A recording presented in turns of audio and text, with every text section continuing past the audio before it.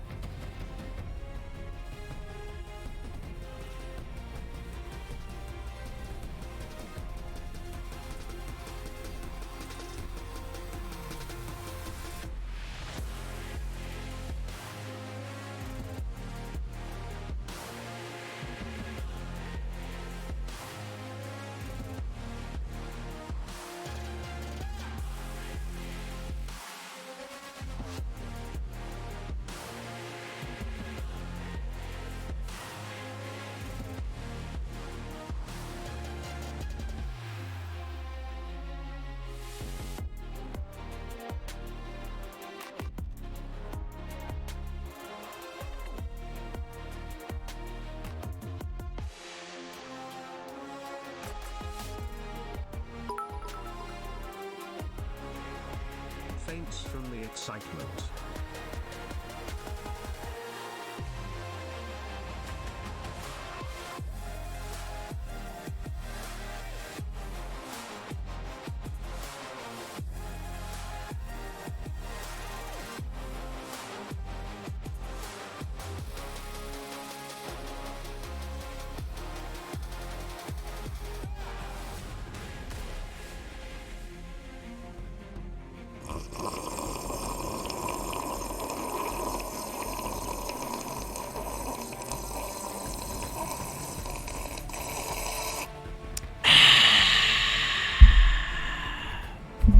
That's right.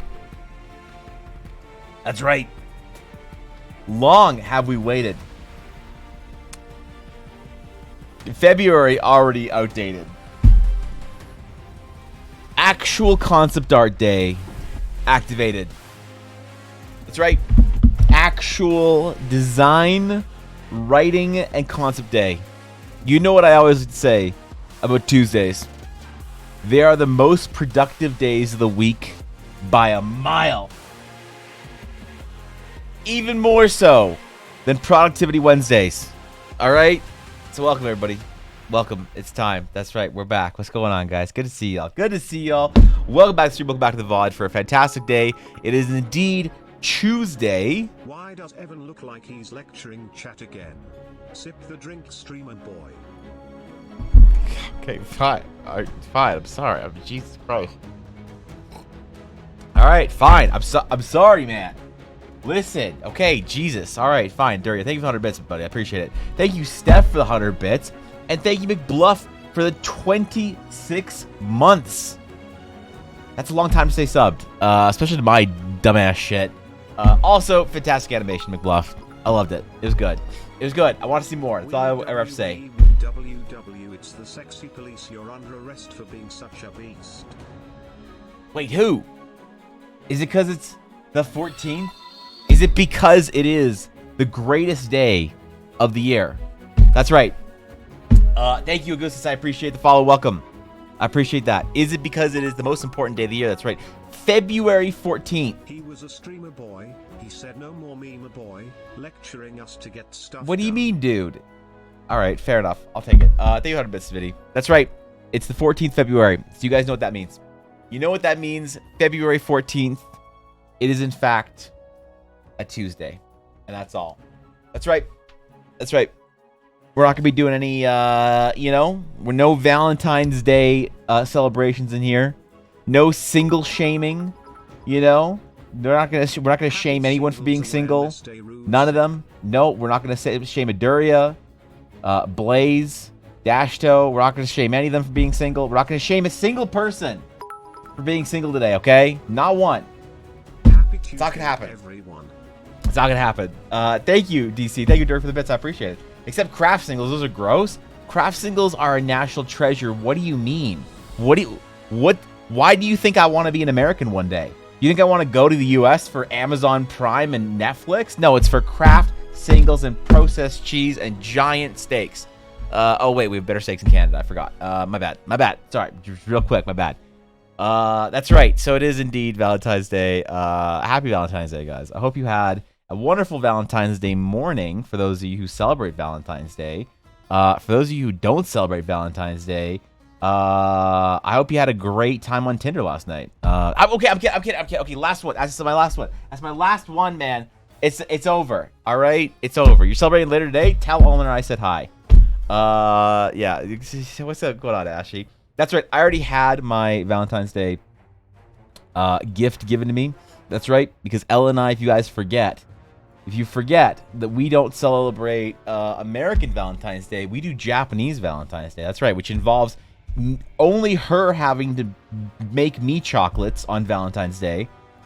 And then I have to buy her something expensive on White Day. So look, you all think, Evan, isn't this great for you? Did Ella give you a bunch of sweets this morning? She sure did. It's a little weird right after you get back from the gym, to get a bunch of sweets given you. But it's okay. It's fine. All right. Look, it's fine. I'm still on my way down. We're still working. We're still working out. We're breaking it. And then I don't have to do anything for the rest of the day. It's great. No dinners out. No flowers. None of that bullshit. But on White Day, I have to buy her something expensive. So, I don't know. We got to figure out what we can get Ella for White Day. Now, typically, the White Day gift-giving ceremony is something either extremely casual for friends, younger kids, you know, first-time girlfriends, whatever. They give something very casual on Valentine's Day. You give something very casual on White Day. When you're married, there's an exception to that rule, and that is you better get your wife something nice on White Day. So we got to figure out what I should get Elle on White Day. I'm going to be doing a subathon this month to make sure I can pay for whatever I need to get for Ella for White Day. God help me. Craft singles are... Wait, on Shin Ramen is the only thing that's holding the Korea-US lines together? Yes, that's true. You guys like to put cheese on your ramen, which is weird. It's weird. I don't like it. That's one... Look, man, I'll eat a lot of dumb Korean shit. I'll eat some of that burdock root. I'll eat fucking military stew. I'll eat all that shit, and I won't complain about it. But, you know, cheese on ramen, it's one thing that I'm not super on board with. Your peace, mortals. You will heed the call of the corruptor. Is this because I made fun of single people for like 30 seconds? Is it? Come on, man. God damn it. Thank you for 5 anonymous gifted subs, you coward. You absolute coward. Let me thank you properly, you coward. How dare you gift subs anonymously. I appreciate it, though. God damn it. Thank you for the 5 gifted subs. And thank you for the bits, guys. I appreciate it. What a welcome back to stream. I haven't done shit for 4 days. I haven't streamed. I haven't had any value provided.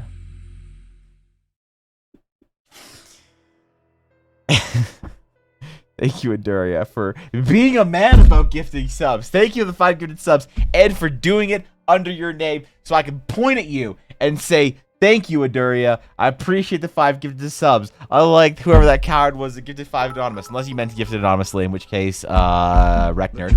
What's up, Mel? Good to see you. Bringing me back for 2 more months. So have subs, Rusip. I'll make sure it's anonymous next time. That's great news, Eldara. That's awesome, dude.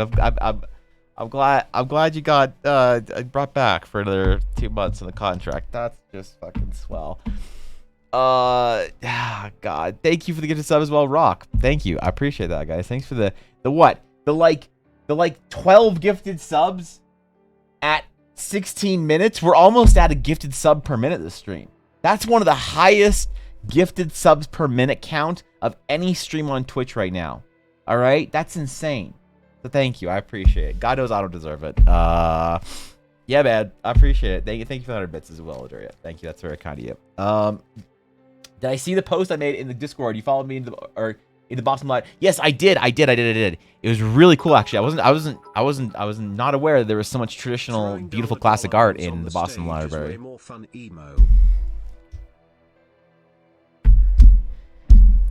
Steph, can you not compare my entire career as a Twitch streamer to being a stripper? I mean, you don't have to, you know, but just like as a solid one for your bro, you know, dap it up. Maybe just not, you know, right? You know, that's it. Listen, my parents already do that. I forgot to tell you that I got my cat girl hoodie. You got your cat girl hoodie? Has your cat taken a nap on the cat girl hoodie yet, Steph? Yeah. Yeah, what the fuck? DC, thank you for the gifted sub. That's a lot of subs, man. That's a ridiculous amount of subs today. I appreciate it. Thank you, guys. Yeah, thank you. Goddamn, bro. Goddamn. So I don't know mod icons besides my names in chat. Wait, what?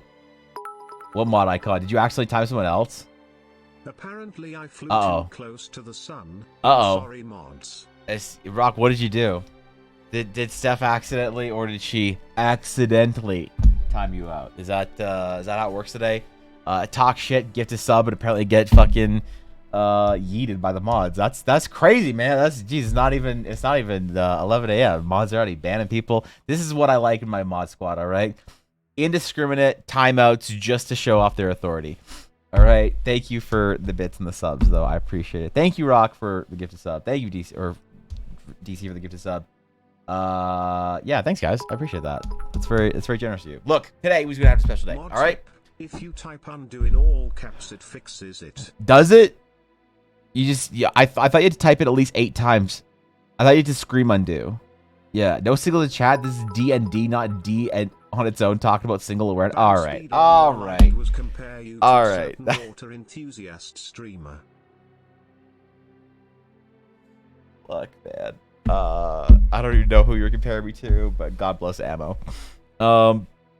Speaking of hot tub streamers today, we're gonna have a very important project, all right? 7 out for blood, take no prisoners, mod for the mod god, ban for the ban throne. Can we not encourage the mods? All right, they've already had too much of an ego trip today already. So thank you, DC, for the 100 bits. I appreciate that. RR underscore UU underscore RR underscore UU underscore RR underscore. Almost, Aduria. Almost. Could you almost. Crumb in a hot tub? Thank you for the 100 bits, though. Pretty cool. Crumb in a hot tub. So you have to get to the Sakurite Crumb level. Yeah, Rock. If you want a sketch of Crumb in a hot tub, you have to get to this level of yeah. That's the level you have to get your private Crumb hot tub sketch. Almost, so. But I made it wrong intentionally. Rusip. Fair enough. You showed me. All right. Thank you for the 100 bits. I appreciate it. Okay. Thank you. I have a goal.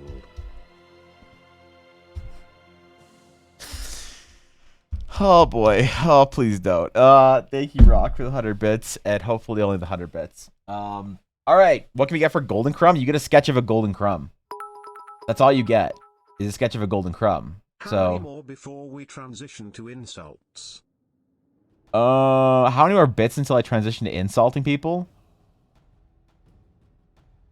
That's usually only during a hype train. And the hype train is complete, so there you go, dude. You know? I have pineapple. Pineapple. Yeah, okay, I get it. I have the pineapple and pen. Okay. Alright, thank you, Durit, for the 100 bits. Thank you, Steph. Thank you, Rock. Thank you, everybody, for the bits and the subs. I appreciate it. God knows why you cheered all those bits and subs. I don't deserve any of it. I'm just fucking chilling on a Tuesday. So, look, we're going to do a very important project today. We are going to be changing the face of D&D creators on Twitch. We are going to be changing the meta. All right? Today, we are going to be introducing the first Eldara content building stream. That's right. That's right. I feel like, you know, today's the day to do it. Because, you know, it's Valentine's Day. So there's a lot of D&D players that are available. Okay, that was the last one. That was the last one. That was the last one. That was the last one. I swear to God, that was the last one. Okay, I'm done. No, today I really want to this week start doing I wanted to announce a big change, actually. So this is something I've yet to make a change on the Patreon, or make a post on the Patreon. But I'm going to be taking a break indefinitely, who knows how long, from doing tokens and doing sort of like game VTT stuff, because I kind of feel like the popularity of doing tokens began to wane at the end of the last year. People really like the boss tokens, and then the hero token is going to finish up. But I'm going to spend more time doing actual things that you can sort of play with in-game if you want, from a GM's perspective or as a player's perspective, as opposed to the tokens. I feel like the tokens are very specific to, you know, a combat encounter, things like that. But I wanted to do more things that are available to more players, more GMs, more often. So I've got a big post planned. I'm still writing it out. I like to, if big posts, I like to write them out once and then like go back and read them a day or so later. So I haven't posted officially on Patreon, but yeah, so February will be the last month for tokens. March will be the first month of brand new sort of in-game content. So the first thing we're going to be doing is creating the playable races. We're going to be starting at the very beginning, and I'm treating this like an RPG, man, like the beginnings of a JRPG. The first thing you do is you pick your race, you pick your class, you pick your profession, and then you go off into the world and go do amazing things. So the first thing that I want to do is build the Eldara specific races. Things like elves are very different in Eldara, our Rokari, our Nyathar, our Azael, lots of different options. And I'm thinking I want to try building them for 5e for now, but I kind of want to make them Pathfinder compatible. I want to release like rules for both Pathfinder 2nd Edition and D&D 5e, which is maybe a bit ambitious, but I think it... Wait, what the fuck? Drawing was his vice.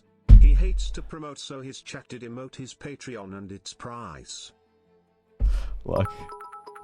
Okay, that was good, Rock. That was good. Thank you, 100 forget bits. the Bunny Boys. And of course, the Bunny Boys. Look, listen, DC. You're getting ahead of me. All right, you're getting ahead of me. All right, this is some 5-head shit. Yeah. So today we're gonna be starting to do some concept work. After we finish the initial sort of design template for what we're gonna do for the different races, we are going to start designing as well our rabbitkin.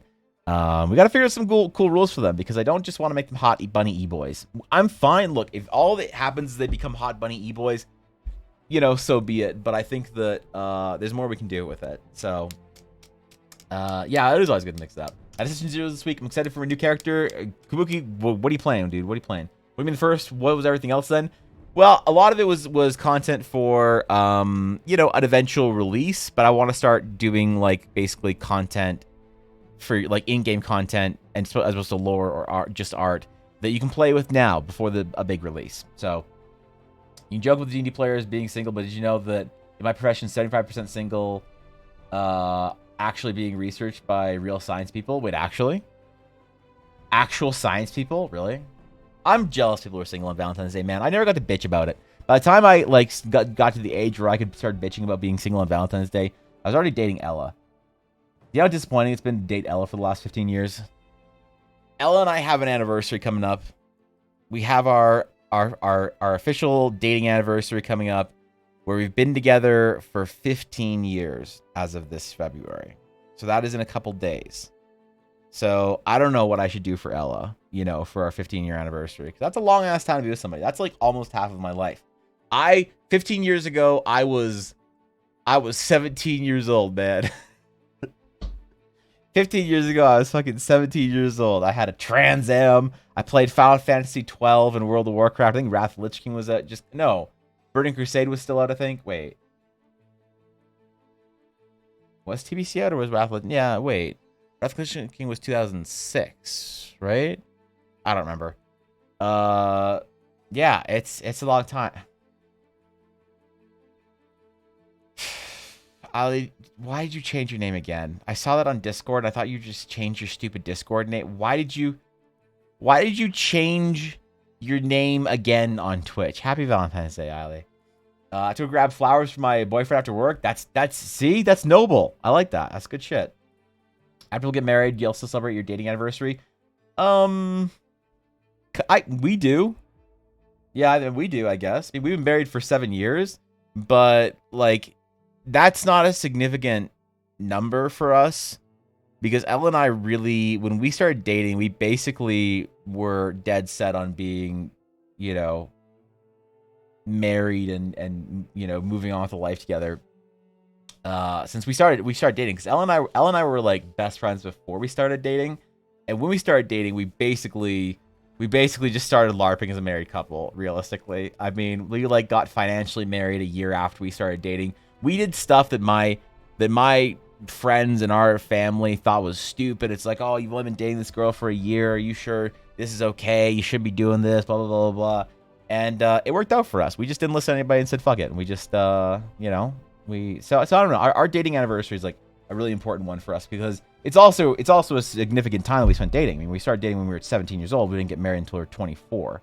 So, yeah, I don't know, man. It's not like we don't celebrate our wedding anniversary, but we like to do both. So, what is your identity crisis this week, Eiley? Yeah, I mean, okay, what? So we got, 2 more months, and then you can change your name again? Is that what it is on Twitch? You can every 2 months you can change your name. So we'll see where you're at in 2 months. All right, got it. Isn't like Valentine's Day too much, so I use the chance to embarrass him of how much I love him. That's perfect, dude. That's you know, if you're using Valentine's Day as a weapon to embarrass your significant other, there you go.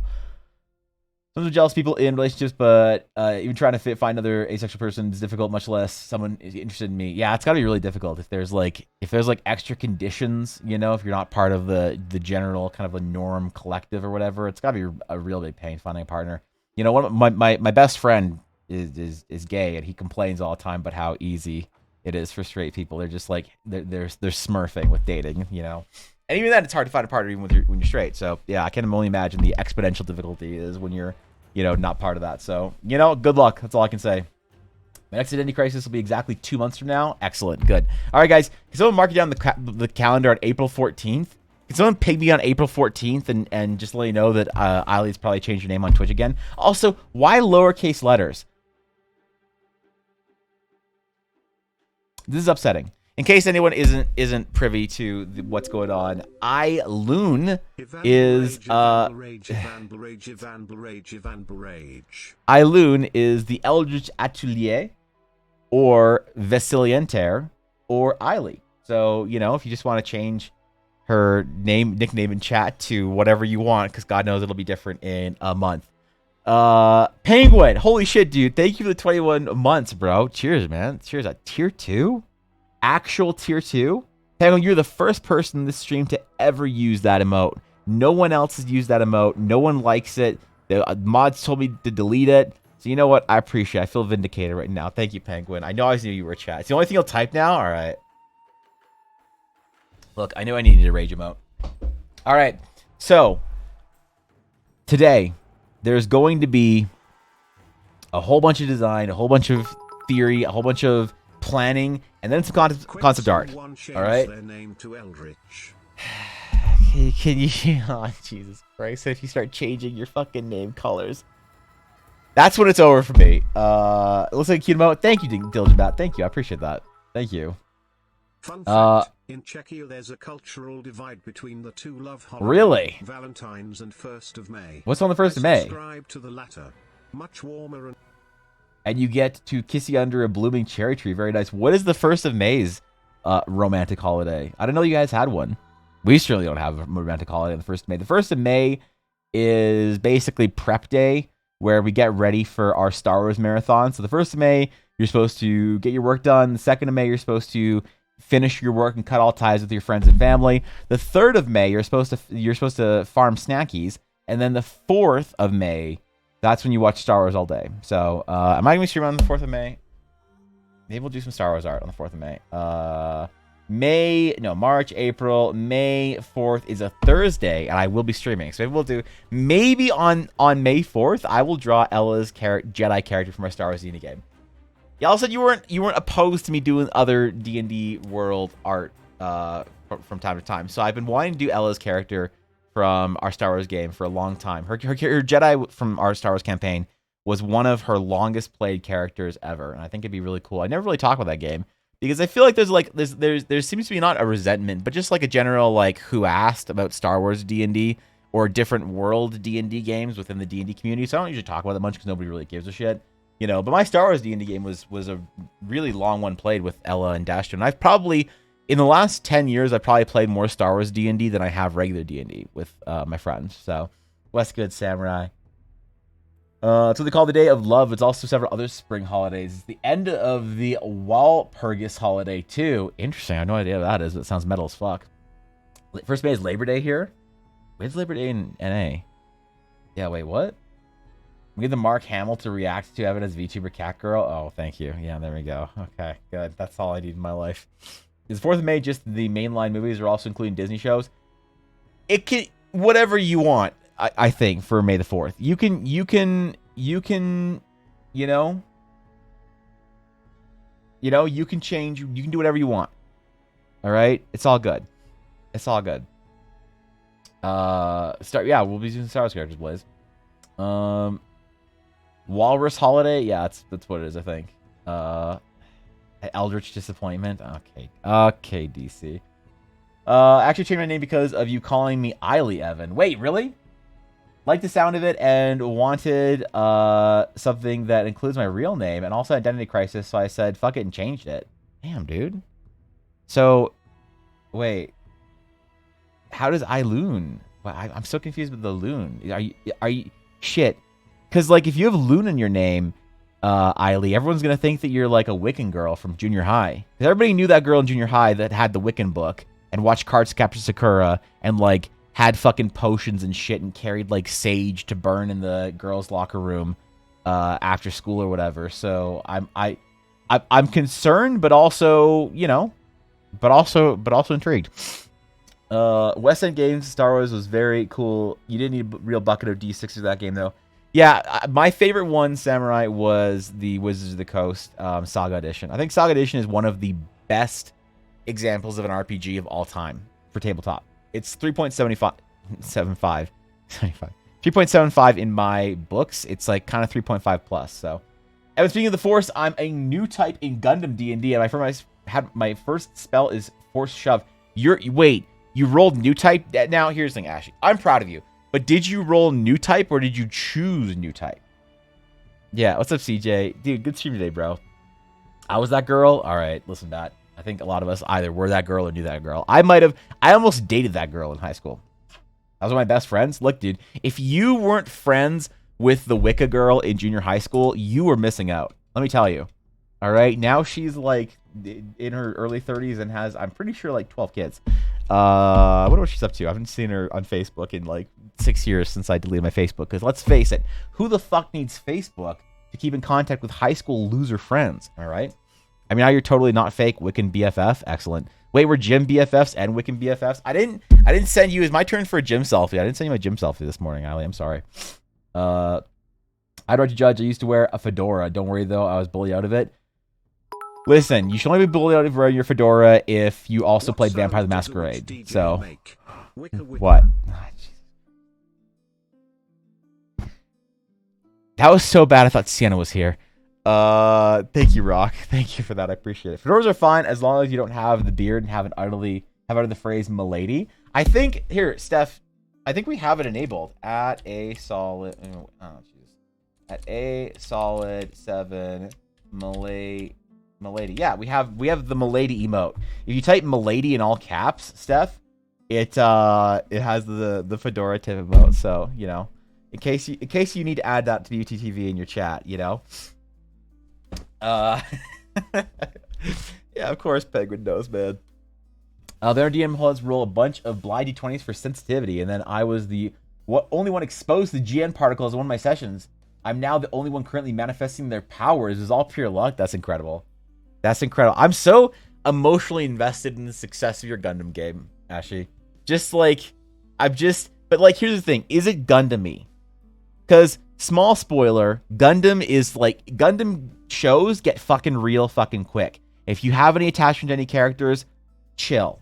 There's a good likelihood they're going to die. All right? And like the new Gundam show was like, you know, the Witch from Mercury, super cute. Studio Trigger did it. Lots of cool action. You know, high school setting. That's kind of weird, but I think it's only the starting point. You know, it was really cool. Starts off, you know, Mercury-y going about it. You know, there you go. And then all of a sudden, the last episode, someone gets fucking splatted, and then everybody gets killed, and you're like, oh shit, welcome to Gundam, bitch. So, it is that time of the you know, buddy. Keep doing is it? You're doing, and Meegs. you're just like me, Fluffy. Thank you, Meegs. I appreciate that, dude. Thanks for the 14-month sub, dude. I appreciate it. And thank you, more importantly, for considering me your prime option this month. Thank you, Meegs. Thanks, bro. I appreciate it. Damn, dude. That's a long time to be subbed, man. That's more than a year. Good heavens. Yeah, did you know that? Did you not know that existed stuff? Did I have the Wicca girl in high school? I had the very religious girls. They also had 6 kids now. It's crazy how the Wiccan girl in junior high and the religious girl in junior high both have the same amount of kids now that we're in our 30s. But you know what? God bless them regardless. So happy Valentine's Day. Happy Valentine's Day, Steel. Happy Valentine's Day to you. I appreciate you. I hope you have a great day. I hope you got to order something good because, you know, let's face it, bro. We can't fuck that one up. Thank you still for the 7 months. I appreciate it, bro. Thank you, man. Lack of caps saying my name is making me uncomfortable. I must go. Me chat. too, Time DC. For the laughs, the feelings, and as always, I'm not. thank you, Ella, for the bits. I'm not thanking for the bits. Valentine's She doesn't cheer any chat. bits. She doesn't get to cheer any bits. She's banned. She's cut off. Her current level of crumb is the only crumb she'll ever get. All right. Thank you, Rock. Thank you for 100 bits. Have a great rest of your day, buddy. We had an entire backup party We almost left character floating forever in space, and someone's almost lost an arm. We're 2 sessions in. Okay, good. Okay. All right, good. Good. If you guys choose to go the Iron-Blooded Orphans route, just don't shop for any teddy bears. That was for Ella. Ivan Ruby Crumb.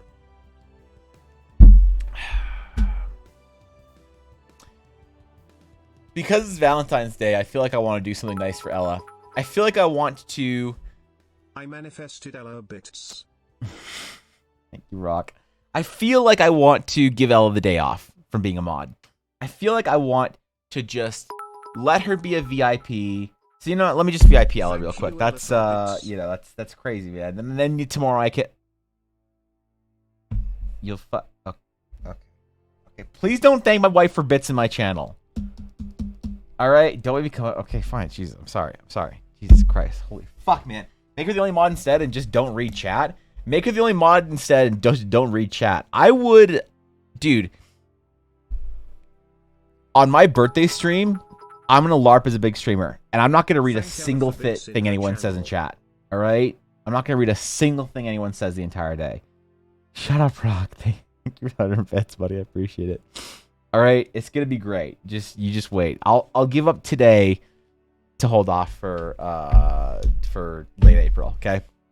All right. So there are a lot of brand new races we need to introduce for Eldara. We need to catalog them, write them all down, figure out what they can do, what their unique sort of styles are, and what it means to play a different race in D&D. What kind of vibes does it set for your character? What kind of vibes does it set for the game? What happens when you pick a fish person? What does that look like? What happens when you pick the giant furry boy? You know, the Hrothgar or the Tabaxi or the werewolf if you're not a furry apparently, but let's face it. Let's face it, man.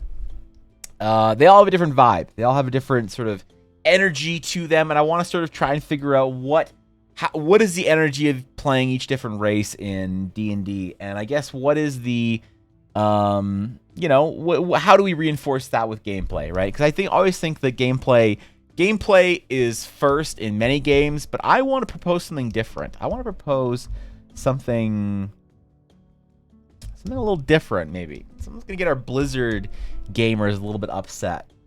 You know what they always like to say? Gameplay first. For D&D, I think that's wrong. I think gameplay is second to experience. Because in the hierarchy of what you want to focus on D&D... Regrets I committed to a joke and now I'm stuck with this uncapped nightmare. You actually... I thought that you changed your nickname somehow. You changed your name on Twitch to an Eldritch Disappointment. For a B.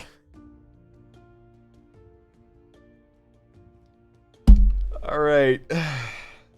So, before I called you Disappointment Chan, or DC, now I have to call you Eldritch Disappointment, or ED.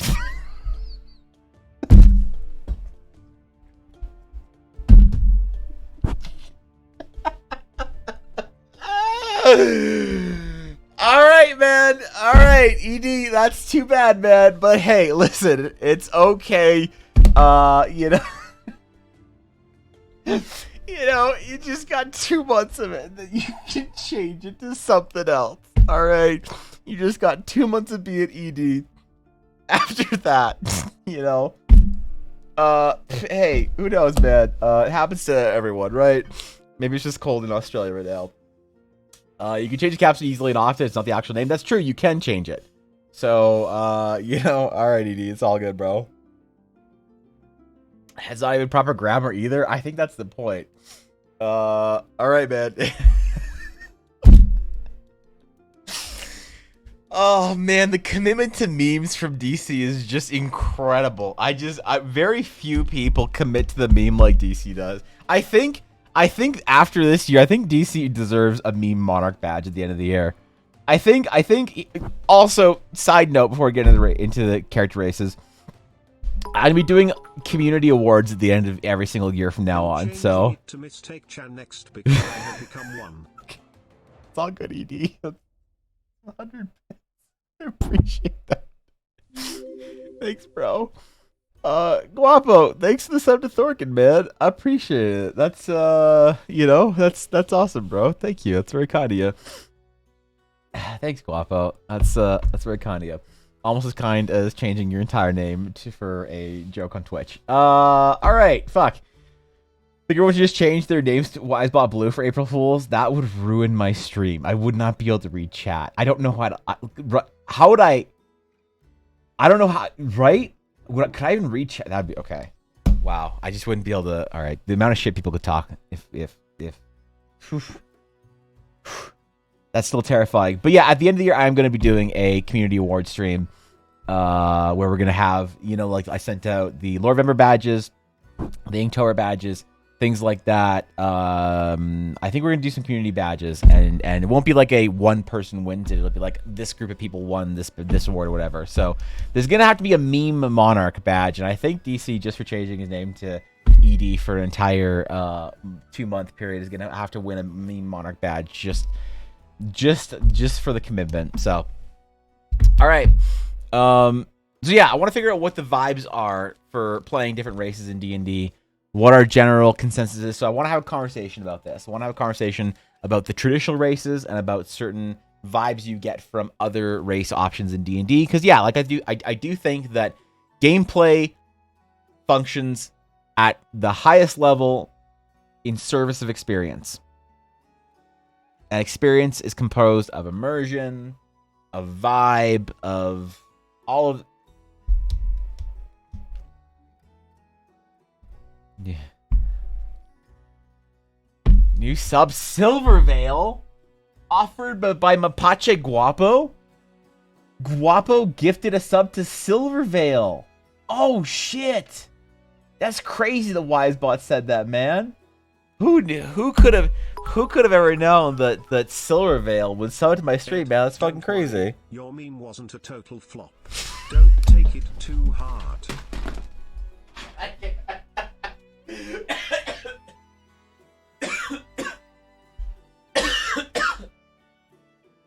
Oh, fuck. Okay, dude. Okay, dude. All right, listen. Let's calm down. Let's just all calm down. Okay, let's just calm the fuck down. All right. Oh God. Looks like my PayPal got hacked by a tuber. Wait, you didn't give this up to Silvervale? But Wisebot told me that Silvervale subbed. Get offered by Mapache Guapo. Wait, that wasn't. Wait, what? Who gifted Silvervale a sub, man? Oh, that's crazy. I always wanted Silvervale to be a sub in my stream. You know, then she can be a sub more than one way, so. That's crazy, man. Today's a bad day to watch stream at work. Today's not a good day to watch stream at work, okay? Listen, I swear to God we're gonna get some stuff built today. I swear to God there's gonna be actual character building today and stuff. Which we do need to have a conversation for, okay? We need to have a conversation for. I need to poll the general TDC. All right, I just need to poll everyone from ED to TDC to DC to EI. Everyone needs to give me some input on this because I'm gonna need to have some legit feedback for why people like to play the races they do in D&D. Because you know, like, okay, let me explain to you in a way you might understand. Because you're like, yeah, Evan, okay, I think you can figure out why people like to play the races they play in D&D. It's like, okay, fair. Let me explain why it... You forgot Ed. You just separate. Alright, I guess you can be Ed for the rest of the month then, instead of ED. That's probably better, DC. Thank you for the 100 bits. I seriously choked on the fuck of my water, right? Okay.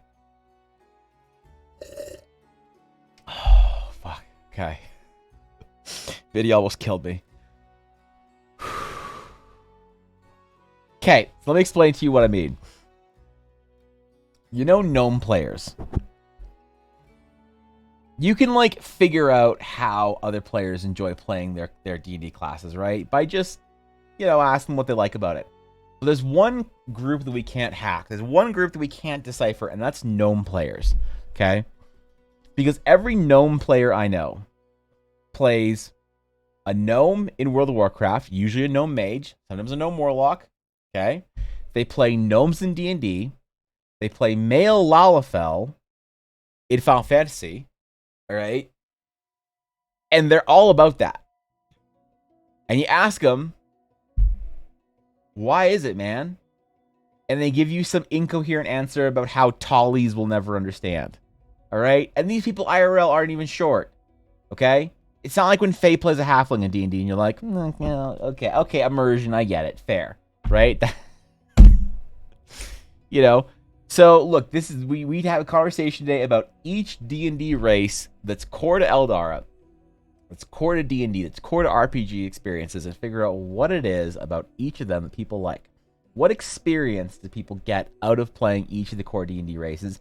And then on top of that, what can we do to influence that through gameplay? How do we encourage that sort of style of play? How do we give players opportunities? It's kind of like when you have a ranger player in your party. They take a whole lot of survival skills and a lot of survival tools and a lot of camping stuff, and you never let them go camping in the wilderness. You don't really, Jesus Christ, Ashley, I just okay, Ashley, okay, you fucked with me. You don't really give a chance to shine, right? I think the same thing can happen with races and classes at the same time in your D&D games. So what can we do to encourage people who want to pick gnomes or humans or whatever, or bunny folk or rat folk, Jesus, or lizard folk or bird folk? What are the core fundamentals here? So I don't know. I think we should start at the top, man. I think we should start at humans. We should probably start at humans and figure out what it is at the base level. Maybe this one will be a little bit boring, but what is it about humans people like playing in RPGs, and how can we maybe encourage that as far as the gameplay goes for D&D? So we're gonna probably do like 8 or so different races today as our starting point. Humans. Oh, we made this bigger. It's not gonna show up on stream. Humans will be the most boring one, and it'll be the fastest one too, I think. All right, humans.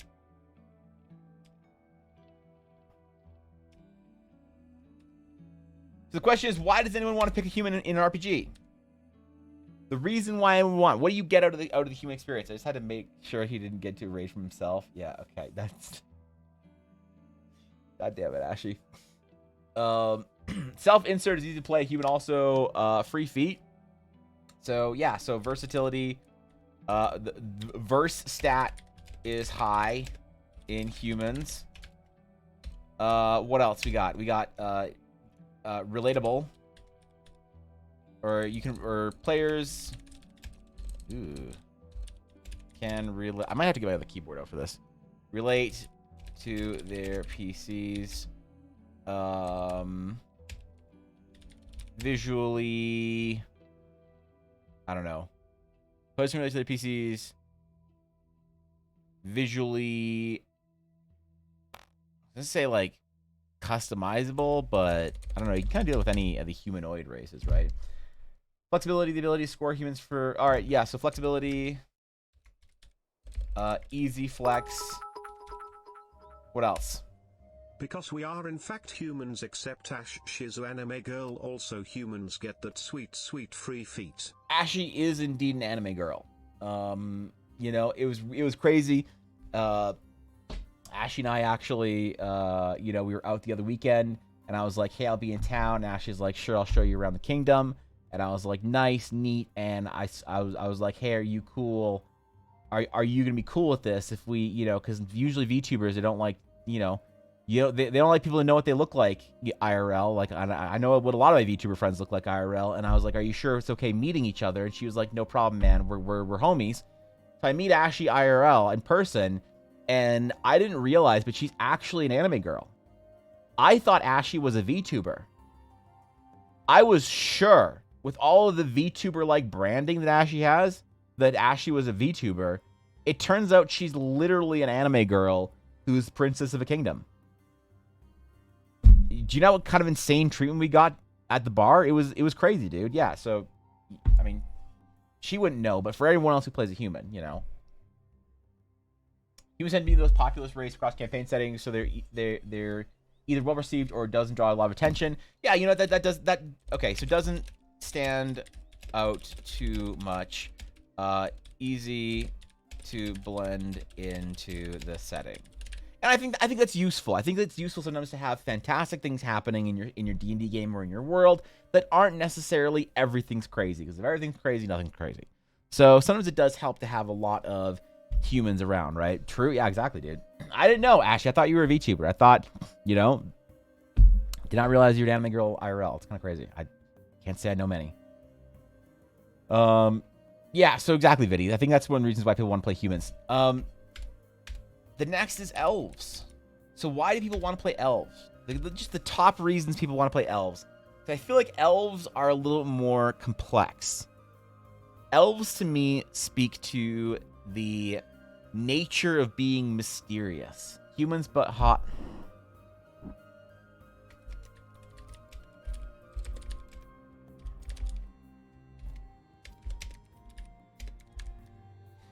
All right. Okay. All right. Humans, but hot. Okay. Heightened senses and innate feats. I mean, yeah. So I think that the one of the sort of appeal of the elves are the Lord of the Ringsian. Legolas, what do your elvish eyes seek? You know, that kind of shit. So, you know, perceptive. What else? Mystery. There are kind of mystery. Fey-ish.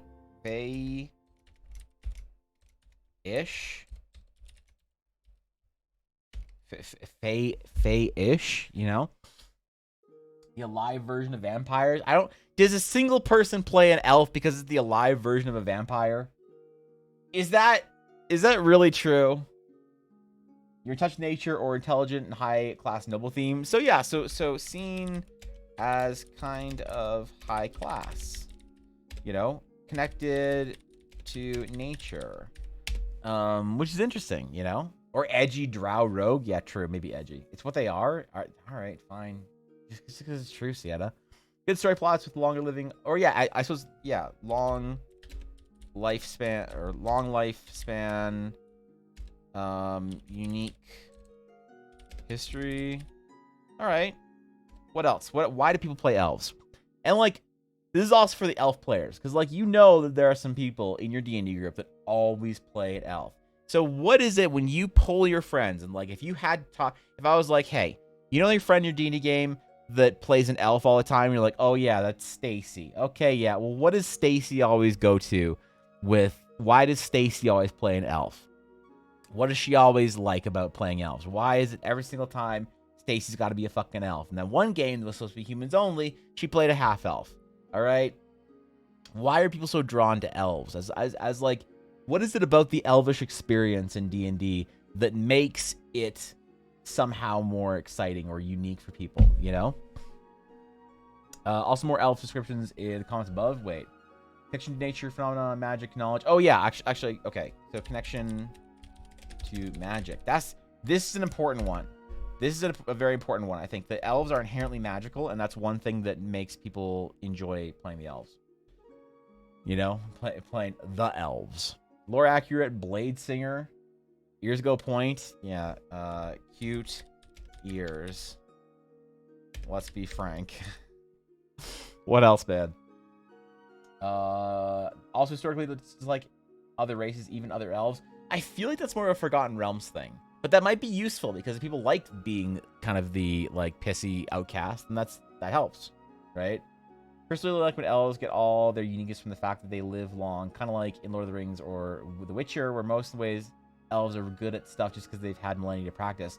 Yeah, it does change it a lot, I think, when you have a character live a long time. It sort of changes their priorities, changes the urgency of their actions. changes a lot about them. I think that the Lord of the Rings elves are good examples of what long lives do, especially like towards the end of the movies and the end of the story, where they were sort of moving on to the Grey Havens and, you know, to the other shores. It's kind of like a conscious choice to exit the realms of the living kind of thing, you know? For Eladrin D&D, the changes of the seasons also ties to emotions and magic, implies their personality, impacts their personality too. Yeah, Eladrin are a good exemplification of that sort of, you know, connection to the nature, magic, or nature and magic, because the changing of the seasons kind of seems like if there are certain effects that happen in the world that you could sort of try and understand how, you know, we would have as a culture of humans derived the idea of magic as the unexplained wonders of the world. I think the seasons are a great example of that, where we kind of, you know, as humans, we're like, wait, that's crazy, man. One day it was hot, and the other day now it's cold, and everything's dead. But then, you know, then the days are shorter, and oh shit, the sun's back, and everything's warm again, and you know, the animals and the trees are all talking to me. Oh shit, I just smoked some weird leaf. Ah, crap. It's prehistory, man. It's crazy. Also, lots of lore in shows and games show elves are the original people, and there's a mystery to elves and an elegance. Yeah, like a long history and the mystery. Also, when they sleep with the humans, they try and make the edgiest of races the half-elf. Is the half-elf the edgiest D&D race? You might be right. Yeah, so the general vibe is... Ooh, okay, this keyboard. General vibe is, if we had to summarize in a sentence, why do people like elves so much? They give the character a natural sense of mystery and magical. I spell uniqueness.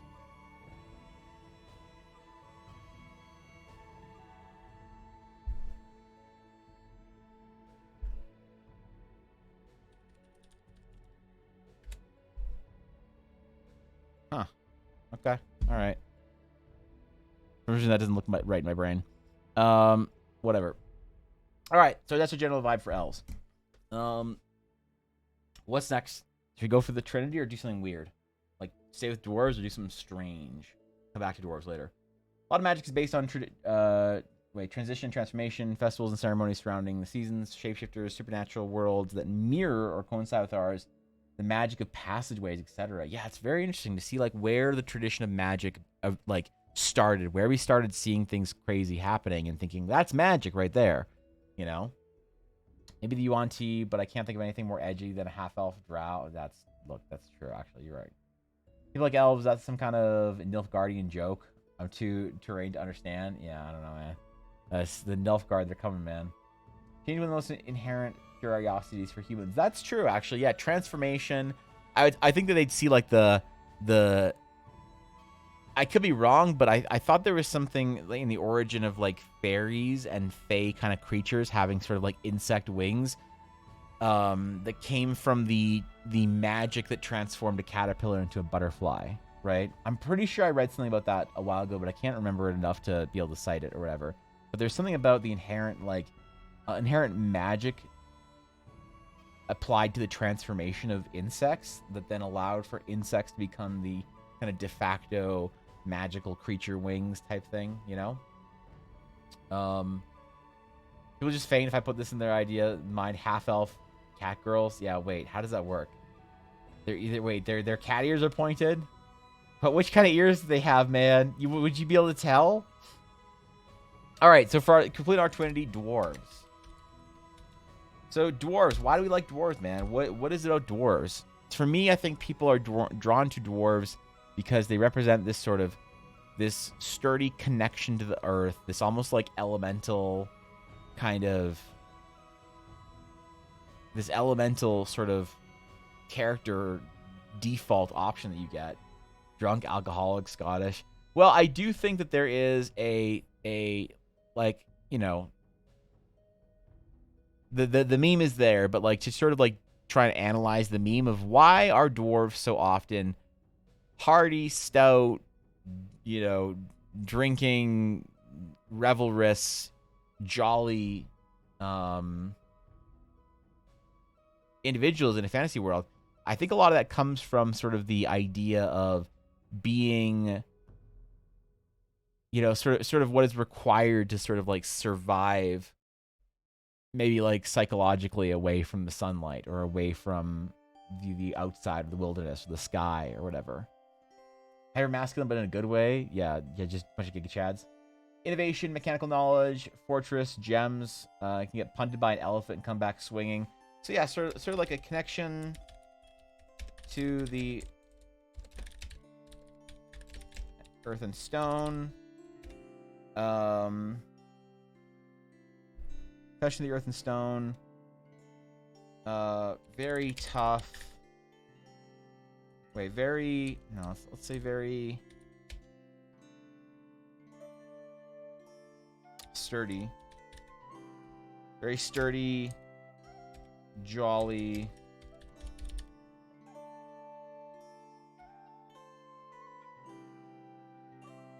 What else? The only difference between getting punctuated equilibria and gradualism. I don't know what that is. For example, your parents will see you grow gradually over time, but your aunt may only see you once in a while and notice you're changing more starkly. Oh yeah, true. I'm already having that with my nephew. There hasn't always been a method of recording transformations to their full extent. We always tend to fill in the blank. That's interesting, actually. Yeah. That's where like a lot of the idea of like what happens. It has to be magic, right, Bluff? Dwarves do have a strong sense of community. You're right. Yeah, I mean community connected to everything around them, like a pillar. Did you tan from a furnace? Like all the blacksmiths I've met are pretty tan too, so I don't know. Yeah, that's. I only know one blacksmith, and he is incredibly tan. So, he doesn't live anywhere where you should be able to get tanned. Yeah. So what else? What else? Why do people like playing a dwarf? What is like our sort of archetypical dwarf? Our like Gimli like character, our Durin. This idea of them like dwelling in the mountains. And I think that like sort of the ideas of like invention, innovation, and technology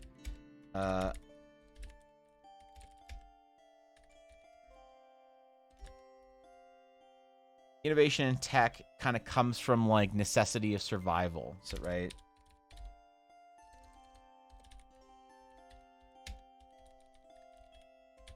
Survival underground and like hidden.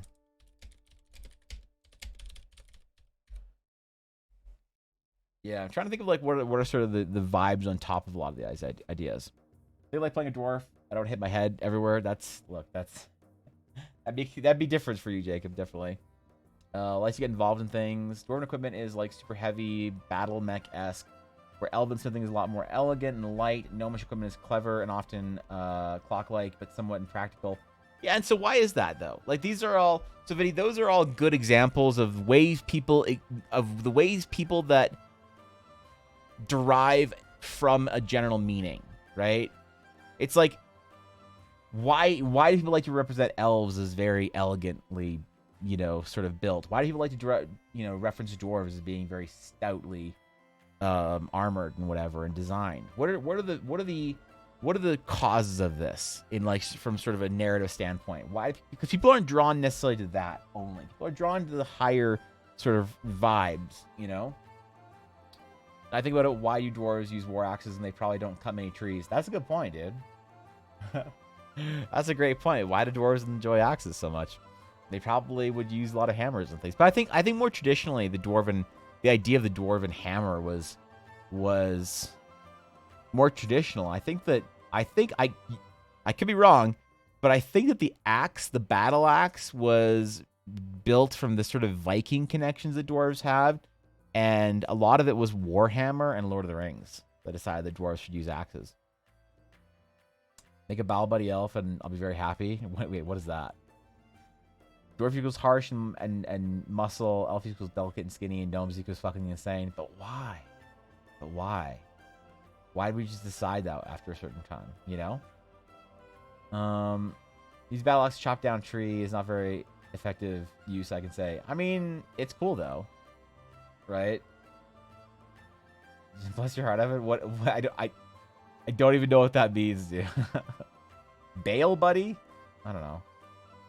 Dark dwarves use war picks. Dark dwarves from what? From what fiction?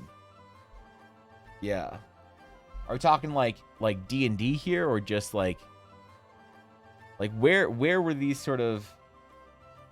Ball Buddy's a comic artist. Oh, okay. Yeah. Battletree, Angry Ent. Oh, D&D. Okay.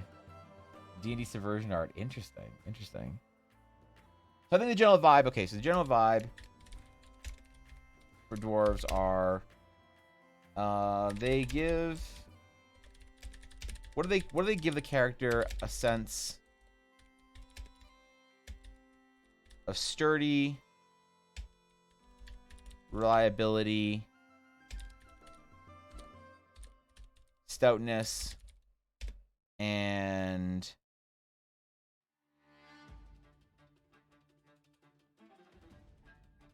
I'm trying to find a word that communicates how sort of like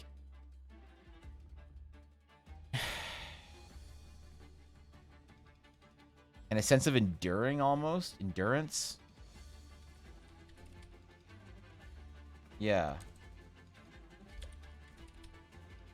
okay, all right. So generally people like elves because they give more of a sense of natural mystery and magical uniqueness. People would play dwarves so they give the character a sense of sturdy reliability, stoutness, and endurance.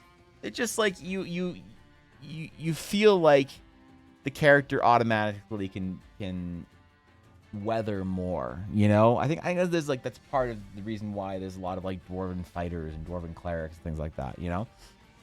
All right.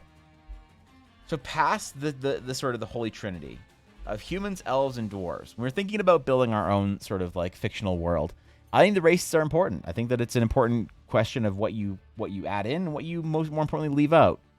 So past that, past our humans, elves, and dwarves, what is sort of the next most popular D&D? I wonder if there's like a way to look this up. Most popular D&D races.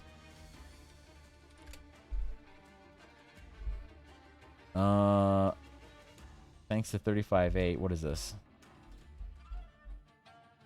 All right, what do we got here? Most popular races and classes in Dungeons and Dragons. Class and race combinations per 100,000 characters that are played and created on D&D Beyond from August 15th, 2017. All right, let's see what we got. We're just going to assume this chart is real because why not?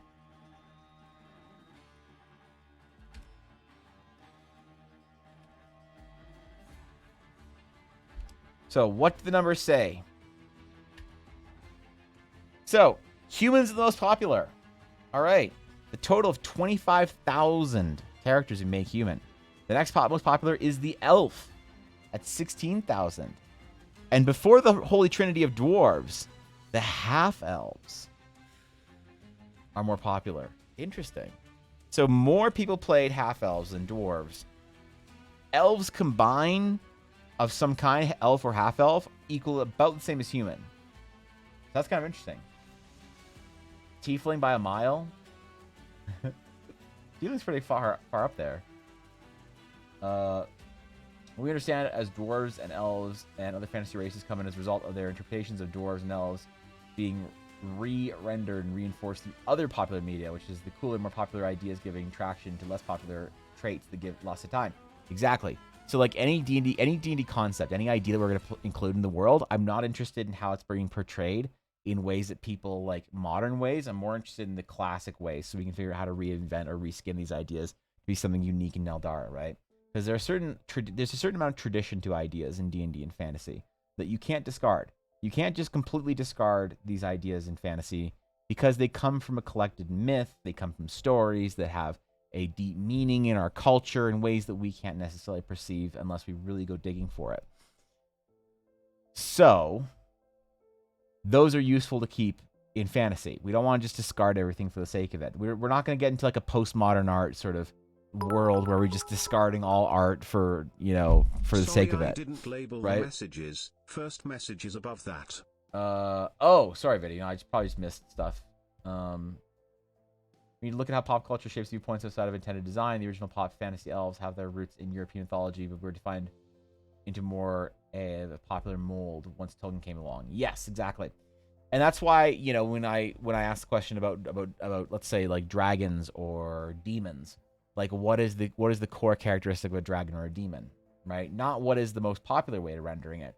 Which is why I'm not super interested in like the answers like, oh, what makes a dwarf? Oh, they use axes. It's like, yes, but, what makes a tiefling a tiefling? Well, they have pointy horns.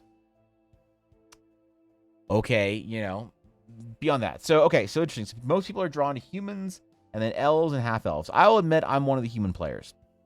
For me, the reason I like to play humans in fantasy games is because I like the relatability of a human.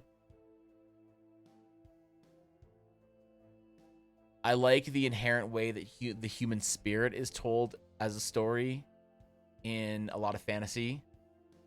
Like if you think of Lord of the Rings, one of the reasons why it's not really an outline in the movies, but if you read the books or you remember the books, one of the reasons why Elrond chooses to reforge Narsil into Andúril for Aragorn is not just out of the love for his daughter and the fact that Arwen was bound to the fate of the ring, as he says in the movies. He says Arwen's fate is now bound to that of the ring, implying that, or saying basically, if the ring isn't destroyed, then Arwen's dead.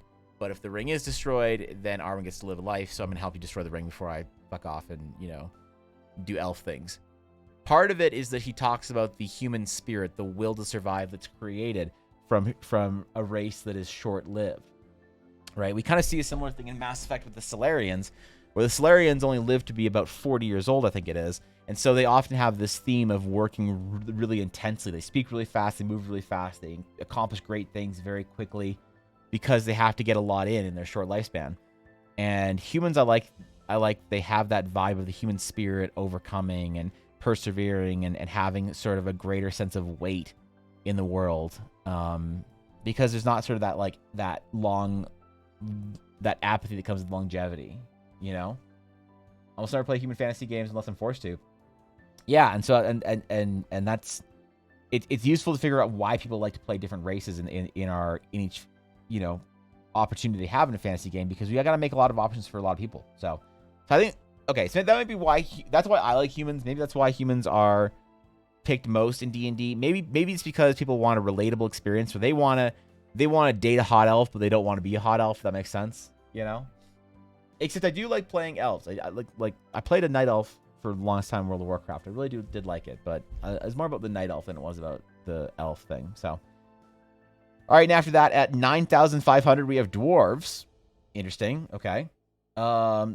In fourth place or fifth place, we have 8,100 players playing Dragonborns. They play Dragonborn. That's interesting, because I don't get Dragonborns really. I kind of do, but I don't. Let me explain why I kind of get it. I get it because dragons are cool, and you get to be a dragon almost.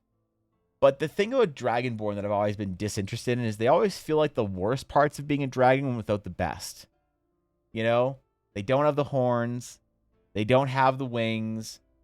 They don't have the sort of apex predator, the flight, the control, the power, the wisdom that comes with dragons, which I think are all inherently part of the dragons. They just seem like scuffed lizard people to me.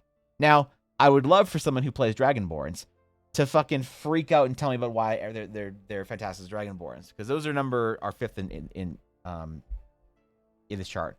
6 is Tieflings, though. That doesn't surprise me. I thought that Tiefling would be very high or very close to the top. What does surprise me is how certain classes are represented across certain races.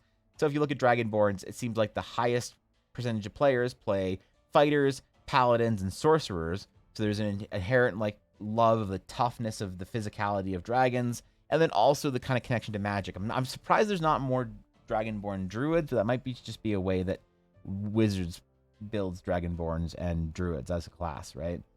For tieflings, it's pretty crazy though. You know, like almost no one plays a tiefling cleric, ranger, barbarian, you know, or monk, or druid. There's like, or fighter. There's like a couple of tiefling rogues, all right. So some tiefling paladins, all right. A couple of tiefling bards and sorcerers, and then a shit ton of tiefling warlocks. That's insane. That's a lot. It's kind of like the human fighter, I guess, at the very top. Or like the elven ranger. What's the dwarf? The dwarf cleric is more popular than the dwarven fighter. Interesting. This is a really interesting chart, actually. Humans are adaptable. They can go anywhere, do anything. Yeah, I like that sense to them. They're kind of like a blank slate. Can you play a dragon Eldara, not Dragonborn, like a full-fledged dragon? Dragons in Eldara, I mean, you can do whatever you want. If you're in your game and you want to be a dragon, you know, go for it. Part of the whole thing about Eldara is that you can play what you want. Canonically, if you want to play like a super canon-friendly game, playing a dragon wouldn't be ideal because dragons aren't necessarily creatures that are widespread and there's dragons everywhere and just, you know, a ton of dragons everywhere you look, and you can fight a baby dragon, you can fight a gold dragon, you can fight a blue dragon, you can fight a ruby dragon, you can fight a platinum dragon, you can fight whatever you want. Dragons in Eldara are more special and unique. I really want to capture the narrative position dragons have had historically as unique individuals. When I think of dragons in media, I really think of examples like Smaug from Lord of the Rings. I think of examples like the dragon aspects from World of Warcraft. I think about the ideas of having named dragons that do a dragon thing. Now, I do like the idea of dragons having more control over different magic sort of aspects and not just being a fire-breathing lizard. I like the magic tendencies that dragons have, the shape-shifting, the different elements that they can attach themselves, the different magic schools they can attach themselves. I like that. So the story that I want to tell about dragons in Eldara specifically is they are unique individuals. And so it's less like there are hundreds or thousands of dragons. There's a big brood of dragons. You can go fly a dragon, but, you know, eat a dragon, scale a dragon, do whatever you want with a dragon. It's like you can go see Orndegeth. And Orndegeth is a mountain-dwelling dragon that sleeps for hundreds and hundreds of years at a time, wakes up, kills everything around him, feeds on whatever, and then goes to sleep for another couple hundred years. And it's like, so that's a dragon. So if you wanted to play like a dragon in Eldara, for one, you would naturally be a almost divine, like godly powered creature. And then on top of that, you'd have to, it'd be harder for you to sort of like say, oh, I'm just one of the dragons that's shapeshifted, because it's like, well, we know the dragons for the most part. Not saying that you would, that I would discourage it if a player wanted to do that. I'm just saying if you wanted to play a super lore-friendly game, then it wouldn't be possible. But the point of building a D&D setting is so that players can tell whatever stories they want. So if you want to tell a story about how you are a dragon that is locked in your shapeshifted form, and I don't know, whatever story you want to tell about it, go for it. You know, if it's in my personal game, if it's in your game that you're playing with your DM and you guys are both playing in Eldara, I will encourage and support you guys to do whatever you want, tell your stories. You know, but if it's in my game, I wouldn't allow it. I would say no shot. You know, because I like to play canon-friendly games for Eldara. If that's like, I know it doesn't sound like a weird statement, but some people are kind of weird about it. It's like, oh, but you said I could do whatever I want, Evan. Yeah, in your game. But in like my game, which was like, why would I play a D&D game in my world unless I was trying to create canon? So I like to play fairly canon correct or whatever. These views, because fantasy humans are always like the majority, but I never lived as part of the majority anywhere. I grew up as a foreigner in my own country. I moved to the U.S. Another Eastern European immigrant. Ah, yes, the Adidas. Yes, I know. I understand, brother. Now just another foreign expat in the Netherlands.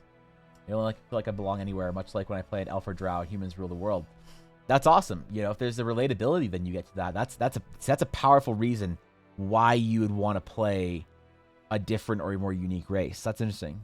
Dragonborn, I see the appeal in the breath weapon, natural resistance. The species contributes to the game mechanically as an activatable action instead of just another passive. So do you think the most people play Dragonborns because of the mechanics? Or do you think that people are playing Dragonborns because of the vibe? Because there are going to be a lot of power gamers that want to play like a mechanically strong class or race class combo like Dragonborn, right? But don't necessarily care that they're like a big weird fat lizard. Like, okay, whatever. They don't involve themselves in the game. I'm thinking about the players that do involve themselves. And so if we're thinking about just the players that involve themselves in the game, in the story, are they picking Dragonborn because they want to? Or is the majority of Dragonborn just an easy answer for players that are more mechanically driven? Tiefling Warlock can confirm, yeah. I really don't find it surprising that Tiefling players play a class most suited to the racial bonus. Yeah, it's not. It's just it's so much more than any of the other options. That's something that surprises me, Aduria. Yeah. The Tash is fixable. ASI probably skewed the table quite a bit. Well, this was in 2017. This table, right here. So, yeah. What's up, Soja? What's going on? So I think that Tasha's probably didn't come out until later. I don't think Tasha was out in 2017, right? I think only core stuff, maybe Xanathar's was out in 2017. Maybe I'm wrong. Surprised that on this chart there are more rangers than bards, sorcerers, and druids. Yeah, maybe. They were probably both points are valid mechanically and experience-wise. Generally speaking, from my experience, when I make a character, I pick class first, then I pick the race that matches it. Then I'll do some stats and everything else. Okay, all right, interesting. So after Tiefling is Ganassi. That is weird. I would have predicted Ganassi as being way further down this list. With most Ganassis being sorcerers and monks, but Ganassi has a fairly even spread, I think. Ganassi there's no massive standout. It seems like so the green boxes are standouts of like a high percentage of players playing that race, play that class. I think that's interesting because as it goes down the chart, you see less and less of that specific sort of race class identification fantasy. What's up, Big Gun? Post 2020? Yes, this would be before then.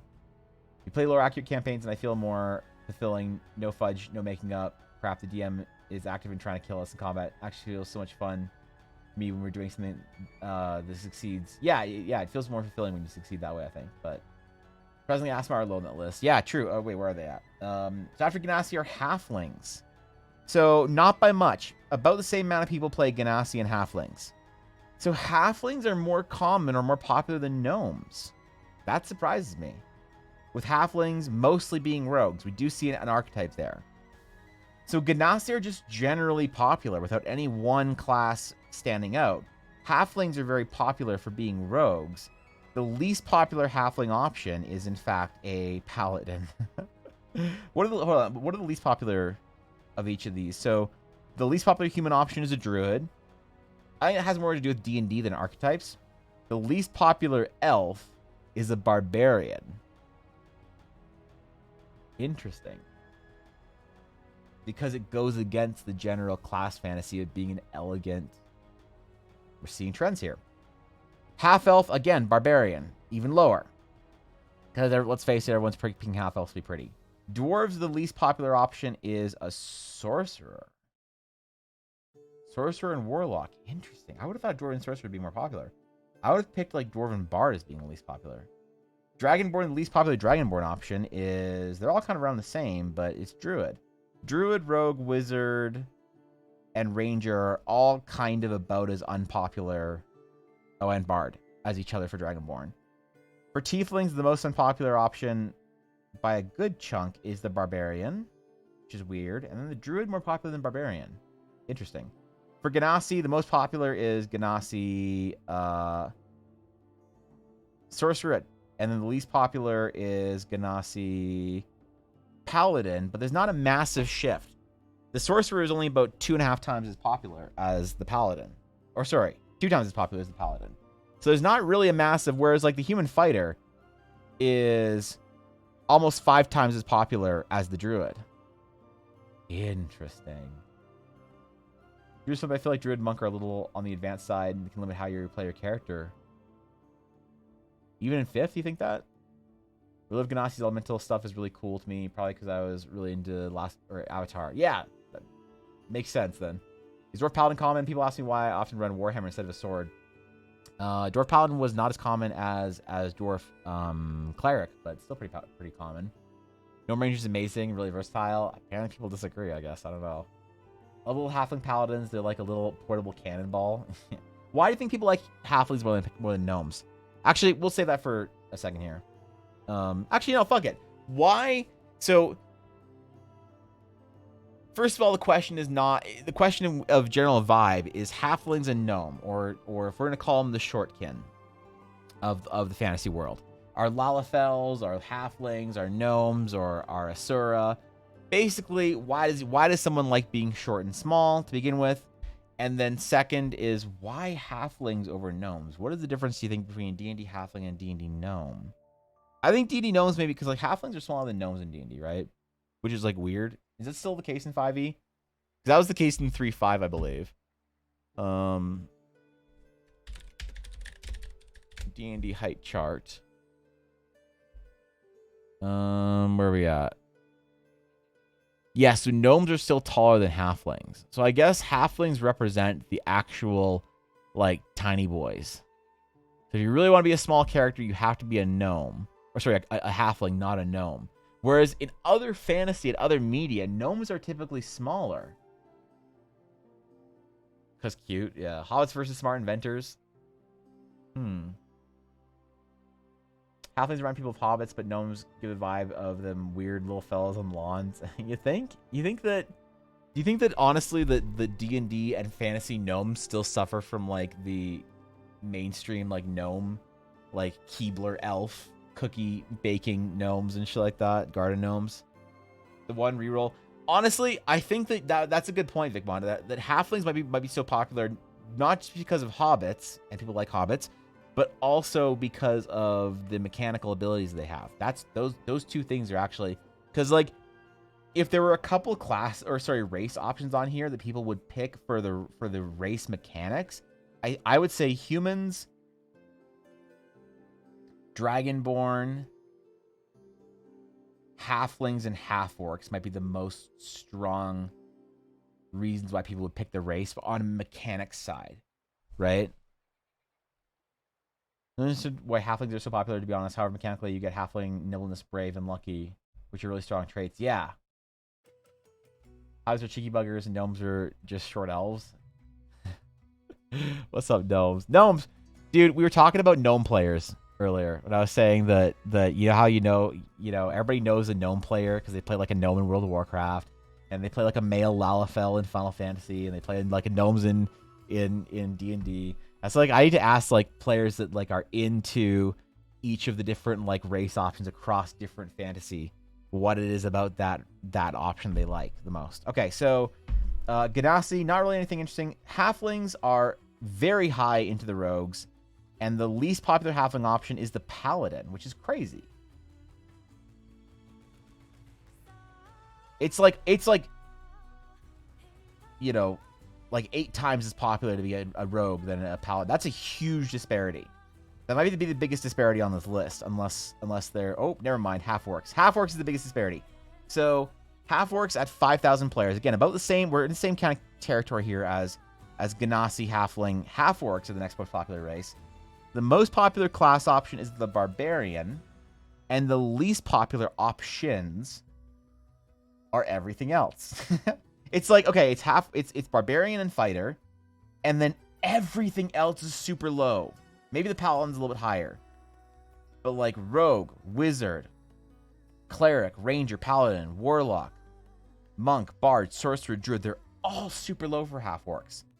So there's something really powerful about the fantasy of being a half-orc, barbarian, or fighter that people like. They don't love... Maybe that's a mechanical reason people are choosing that. Because the least popular option, I think that we can maybe make an assertion that the most popular options might be because of mechanics, but the least popular options have to be because they're most opposed to the theme of the race, if that makes sense. So, half-orc sorcerers. For some reason, sorcerers... Oh, sorry. Sorcerers or wizards? Oh, they're both the same. Sorcerers are the least popular. Even next to druids, warlocks, and wizards. Interesting. And then for gnomes, not tormented by gnomes, not the legendary DM gnomes himself, but gnomes themselves at 1360 are most popular as wizards. sorcerers are not popular at all. What the fuck?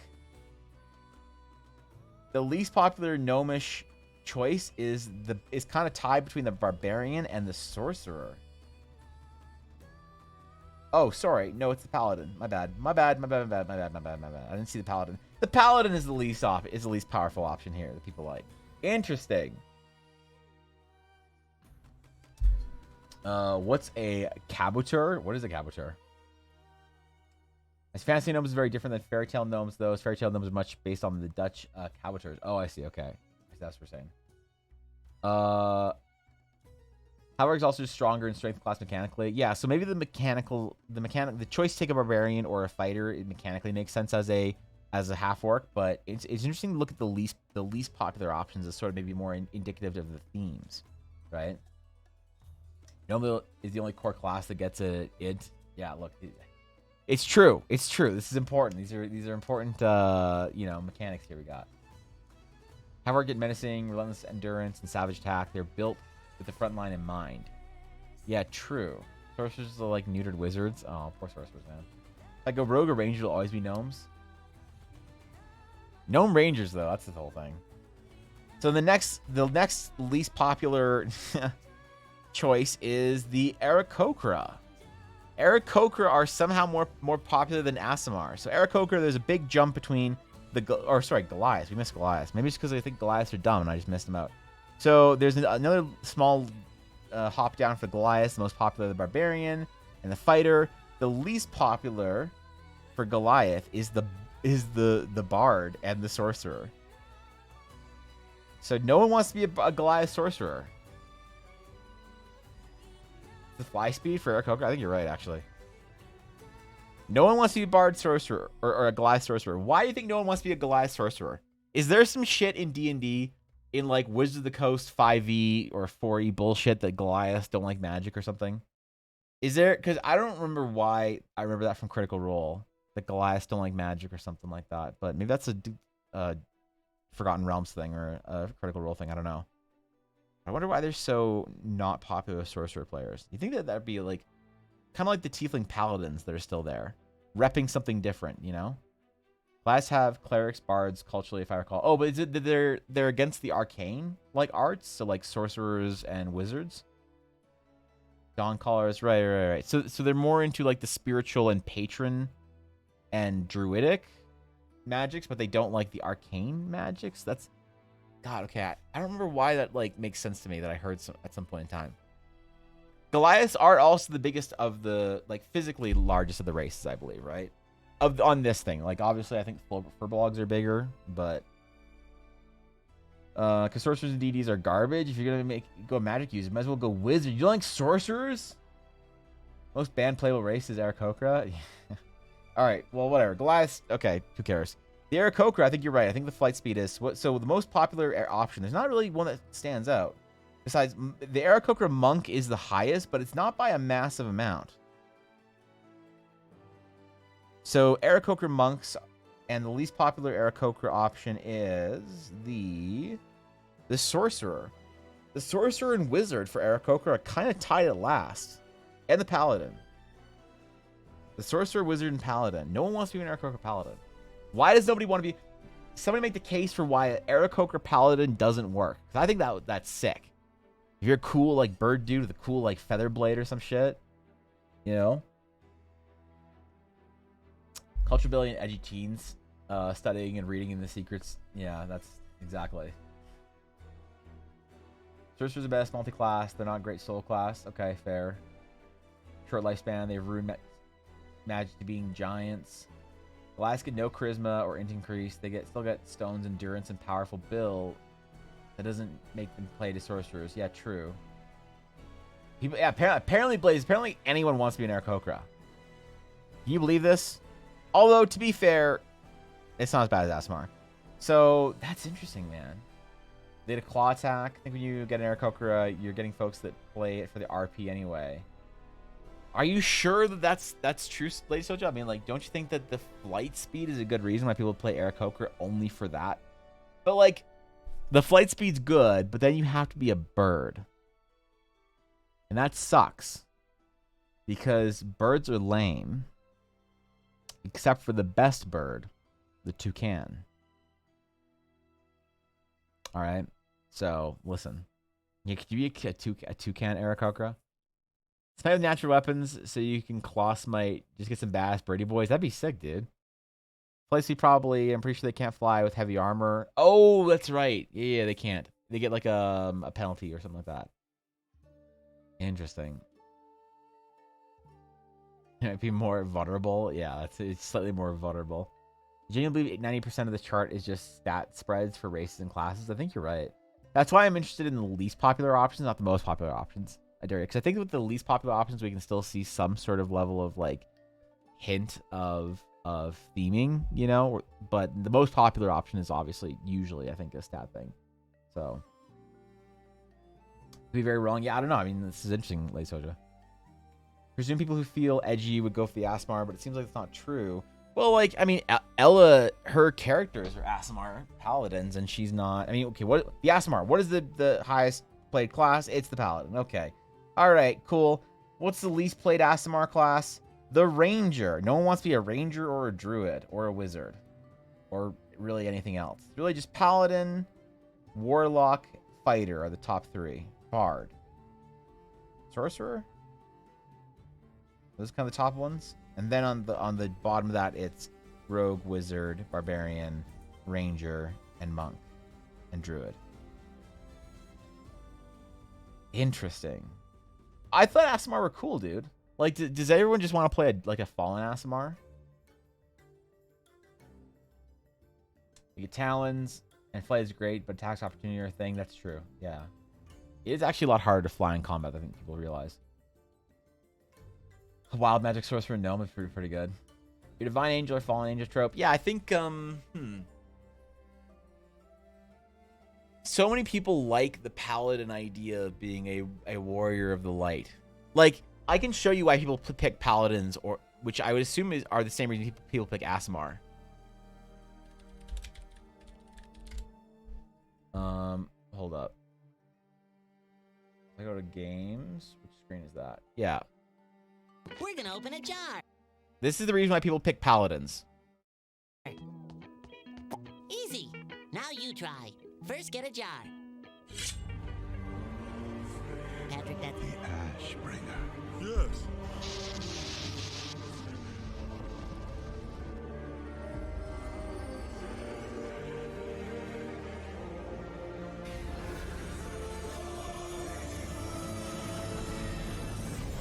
Your average paladin Aasimar player in D&D. This is what they think of themselves, man. I swear to God.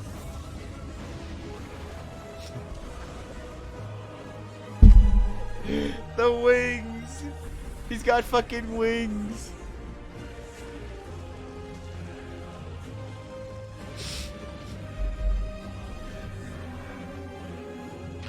Oh, shit. Oh shit, there he is, man. The Ashbringer. Oh no. The least egotistical paladin player right here.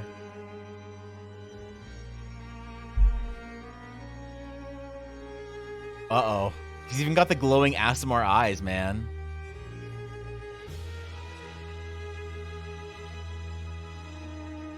Is it the light of the Naru? Oh, shit.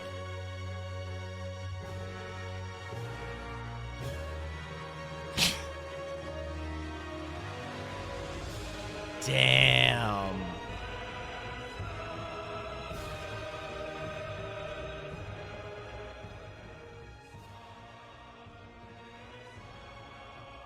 Damn, bro.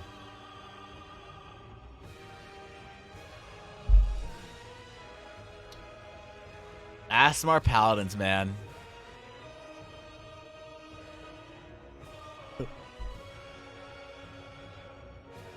From that day onward, he was known as Patrick the Pure. And spent the rest of his life purifying the lands. In this video, it's purely aesthetic and not mechanically beneficial. Uh-oh. All right. So that's listen, man. Look, that's about it. That's why people play Aasimars and Paladins in D&D. No, we're not. No, we're not opening any more jars, SpongeBob. Yeah. So look, dude. You know, that's your average. I love that you guys are using Ella's wings for that. It's totally. It's true though. All right, it's true. Whenever she's like, dude, whenever she like divine smites something, like she knows the enemy is on its like last life. It's about to, you know, they're about to win the fight or whatever, and it's like, okay, guys, you know, the enemy demon eldritch thing's looking real hurt. She's like, all right, I have one divine smite left. I'll raise my hammer and rush towards the enemy. And I'm like, oh shit, all right. And what are you gonna do? She's like, I'm gonna divine smite, but first I'm gonna erupt my Aasimar wings. I'm like, are you to fly over? She's like, no, I'm gonna run over. And I'm like, why'd you use your Aasimar wings? And she's like, well, because it's cool. Because you get the big angel wings, and then you jump on. And I'm like, okay, all right, just have at her. And then she starts rolling fucking dice everywhere, and somehow she divine smite, critical strike, extra weapon, thunder, bonus attack, fucking deals like 75 damage. And I'm like, you're level 4. What the fuck, right? And she just has wings out for no reason. Okay, so this is your average Aasimar player. That's why they're at the bottom of this. They're absolute trash. They're garbage. They're the least popular option on D&D Beyond, but however, not as unpopular still as Furbolgs. So that's illuminating. As far as the race option goes, classes, let's see. The most popular class is the fighter, then the rogue, then we're kind of at the barbarian, cleric. Oh, interesting. Barbarian, cleric, ranger, paladin, warlock, monk, bard, sorcerer, druid. So nobody but elves wants to play a druid. You're almost between a quarter and a third of all druid players.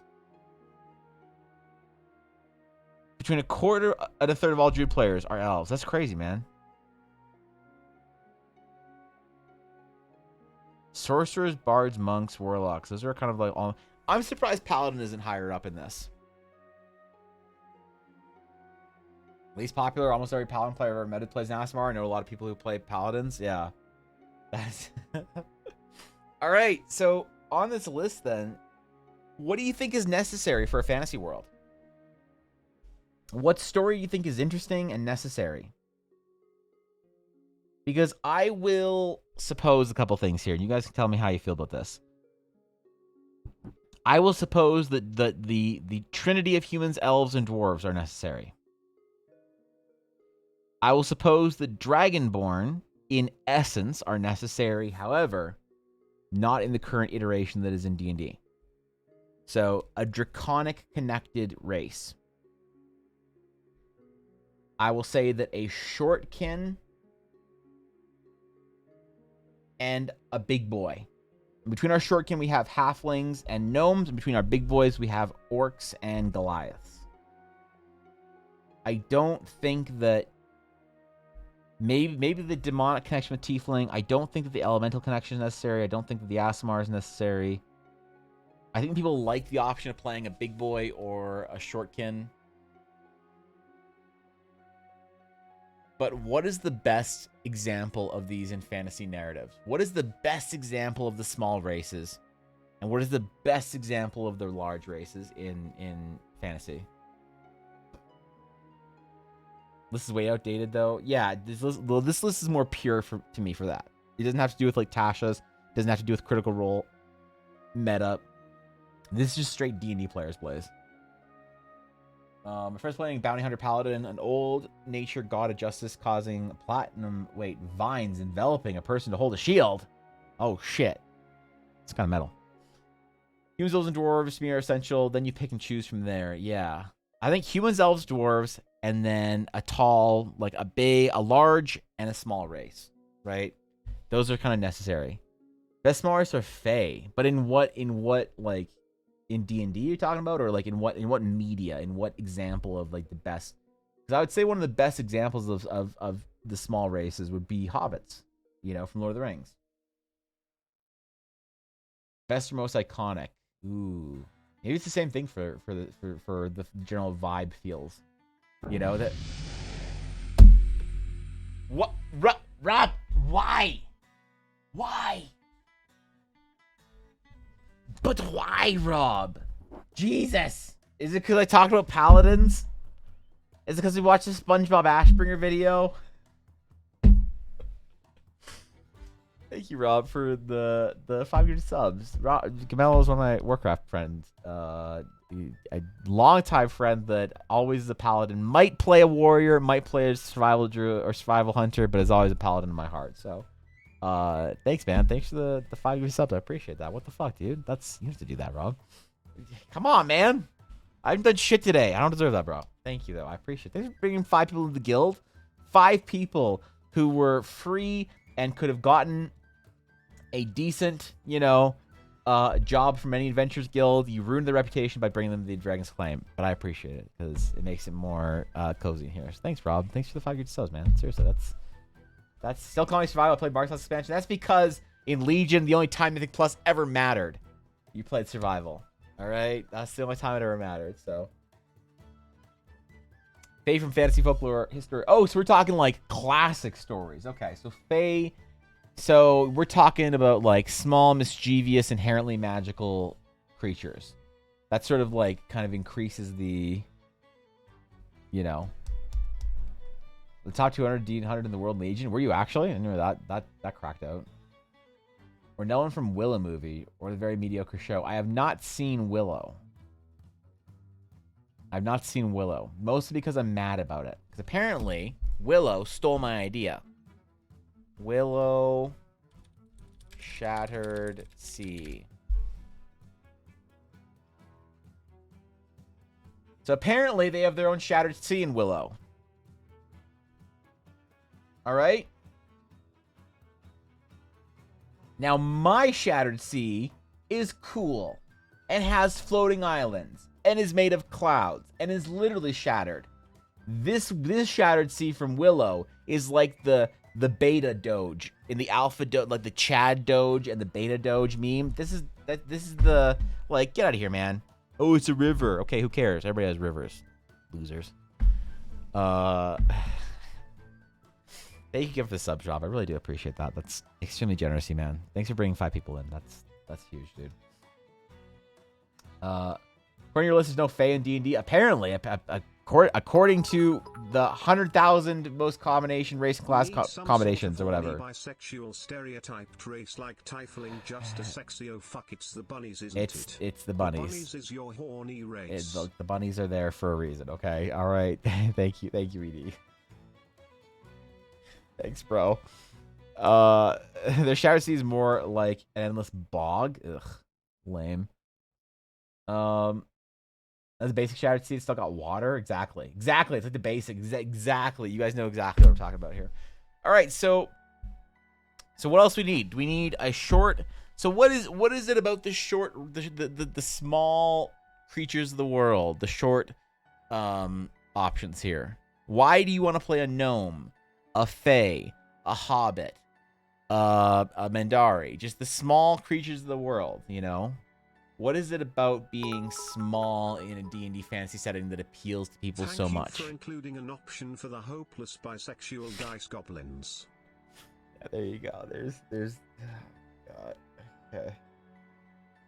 Okay, dude. Thank you, Viddy. 100 bits. Thank you, guys. Then we had playable Fae races in 2017. In 5e, maybe not, actually. You're right. On an official level or in D&D Beyond.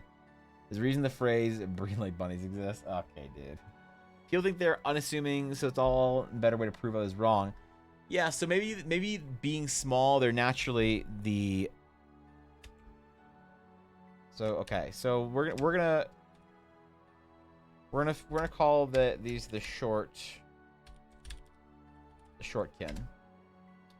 So small. Easy to blend or easy to be unseen, something to prove,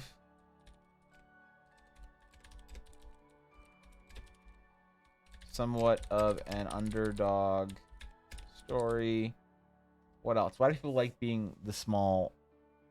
Clem said Mandari, good. She knows she's 4 foot nothing. People never assuming all better. Don't forget easily stepped on. Yeah, so can be used to replace a wait.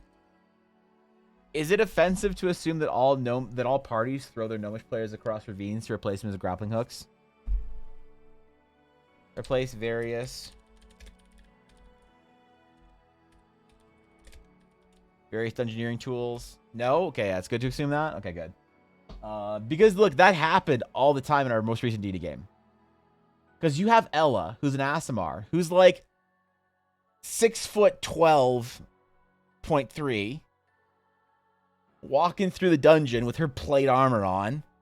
And they're like, how are we going to get across the ravine? And Dashto's like, I don't know, I'm a druid, I'm useless, I turn into bear. And Jackie's like, I don't know, I'm invisible, no one cares. And I'm like, okay, exactly, all right, you guys are all useless in the dungeon. And Ella's like, you know, let me just take off my gloves and stretch out. All right, Dimble. All right, they tie a rope to Dimble, tie the knot off, and yay! And she has thrown Dimble more times than I can count, so.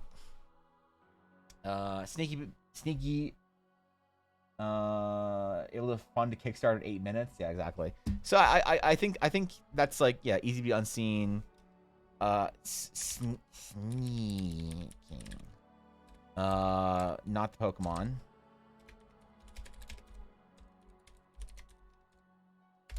So general vibe for the shortkin is pretty. I think it's pretty simple. I think it's just small, elusive underdogs.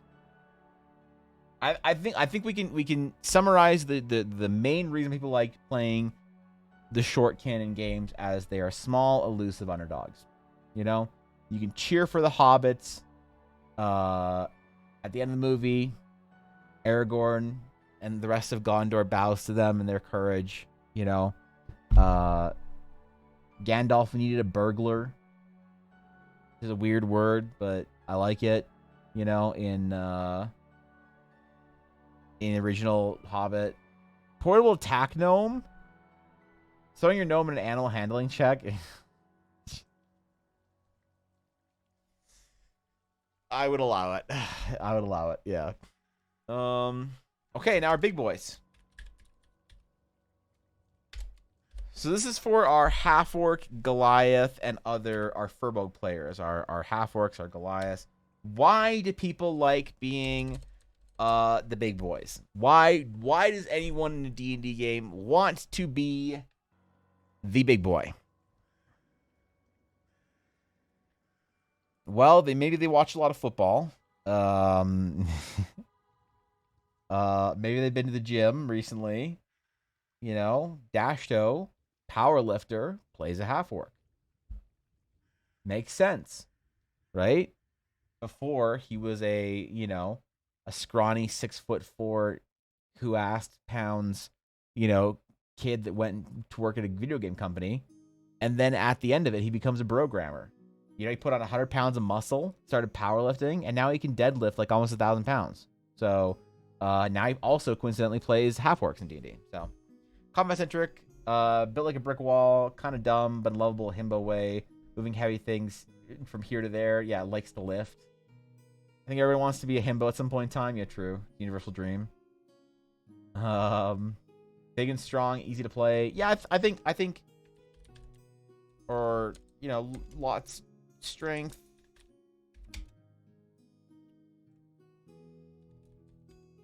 Impressive. Physical presence. Some kind of like ease of use of the world. Like the world is built for people a certain size, and when you're larger than that, you have an easier time. I don't know, getting the peanut butter from the top back shelf. Like where you keep the Dole pineapple juice and you keep the peanut butter right beside it, but you don't use it that often, so you have to reach really hard. far into the back of the cupboard, but since your wife is like an inch taller than you and she has longer arms than you, she can get it easier. So you have to say, can you get me the peanut butter? And she's like, okay, sweetie. And then she gets you the peanut butter. And then, you know, you're like, all right, well, when the next time you need a jar opened, all right, I got you. You know, like that kind of thing. Like, you know, it's the average experience that an average person has, right? Right? Isn't that's average, right? What's up, Fishy? I just climb the counter. You climb the counters? You would climb the counters. You don't see, Fishy. You don't need a 6'1" wife to get things off the top shelves for you. You just spider monkey your way up. See, that's the way to do it. Big and strong, ladies is a theme people like to go for various reasons. I mean, yeah. Maybe everyone's dream to be a Gaston. Someone watched Beauty and the Beast too many times. Yeah, okay, that's fair. Probably less reason than other reasons.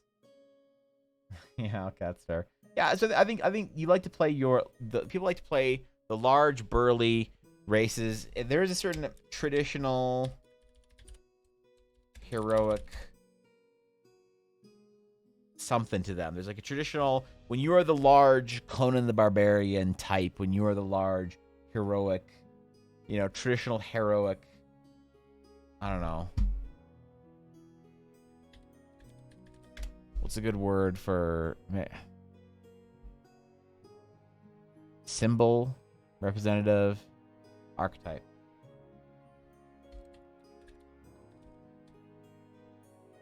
Traditional heroic archetype.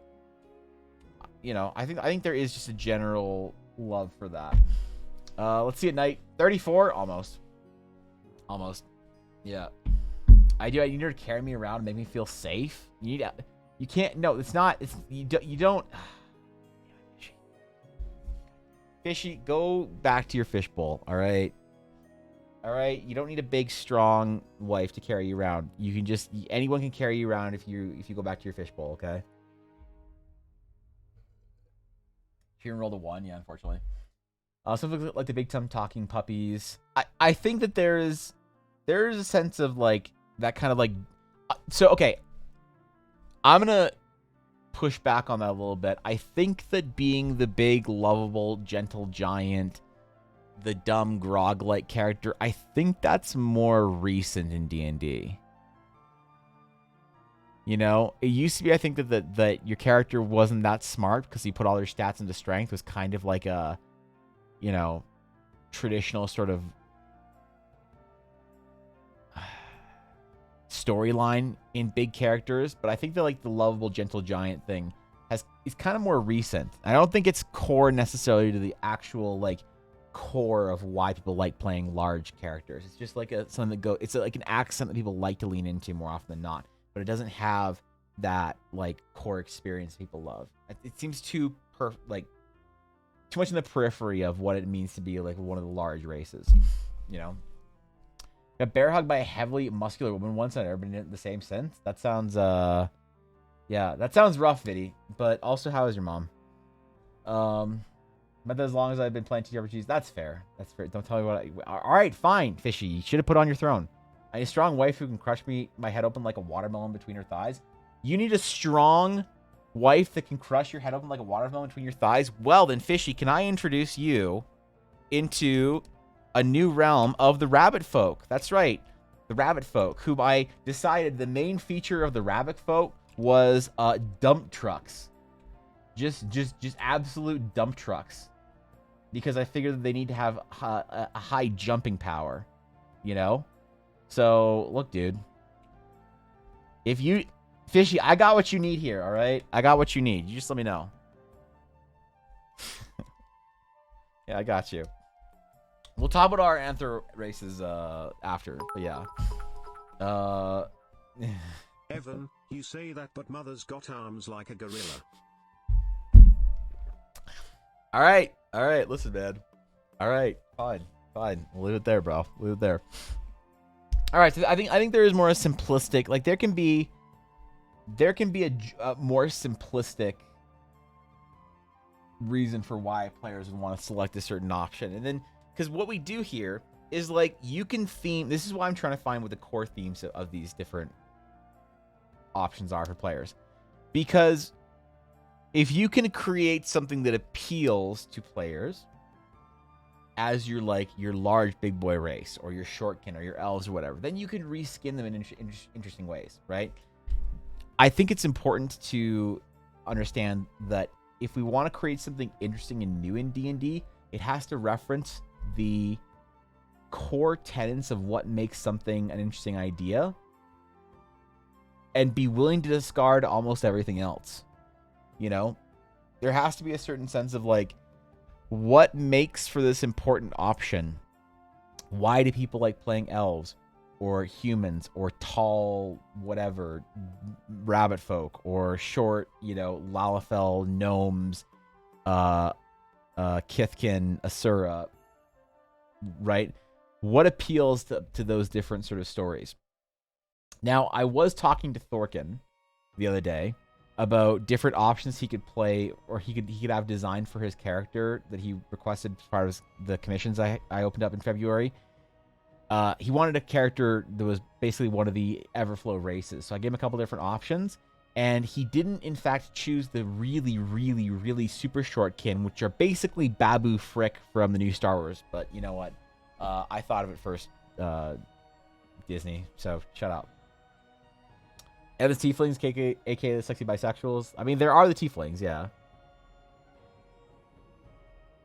They strong hot women appeal to you. Okay, all right, Fishy, relax. Goddamn. We're disassembling them to understand them, reassembling them as we like them. Exactly, because I think that one of the reasons why I think that fantasy is not growing the way it could is because fantasy is too self-referential. Because it has to be referential to a certain point. Fantasy has to reference classic stories, myth, archetypes, right? We have these conversations about dragons, about demons, about elves all the time, but what makes for the core concept for a dragon, a demon, an elf, whatever. And it's important to figure out what past, like, oh, well, dragons have horns. Well, why dragons have horns? Is that just a modern sort of telling of dragons, or are the horns, they communicate something? So for elves, like, for instance, how did someone describe an elf originally? In the oldest folklore possible, where were elves first described? What were the origins? What were they based on? And I think that, you can sort of like, it comes back to basically a story of someone being like, hey, there was like these strange, mysterious creatures in the woods. And why did they say the woods? Because the woods are strange and mysterious on their own. So that's why there's a connection between elves and the forests. Okay, well, how do you make someone seem strange? And how do you describe a creature that's like humanoid or human-like, but different and strange and elusive? And you might describe them as having, very thin and slender features. And you're like, oh shit, okay, what else? Yeah, and they had very like pointed facial features, They had like pointed ears and like, sort of sharp faces and pointed noses and like kind of, sharper eyes and you can kind of paint a picture in like the 12th century or whenever of something strange that someone's like, oh wow, that does sound really strange. Like, holy shit, that's really weird, man. And you saw that in the forest? That's crazy, bro. And that's how these stories and myths stick. It's because describing things in that way kind of sticks. And that's one of the reasons why I think elves have kept their pointed ears through fantasies, because it's sort of like that's one of the characteristics of elves that has survived from the original tellings of what an elf is supposed to be in its original form, in its original storytelling. So we need to go back all the way with a lot of these concepts and figure out what are the core components that make up the thing that we like about this. Now, here's the tricky part. You and I don't understand that, because the way that we tell stories is we tell stories on sort of a communicative sort of word level, and then there's sort of a mimetic kind of like under level, and then there's kind of like a collective vibe underneath that. And these are very important concepts. These are very deep psychological concepts like archetypes, masculine, feminine, things like that, mystery, evil, good, whatever. All these different ideas that we don't necessarily like relate to an idea in a story, but we kind of know it when we see it. And so the difficulty is, how can you identify and figure out what those core qualities are to then reskin something to make it cool. Like, what if our elves were blue? And you're like, okay, sure. Why not, Evan? It's like, that's strange and mysterious. And they have, their eyes sort of twinkle like stardust, and they have, white hair and white eyelashes and white eyebrows, and they sort of look like specters in the night. Oh no, it's too scary, Evan. You can't do that. All right, they're not elves anymore. Okay, shit. And you can kind of just like keep experimenting until something doesn't feel right. And I think that's kind of an interesting way to make new fantasy, and that's why fantasy is not growing, is because people don't know how to reference what's necessary to reference and stop referencing past what's necessary. Otherwise, you're just having a Lord of the Rings elven fantasy, a D&D gnome, or whatever, because somebody else designed it to look that way or to feel that way based on their impressions of these old stories.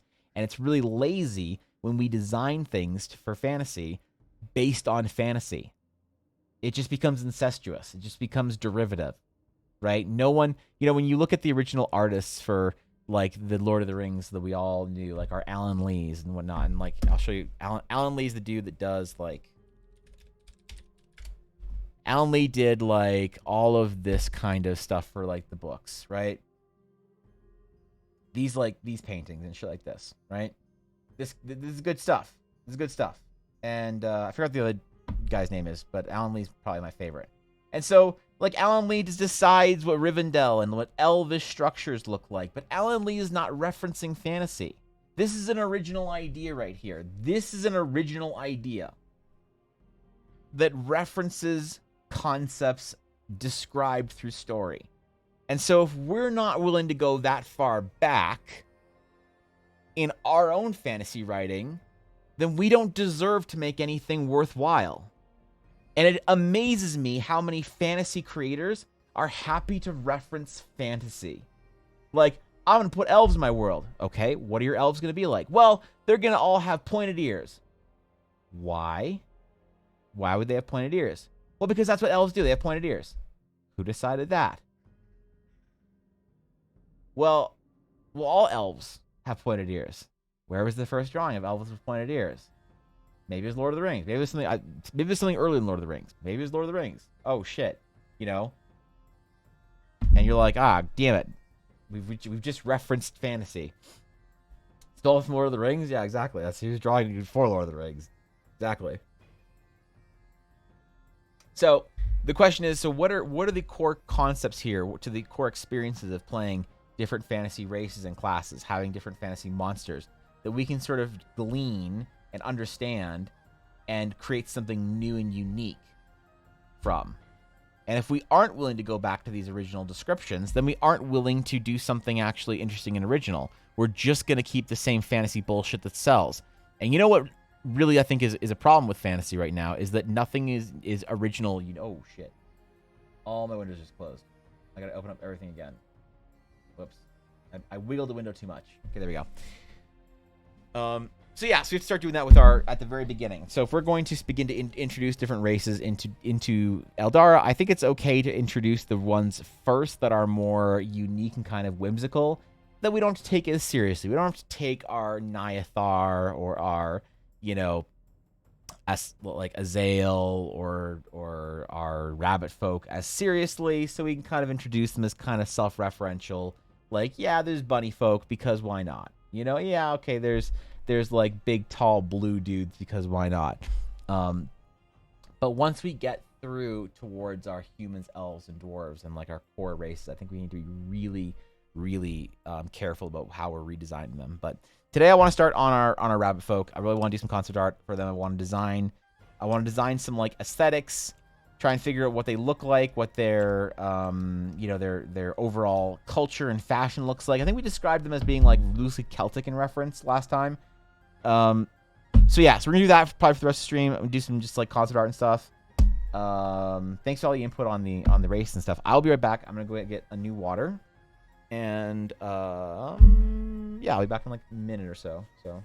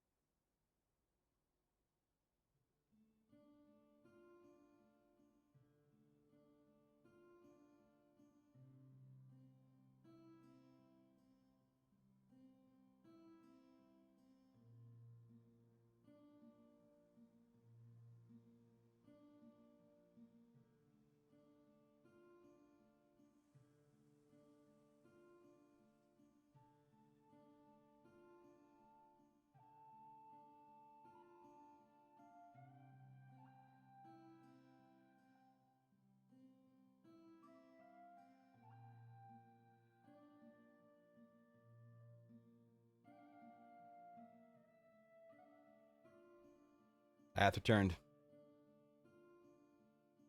I hath returned. No, no lickies, no lickies, no lickies, no lickies, you know. Alright, alright, alright. No monkey yet. You can monkey in a minute. Alright?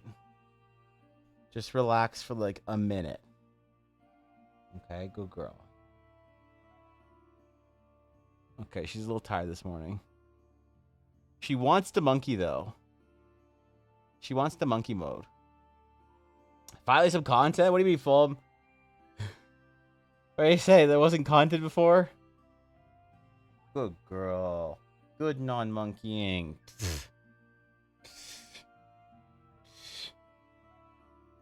I'm trying to put your ear in my face. Stop it. Thank you, Life of Dice the Fall. I appreciate it.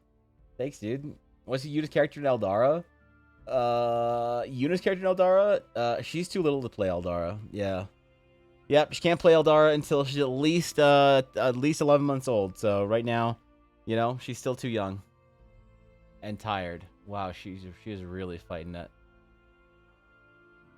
Let me do the ears. Sometimes that puts her to sleep. Maybe I'll be able to split the draw with her in my lap. Oh, you want a monkey, don't you? Alright, go get your chew.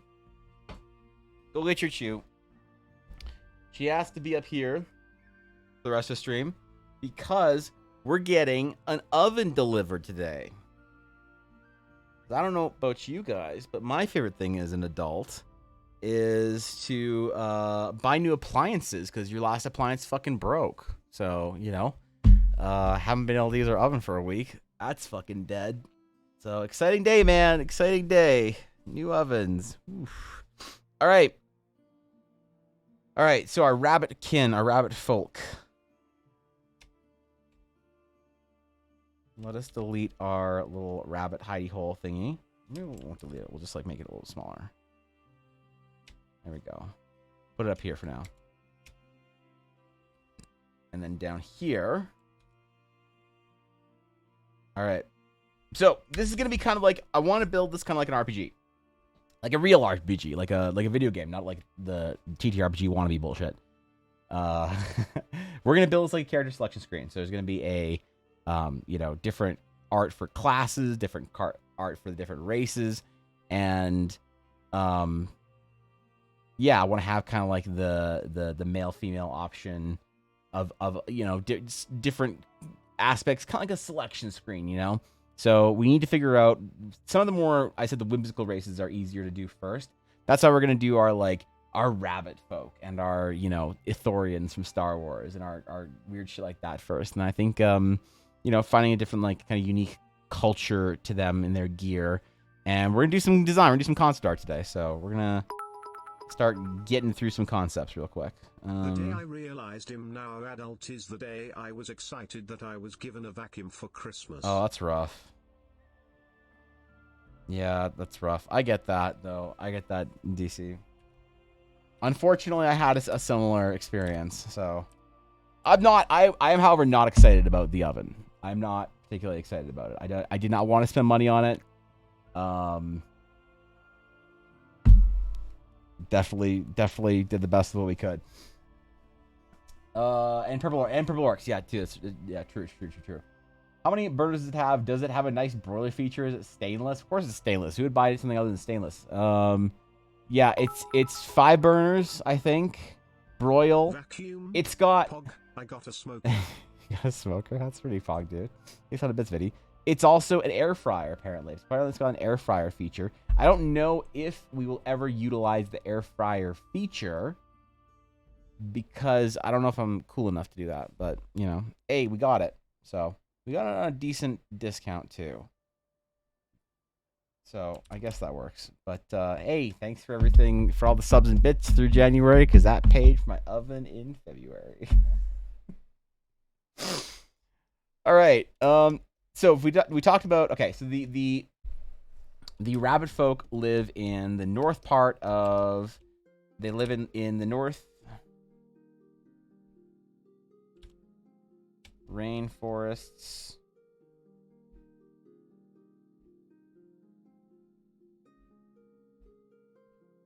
of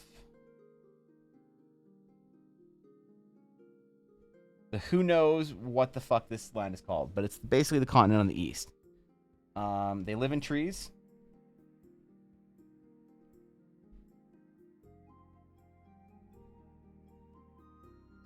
Yeah, the bunny booba, exactly. The hopland, yeah, that's pretty good. Happy Valentine's / Solo Giga Chad Day, y'all. Yo, Thorkin. Happy Valentine's / Solo Giga Chad Day to you too, my friend. All right, what else do we need? Live in the tree houses. Air fryer in oven. Connection. Spog, I want that air fryers are game changers. Do you know how much stuff you can cook in that? Really? Is it? Is it a game changer? What do I do with it, DC? Yeah, what can I make in an air fryer that I couldn't make before? Yeah, but an air fryer is an oven. Is it? Then why is my oven? Okay, they tried to sell us an extra basket that works as our basket air fryer, but the oven was very expensive, so we didn't buy it. So apparently it's got the air fryer. The thing that I'm excited about is okay, so you got your oven, okay? And you got your 5 burners. All right. Now, there's two standard sort of like styles of oven. Now, the one we had all the dials and shit on the back. Okay. Now, this sucked. Because if you got a pan and you got a big old Alberta steak on there, sizzling up, you know, and you have to reach over and turn down the heat, you're going to burn your shit up if you don't watch out with that oil. So this one that we got has all the dials and the display and everything on the front. And then all we have to deal with is a smaller or shorter drawer down below. So now we don't have anything on the back anymore. So it's just oven and then wall, which I'm excited about. I'm excited that we don't have to deal with burning our shit up anymore. So, it's electric? Yeah, it is. It is electric. There's no natural gas hookup to where I live, so. The Bros standard feature? I thought so too, but apparently not, you know? Air fryer mode does blowing. Alright. Yeah, so I am too, Ella. I mean, Ella and I are just excited about ovens that work, basically, because our whole problem with our ovens and our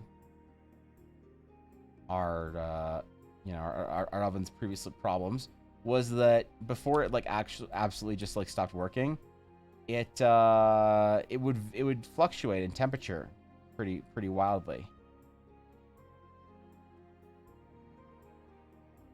And so you wouldn't have a reliable cooking time for anything.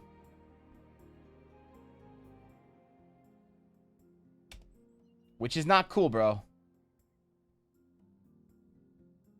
It's not what you want. Let's do some different...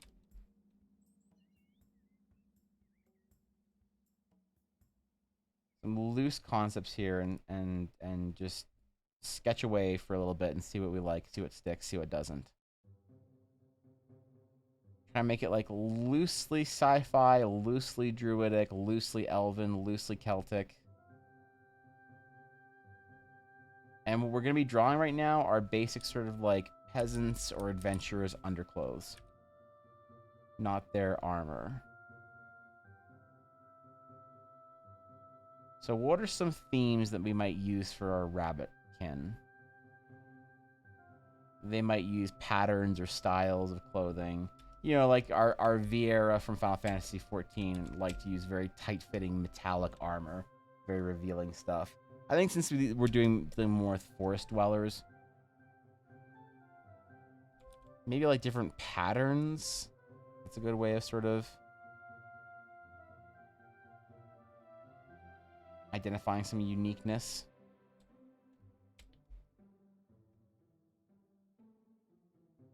Once you see the dials in the front, and in reality, never stood those dials in the back I saw in USA TV shows. The exact reason you gave it seemed like a major risk to me. it's kind of shitty, to be honest. Because, yeah, and especially, like, if there's... It does seem very dangerous for, like, especially, like, a natural gas stove. You need to turn off the gas quickly or something like that. And there's a fire. It's like, what do you do? You're screwed. But, for most ovens here, most ovens in most people's houses, they're the ones in the back. You know? Chicken should take an hour and a half. Would be done in 45 minutes or 3 to 4 hours. Yeah, true. So... Oven time machine. It felt like that, dude. I'm glad we got it finally replaced. God, it was expensive though. This has been an unlucky like last year for us in appliances. We had to replace our washer and dryer last spring, summer. We had to replace our dishwasher not too long before that.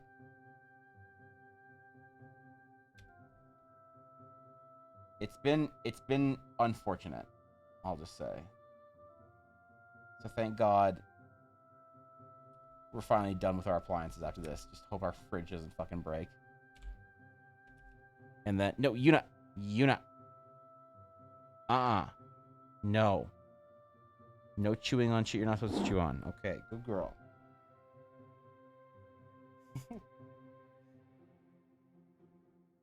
Alright, she's chewing my feet now.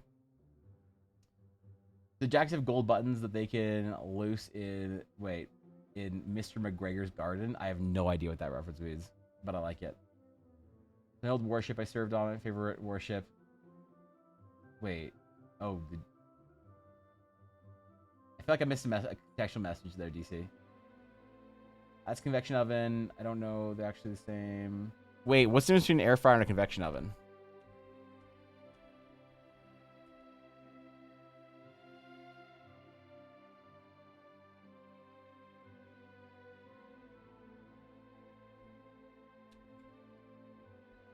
Maybe flowy fabrics. And really like tight fitting like boots, pants kind of thing.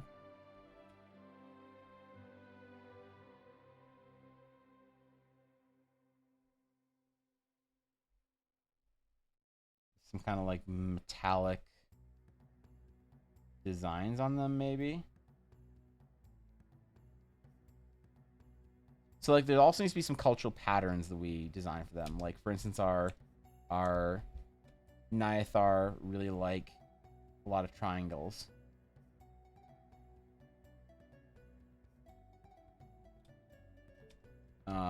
Our Rokari are very similar to Nyathar. They like this shape. It's kind of like their fleur-de-lis. They have a lot of buttons and things fastened like that. Humans tend. What's your problem, Yuna? Humans tend to like a lot of patterns, a lot of repeated textures.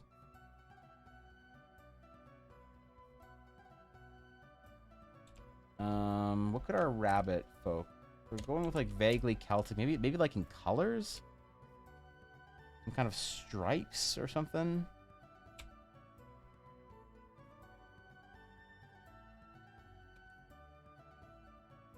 I do need to emphasize their like legs and their jumping power.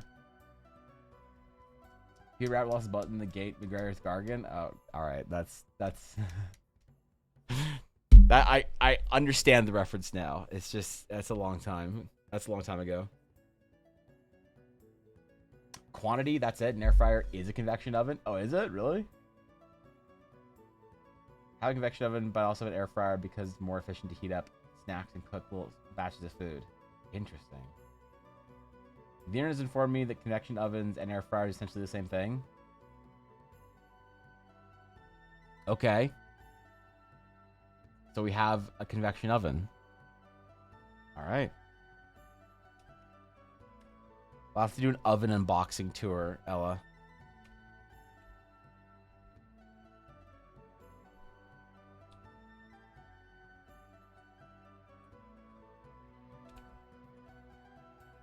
Okay.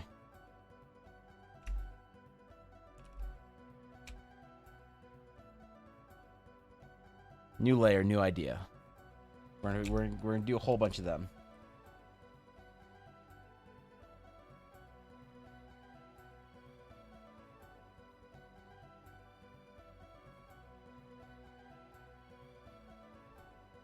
We're gonna find a couple that we like, and then figure out what we like about them, what we don't like.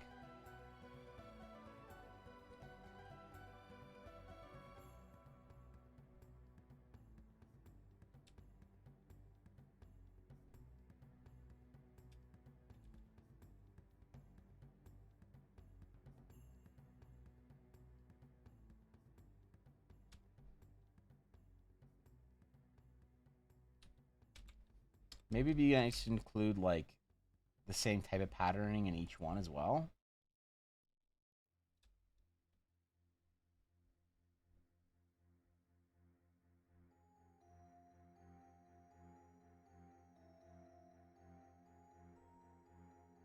Contrast between loose fitting fabrics and tight fitting fabrics.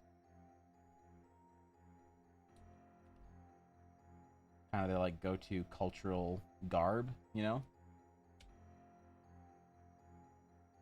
Air fryer is all you need. Microwave. Fuck out of that. Air fryer warms it in seconds. Really? I don't like to microwave a lot of things, so that works. Oven means cheater air fryer. It's not portable. Air fryer is just the superior choice. But I don't have room for an air fryer in my house.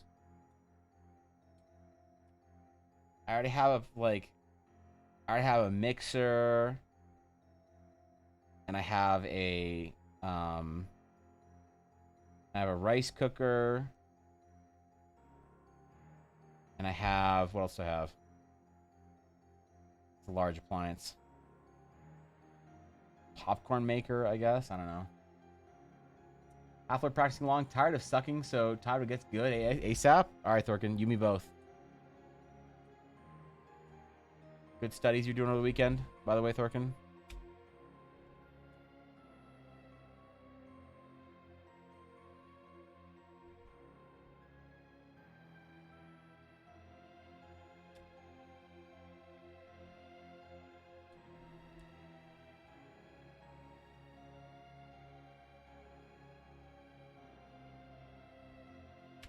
Maybe we'll look at like more like athletic wear as well.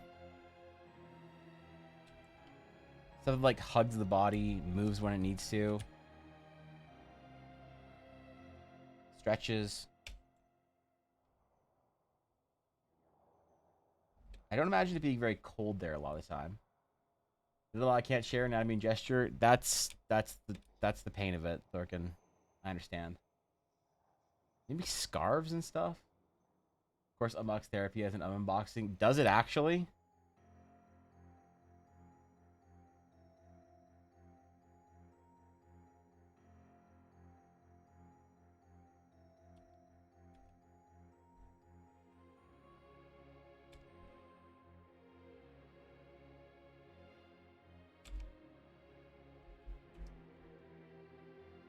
This is kind of cool, actually. I don't mind this idea. Really sort of bulky.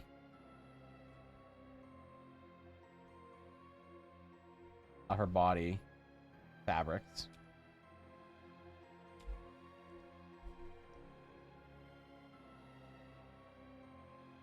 You have a need for a microwave? No. I use microwave sometimes. Multiple layers of clothes that can handle the wetness of the rainforest. Ooh, that's a good idea. Things like ponchos and tunics and stuff. That's a great idea. Let's do a ponchoed version.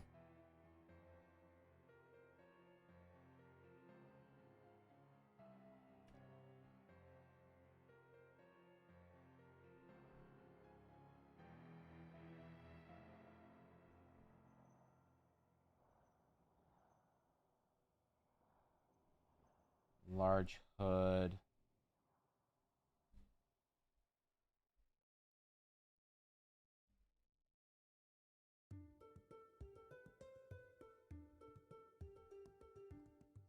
Rain jackets. How do you do hoods and ears though?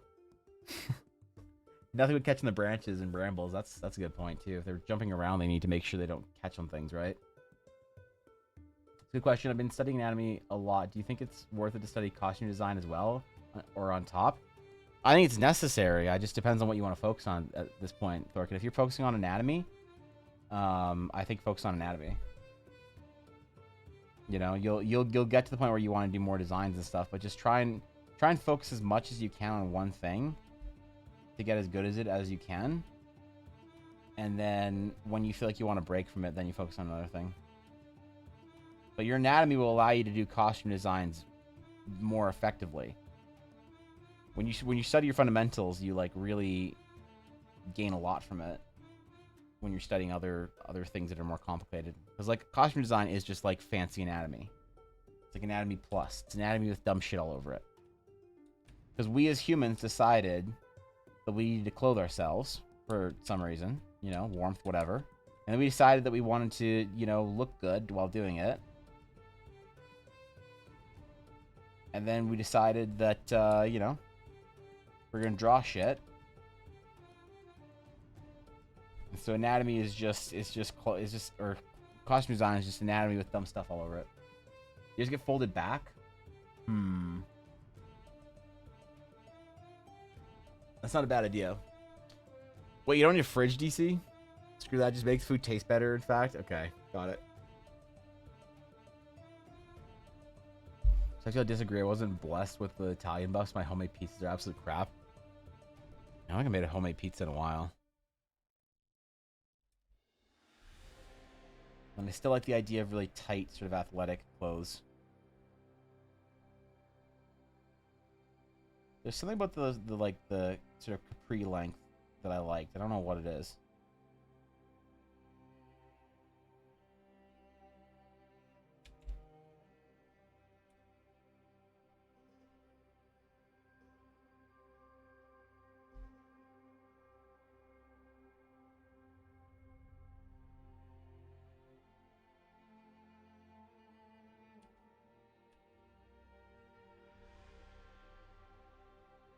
Obviously, we can fill it in with fabric. It's just it's kind of an interesting like divide.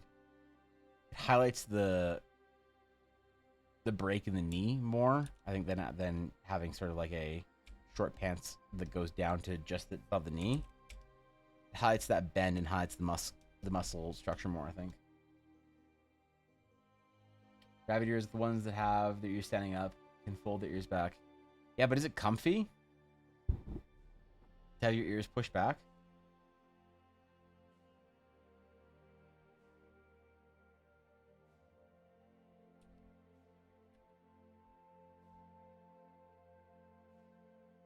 Or would that be uncomfortable to have your hood up for however long?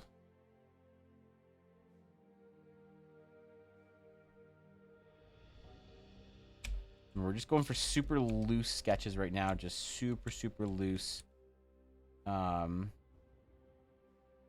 Messy sketches. We're not trying to do detail. We're not trying to sell anything on here except for just the overall silhouette and some of the light details through it, like the silhouette defining details. Probably ask them if it's comfy or not. All right. We can try.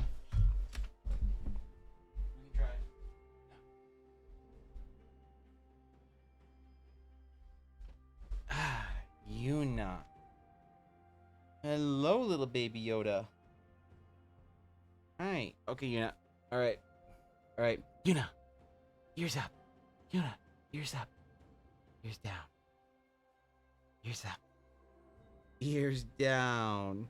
What do you think, Yuna? Is this okay? Ears up. Ears down.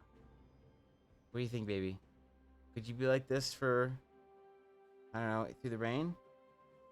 Or do you need your ears up? What do you think?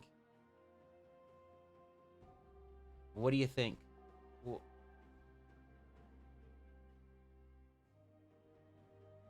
Would that be okay? No? You don't care? Let you back to your chew? You see it on the ground over there? You just want it? Why did I disturb you while you were being a good girl with your chew? Alright, fine. Alright. Man, the way she pushes off. Like, she doesn't realize that she's, like, 3 feet off the ground. Look, you gonna be naked for once? Yeah, she doesn't have a onesie on. It's crazy. Hello! Here's your feetses. Alright, there you go. Hold your chew for you. She has an obsessive desire to chew on her, like, bully sticks whilst resting on or beside my feet. It is pretty adorable. She'll bring her chew up here. And she'll look all excited and proud and stuff to bring it to me.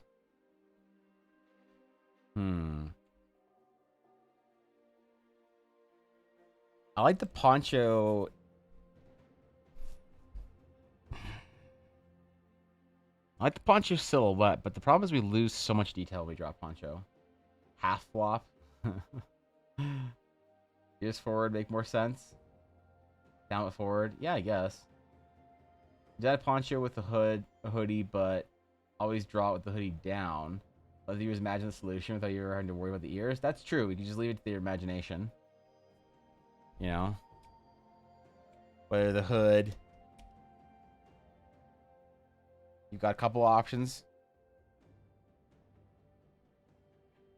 You got the hood with ear, I don't know, slots in it. You got the hood with ear holes in it. You have the hood that goes over the ears.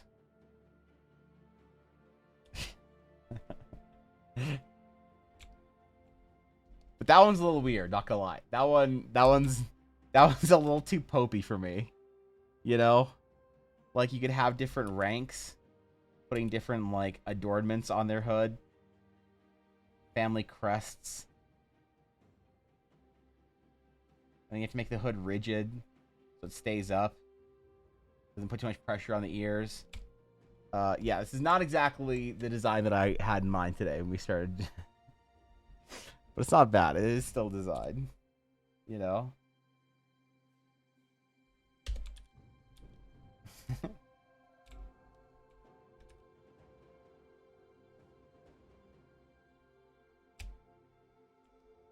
Big, thick rope type things. But would they think it's weird? That's true. They might not. Yeah, we're getting kind of coneheady over here. Over the ears, Giga Chad. Okay. Okay, my bad. Everybody King Casualist has an ornate fancy F umbrella cane. But does the umbrella...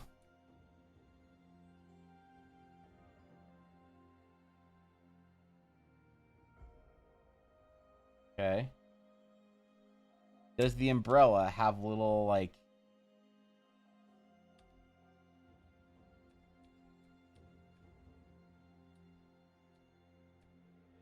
ear slots for two? You know, so you and your bro can just be under the umbrella together. Or is that... Is that... Alright, fine. Alright, fine. Fine, we won't do that. The poncho's good. Top heavy stuff's good. Jacket's okay. I really like the idea of maybe like trying to go with like athletic wear. Like, what if they're trying to wear like let me just Google something right here. Let me just see some artists. Fantasy track suit. Oh shit. Oh shit, man. It exists. Yo. Maybe they just have an athletic vibe. Like, what if every of the rabbit folk looked like they're wearing some sort of fantasy Adidas with like Jordans on or something, or like Yeezys? This is not, when I asked for fantasy tracksuit, this is not what I wanted. But also, how do I get one? Yeah, where can I get one? Is more importantly the question. That's all right. They're either with Adidas or Nike. Oh, they have to choose? That's how we do the sub sort of like factions in the race. Adidas and Yeezys or Nike and Jordans? Oh no. I couldn't do it, man. They have like, maybe that's what they like is their design. They like bars.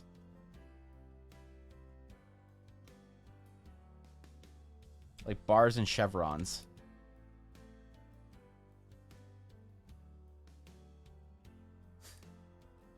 What if this actually becomes their design? And it basically is just from a meme. Bork warning? Alright. Thank you. Thank you for the eternal Bork warning. Maybe I should turn the TV on so that she can't hear. Or maybe I should just keep talking loudly so that she can't hear anyway. I so think they squat all the time. I mean, you do understand what we're trying to accomplish here. Right? You do understand. Alright, good. Just doing the Slav squat. Dude, it's so like part of the aesthetics for the tracksuit are like baggy. Okay, if we're gonna try to make a fantasy tracksuit, so it needs to pinch in at the sort of the curves or whatever.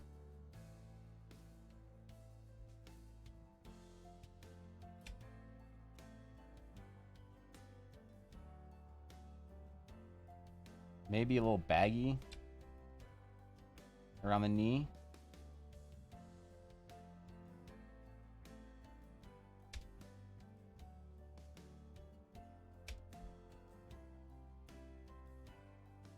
And kind of obscure the form a little bit.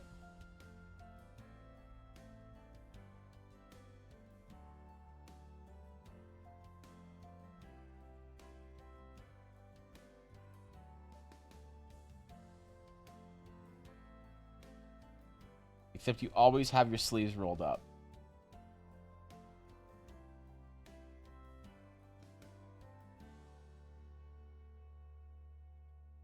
And they like scarves because that's cool.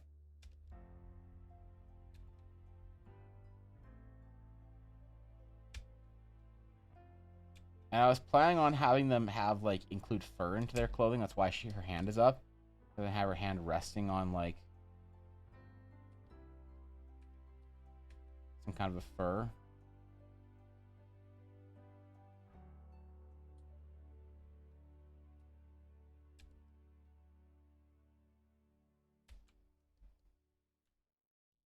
Oh shit. We just need to make this more fantasy-esque. And this might actually work.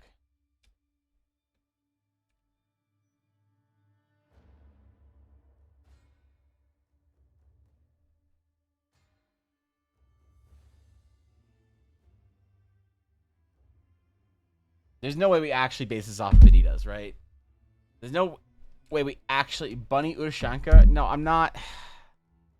Come on, man. Really?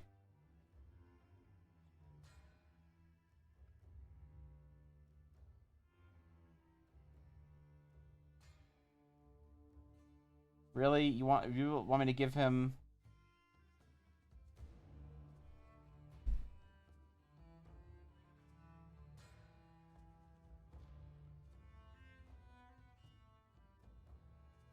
Ushanka and, like, some kind of, like, balaclava or whatever?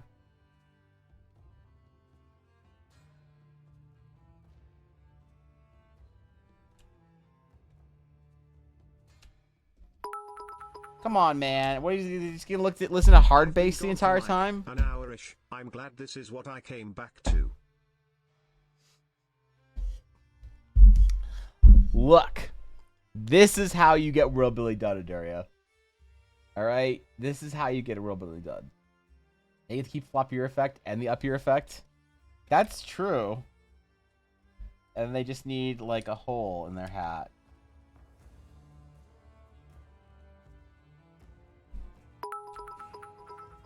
For hard boss? You may not like it, but this is what peak male performance looks like. Oh, okay, my bad. Sorry. Yeah, my bad. My bad. I screwed up. Yep. I'm sorry.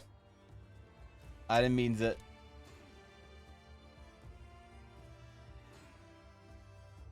Thanks 100 bits, Sojourner. I appreciate it, man.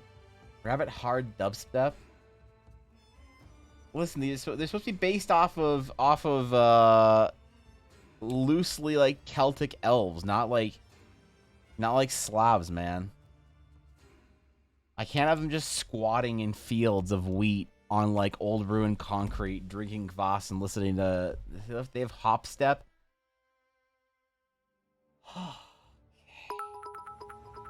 I hope for better from you, You're Thorkin. letting your Slav show. Yeah, sorry, my Slav showing again. Oh shit. Okay, sorry. My bad. I'll go. I was wearing my Adidas out to the gym this morning. All right. Snow bunnies, yeah, the ones in the snows where. I mean, the thing is, they also need to be hot e-boys. Yeah, they also need to all be hot e-boys, though. So what if they just left all of their jackets open? And just, like, didn't wear shirts? And just had, like, exposed chest.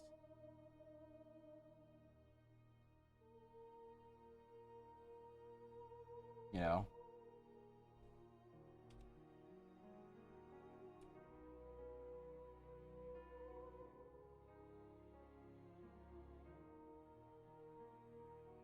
And then we could have hot e-boys. They're famous far and wide for their potato wine. Come on, man. Okay, dude. Puppet can be released. Puppet can be released. It's done. We have new oven. What I missed in the past 2 hours?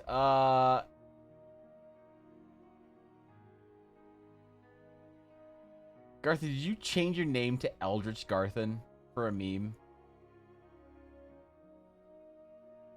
Did you actually change your name to Eldritch Garthen for a meme? Okay, dude. Okay, it's done. Alright, I'll release the puppy then. The Fang Maiden Saloon, ran by a half-orc barbarian female, is constantly having to smack the back of the heads of the male patrons. Wait, what? Wait, what? I was so confused, Carp. What are we? What? Wait, what? We're talking about a saloon now? They be famous for beers. Maybe they'll have hops after all. Okay. All right. Got it. Got it. New tavern location. All right. Fair. Don't worry about a guapo. Okay. I do like the scarves, and I like the top-heavy, sort of like puffy jacket feel.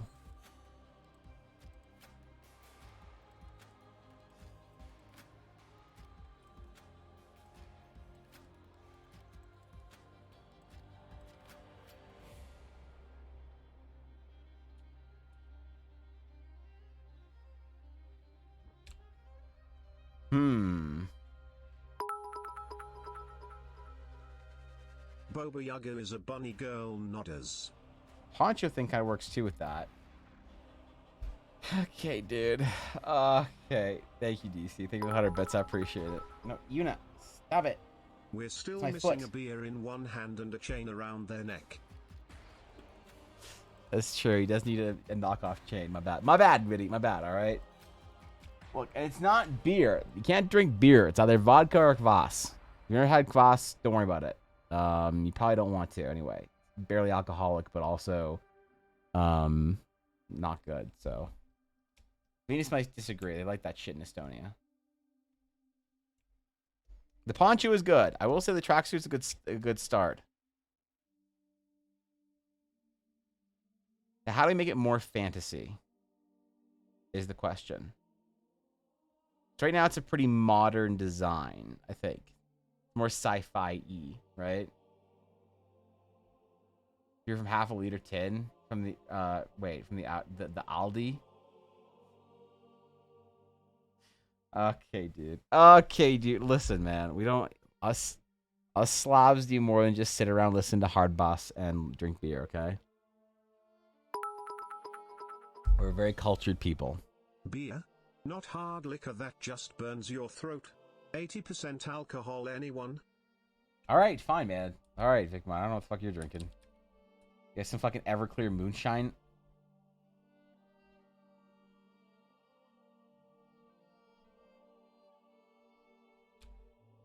Maybe adding some kind of like armor onto it.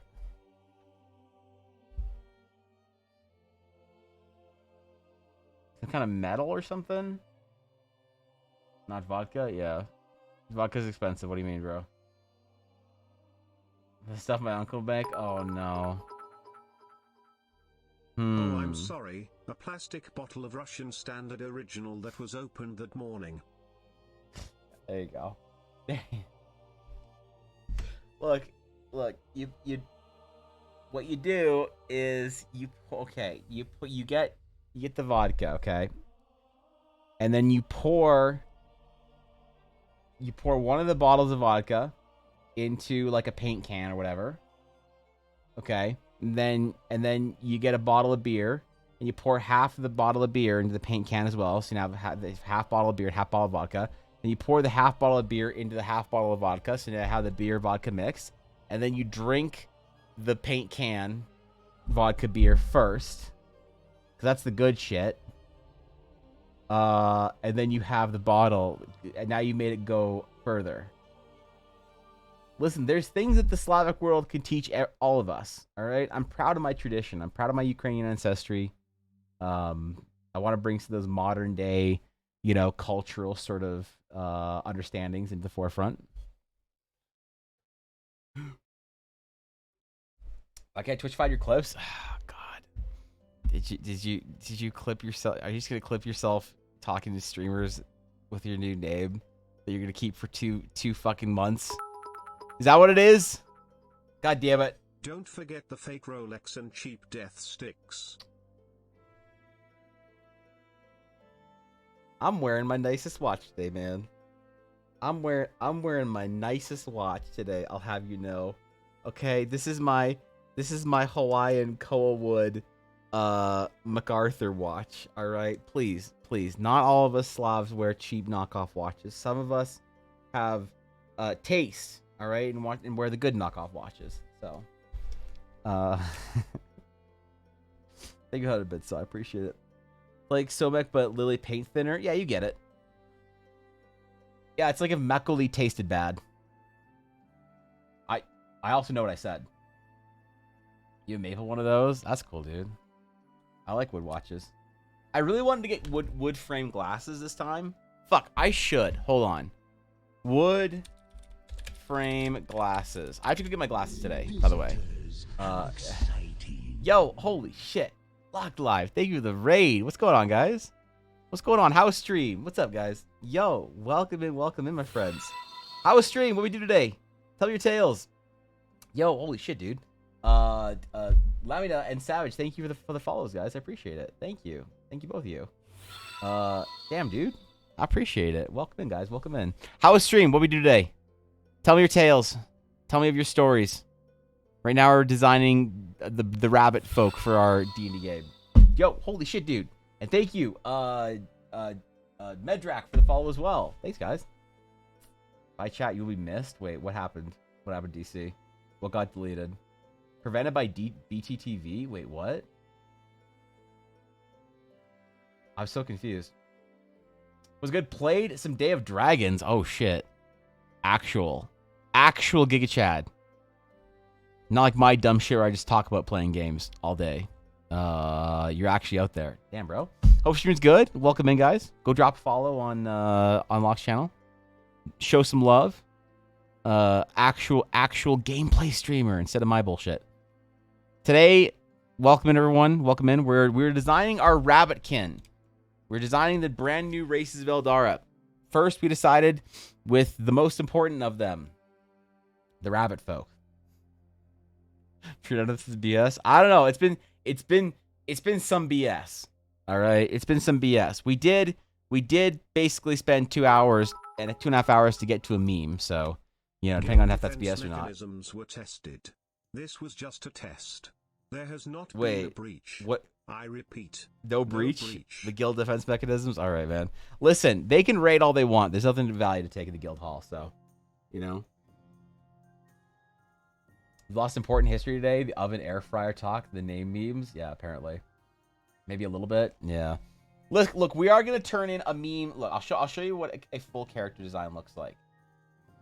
This is what a proper character design looks like. So we're going to turn the meme of our rabbitkin wearing maybe Adidas into an actual piece of art. So, thank you, Adaria. Thank you for returning to the meme. Meta. I have to raid run, but I gotta get. Yeah, no, absolutely, dude. Thanks for the raid. I appreciate you. You're a legend. Go do what you gotta do. You're 3 hours in. Look, we spent a lot of time analyzing this chart. All right, this is a very important chart. Okay, we spent at least an hour and a half analyzing this chart, which are the the race class combinations of D Beyond, the most played races and classes. Okay, so like we had to smoke at least an hour of content out of this thing because. Okay, okay. Look, I can explain, man. I can explain. It's been a day. We've been getting there. Viddy, damn it! Thank you for the gifted sub. I appreciate it. Thank you, Savage. Welcome in. You are now an official member of the Dragon's Claim, if you so choose to be.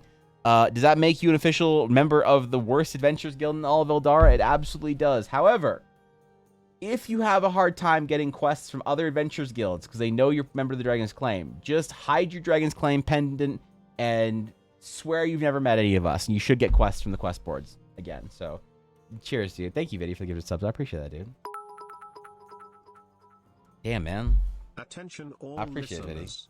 There has been a What? outbreak. Uh-oh. It turns your name into an eldritch monster.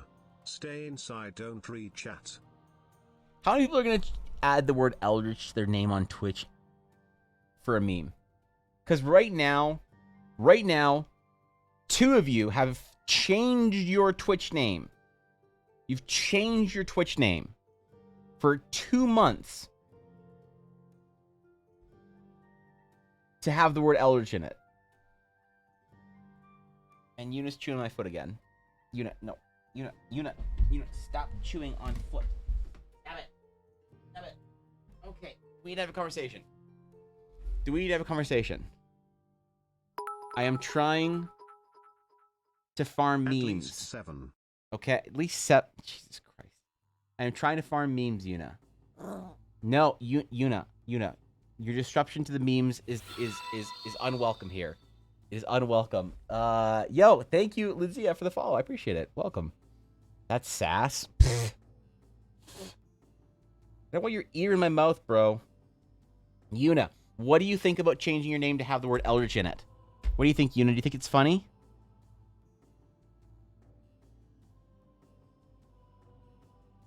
Think it's funny? Who asked? Think Blaze is funny? That's what I thought. Yeah, good girl. Good girl, the mods aren't funny. I know. They've never been funny. Especially not, especially not Blaze. He just does really good DPS. Alright, resume chewing. Anyway, I don't think Yuta cares. I think he wants your shoe. Yeah. Unfortunately, she's trying her best. What the fuck? What borks were those for? All right, 1 second. She must be released. I think she hears Ella making noise downstairs. Yuna, let's go see. Come on, Yuna. Go.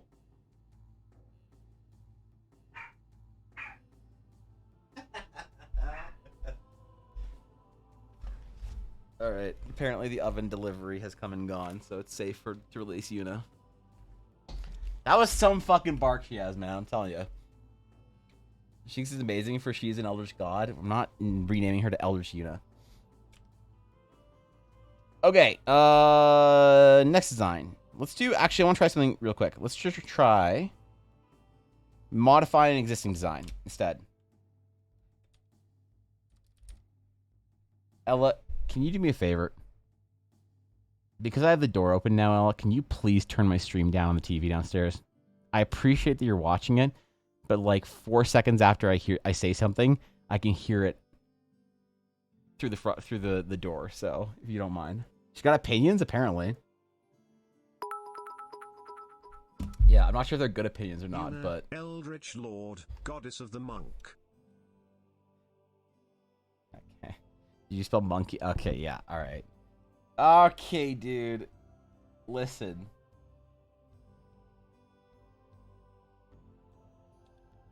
What if we try some super cool asymmetric design in our rabbit folk? What if they like cool, like asymmetric leather metal decorations. What if they're not fans of scarves, but large collars?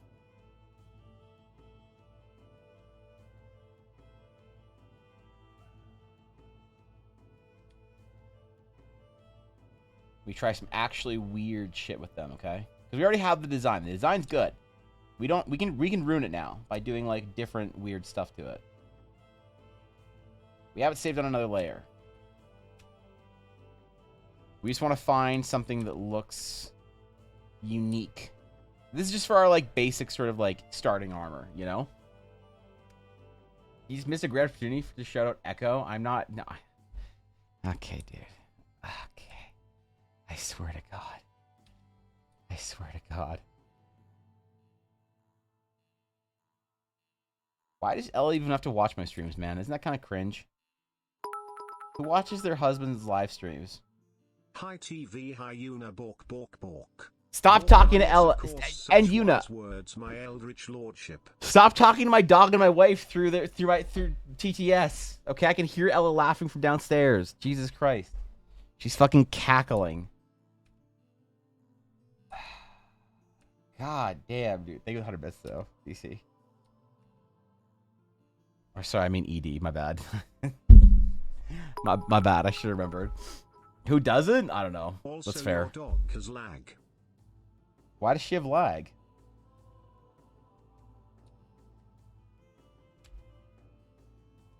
Does she need to download more RAM? Crap. All right.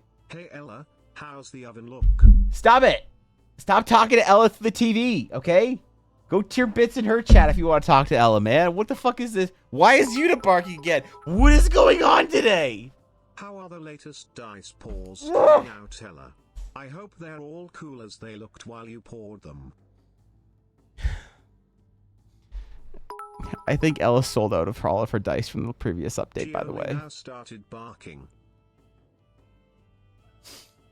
Look. Thank you for the 100 bits. I appreciate it. I think the dice pours turned out really well. Okay. Stop shouting Ella out. Why is that a command? Why is exclamation Ella actually a command? I thought there was exclamation dice or whatever. Exclamation Blackwood. Or whatever it is. I don't remember. Thank you, Viddy. Thank you, Duria. Thank you, DC, for the bits. I appreciate it. Yeah, exclamation Blackwood. Does she have any dice up on her store still? Make your peace, mortals. You will heed the call of the corruptor. Why? But why? What happens to that magic card you dunked into dice goo? I don't know. I threw it out. I threw it out. Okay. Thank you. 100 bits, DC. And thank you to whoever that was. For the 5 good subs. You coward. Alright? Gift subs with your name so I can yell at you. Alright? God damn it, man. I swear to God, man.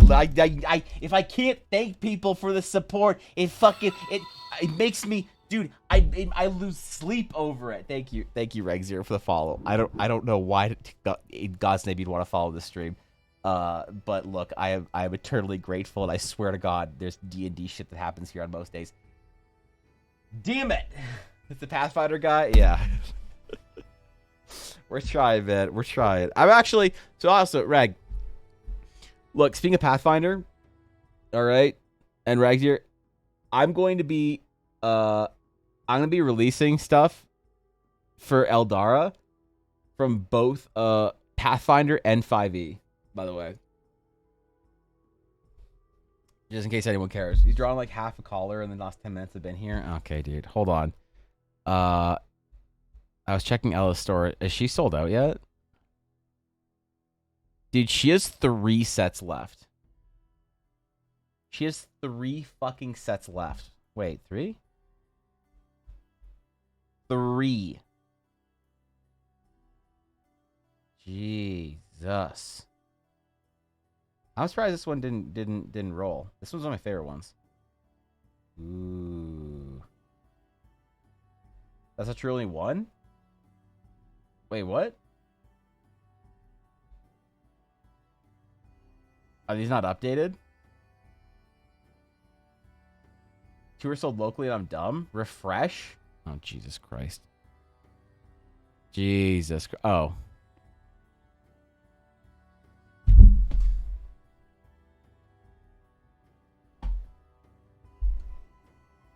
Well, Aduria, that's your answer. That's how the dice turned out, apparently. Okay, dude. All right. Anyway. I'll send you unboxing video when it arrives. I'm so pumped for my new main dice. Try to draw armor now. Thank you for the gifted subs. Thank you for the bits. Thank you for all bits except ones used to talk to Ella through TTS. Thank you for every single bit that wasn't used for that reason. So. All right. I actually did the asymmetrical armor design type thing.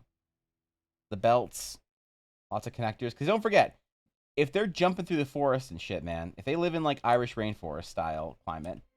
And they're jumping through the forest. They probably have lots of, I don't know, tight-fitting things or around them. Like to sort of keep their layers intact. Except for the poncho. The poncho is fine. All right? The poncho can do poncho things. How is the blue one not sold? The blue one? This one? The only set of Blackwood dice before... Wait, Al, when are you done doing another shop update? I think you need to do another shop update. The one that hasn't sold, this one. I don't know, dude. To Ella or just leaving empty bits? Looks pretty good, though. These are an old... Oh, this is an... Why is picture blurry? What the fuck? I don't know, man. I don't know, said dude. Hello to you, Ella. Hello. Also, thank you for the bits. Specifically your bitties. Ella Black Bites Wood.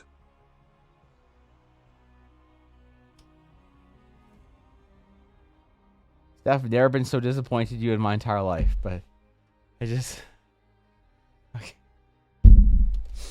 Okay, dude. Okay, dude. Okay. Listen, man. This is toxic. This new TTS meta is just toxic.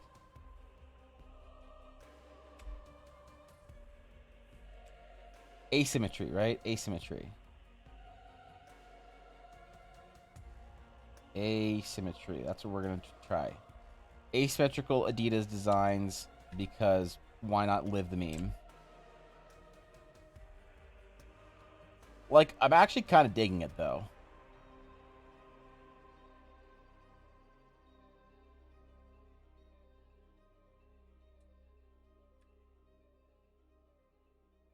I'm not going to lie.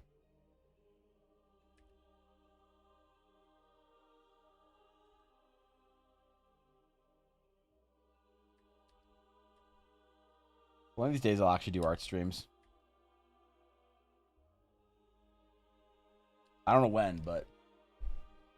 I love you too, random citizen. Okay, dude. Oh, wait. Am I more disappointed in Steph for the TTS, what did the or... orangutan say to the banana salesman? Oh, Coke. What? Doesn't even make sense. It doesn't even make fucking sense. Okay. Steph, I don't know if I'm more disappointed in you for... Can you let me be disappointed in Steph? Because orangutans can't talk.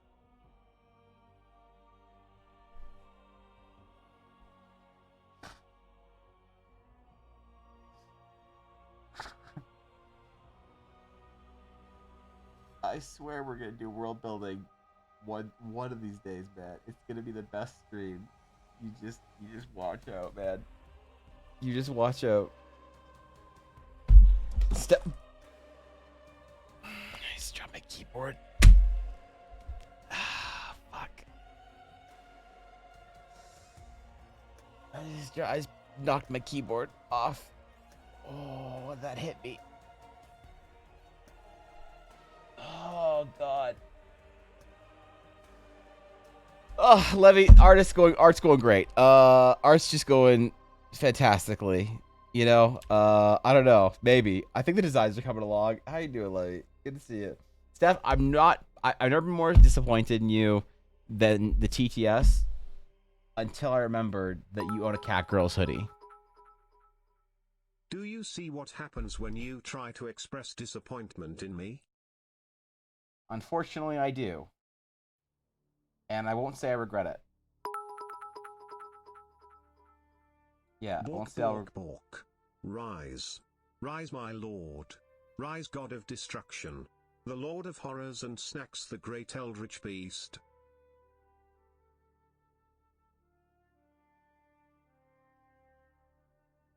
Do you think if I take all of the bits from today that I could pay for an hour with the The psychologist orangutan.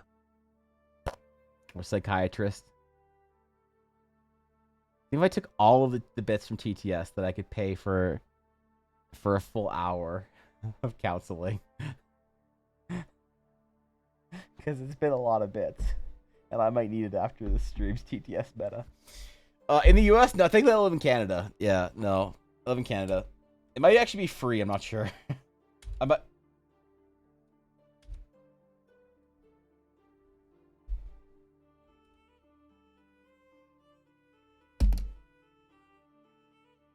My hotkeys all broke.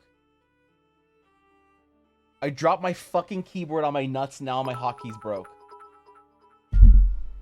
Do you know What is happening? I've heard it's actually a grave hag and that she eats children.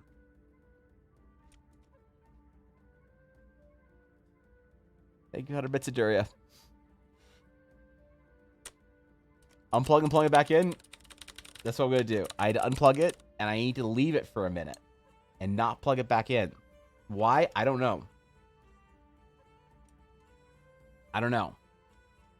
Okay? But I have to leave it for a minute. Okay? Nuts 1, keyboard 0. Press F to pay respects. Thank you, Vinny. I'm not going to bite my keyboard.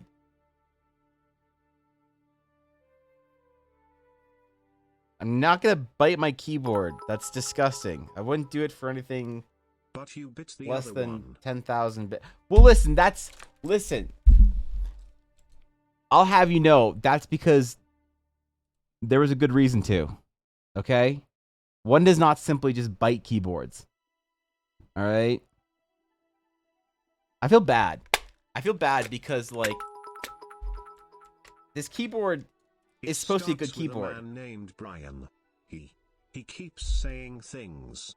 They haunt me, they torture me with monkey memes and balking. That was pretty good. That was pretty good, DC. Clearly you do. Okay, let's try it. I'm plugging it back in. I'm plugging it back in.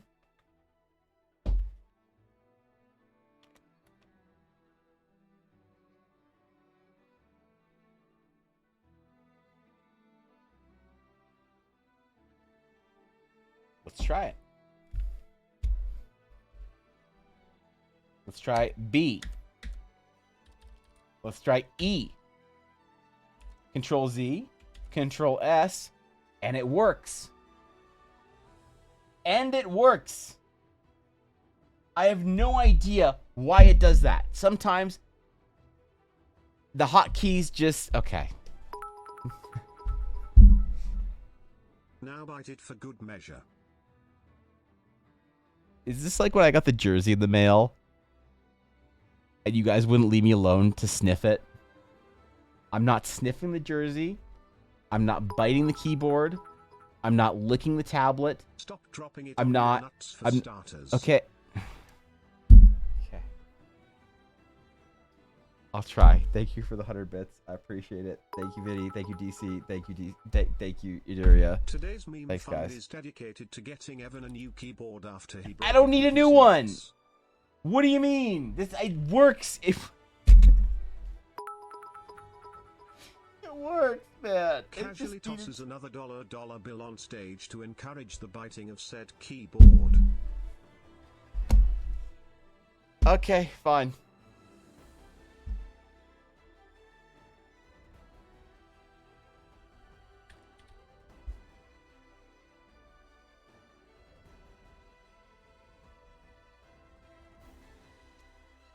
Okay.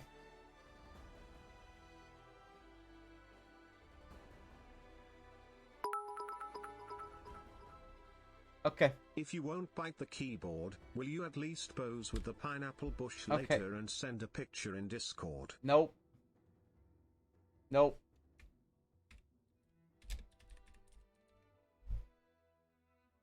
Okay.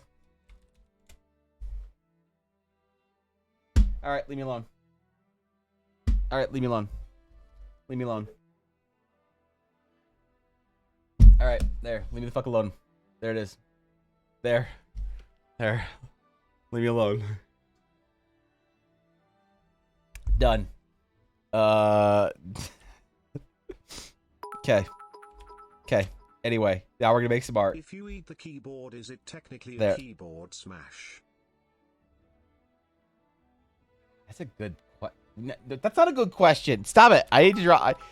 I need to make art. I'm sure he turned off TTS, but I'm still going to cheer to talk.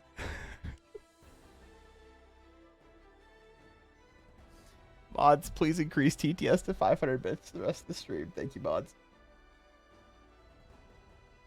Yeah, thank you. All right, cool, nice. What was I even doing with the asymmetrical armor thingy? That's right. Now I remember. And belts. And him still being shirtless. I forgot about that. There's also that bit. Yeah, okay. Thank you for the bits. I appreciate it. We're crying for different reasons, Savage, unfortunately. I would if you remember to give the rest of us access to TTS settings. You're all editors on... Oh, aren't you all editors?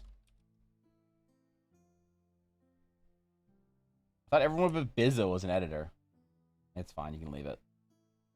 It's fine, I'm memeing, alright? I'm memeing. You think it's fancy? Here's Evan, he's true blue. He's a streamer through and through. Okay. He's a top bloke, so they say. Tried to use his keyboard, but he used it the wrong way. Okay. Didn't Jesus! coming, did you? He fears our power, the true strength of Chill! No matter how expensive TTS, someone will do it, or chat will just mods until it's back. Fuck! Chill! Stop truing it! Welcome back, Bell. Stop, there's... He can't just farm trues. You can't... Only the streamer is supposed to farm trues. I'm supposed to say something like Wizards of the Coast bad, and then everyone's supposed to say true. I'm supposed to be the one farming trues. Not TTS, Aduria. You're not allowed to farm trues. Yeah, true. See? I got one. There you go, Garth. Thank you, man. Thank you. Evan, I'm streamer, not just correct streamer. Oh, okay, dude. Okay. Does this kind of look like Jace Beleren? I just realized that. Do I need to look at something? Oh, God. Did I fuck up? Uh-oh. Did I accidentally just draw Jace Beleren? Oh, no. I'm good.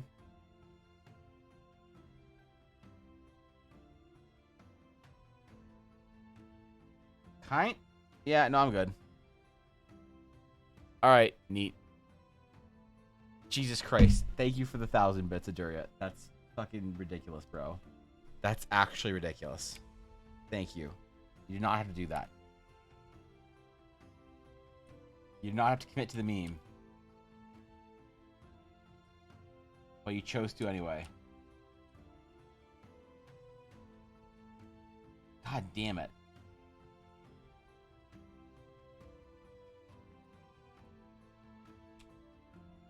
Alright. This is good, right? This is better than the simplistic Adidas thing, right? The thing that I don't know is how we're gonna, like, change their... Basically, they need to have some sort of accenting features around their legs. Because there's no, like, extra fabric or loose material we can put over it. So there just needs to be patterning on it. Embroidery or whatever else. Isn't Jace dead now? Is he? Did WotC kill off Jace? Was Jace written under the OGL? What? Okay, I'm sorry. I'm done with the OGL memes. I swear. Not Jace Blurred. Also, it would appear you didn't include enough Wabani shirt to be app. Jace. That's true. That's... Look, that's fair. Thank you for the 100 bits, DC. I appreciate it.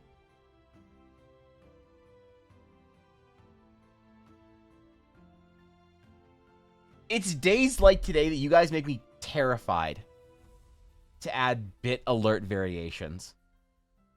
I hope you realize that, right? It is days like today that terrify me. So the next time someone complains about there not being bit variations yet, need I point you to another stream but this one?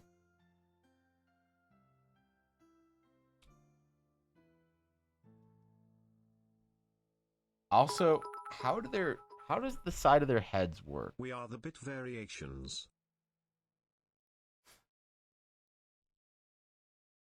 Oh, come on. There was a suggestion. True. Thank you. Thank you. There was a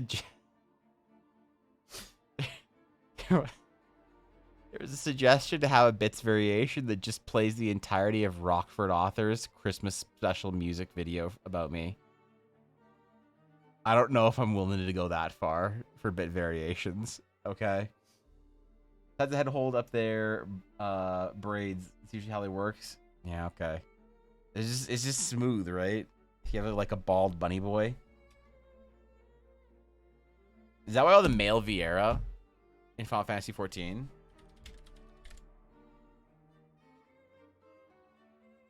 Is that why they all have longer hairstyles? Hey, chat, want to see something? I think it that is, confuses actually. Evan? What?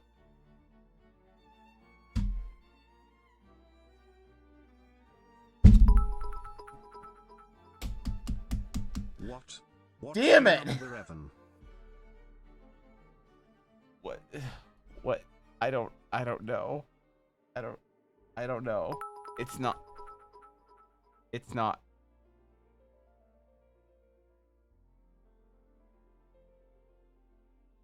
No TTS? What do you mean no TTS?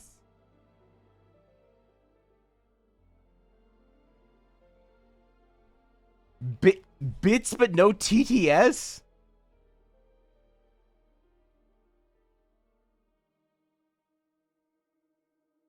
I don't know what to do about it. Okay, dude. Okay. All right. Okay. Okay. So it would seem that they all just have e-boy hairstyles. That's why they're e-boys, is because they all have... I get it now. I understand why male Vieira all have e-boy hairstyles, because they can't have anything remotely non-e-boy, because otherwise you'd have to identify the problem of what do you do with cat folk, and there is the diagram we can reference. There...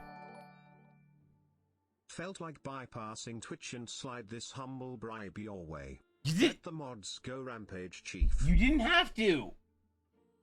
Why? Vigma, you don't have to do it. You don't have to fucking tip and shit like that. You don't have to do that. No one tips. What the fuck? I gotta... Okay. Ah, Jesus Christ. Thank you, Vicbot. Thank you for being an enabler. One sec. I'll add you to the Because panel. I can. And the bits. Okay. Alright. Thank you. I appreciate it. Thank you. That's very kind of you. Thank you. God damn it.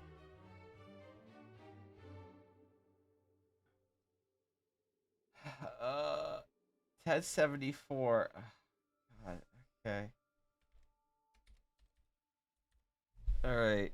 Thank you, Vigmon. I appreciate that. That is extremely... Why is hashtag Team Ella even on the leaderboard since I started tracking the leaderboard? Since I started the fucking thank you thing, because Streamlabs doesn't do it. There's no time doesn't do that shit. I feel like I'm just mad that hashtag Team Ella is even on here. Would anyone be upset if I took hashtag Team Ella off of here? Would anyone notice, do you think? Yeah. Would like people need to have some huge muscles on the top of their head to control their ears? They literally would, actually. I feel like I still on a cursed stream. You definitely did. You did this. Look, today I should have known better. When I decided that we were going to introduce the rabbit race into my D&D world, I should have known it'd be a cursed stream. I should have known. New fan art of your new design. Wait, what? I was studying an opportunity to apologize deeply. You made fan art of my new design.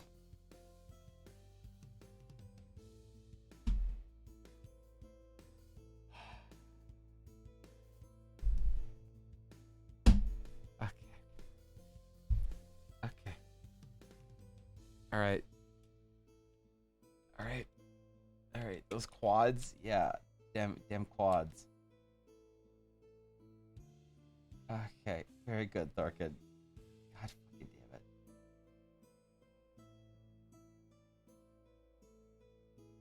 Need more like jewelry. What kind of jewelry would you wear if you had to jump through the forest? Probably like tight-fitting like emblems and stuff. You know? Looks amazing. It does look pretty good. Yeah. Probably nothing that like hangs or loose or whatever. No large bracelets or anything like that. Earrings. That's actually a good point. No necklaces. True. I think flashy or dangly leather bracers and stuff like that.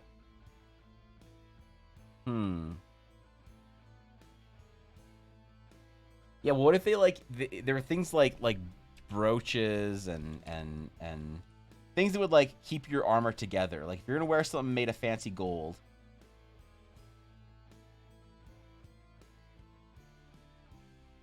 It would probably be something that would like keep your cloak together or something like that. Nothing. Yeah, no necklaces. Maybe like precious metals etched into the leather. What is that technique where you like etch metal into leather? Shit. Smart earrings made from natural materials. That's a good idea. Cuffs. You know, honestly, doing like fancy bracers, bracelets, cuffs, things like that would actually be a great idea.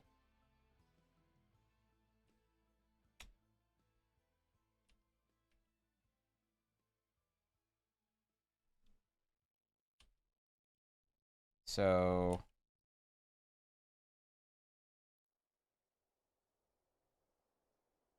like fancy rabbit folk, which also we need to find a name for these guys. I do like the idea of earrings. Opportunity to pierce.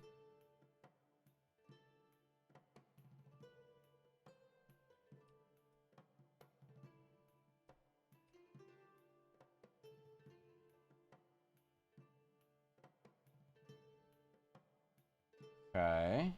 What else? Because remember, this image is supposed to be the like character option selection screen for our like rabbit folk. Rabitos? Okay, dude. Oh no, it lets me tip without anonymously enjoy. The anonymous gifter.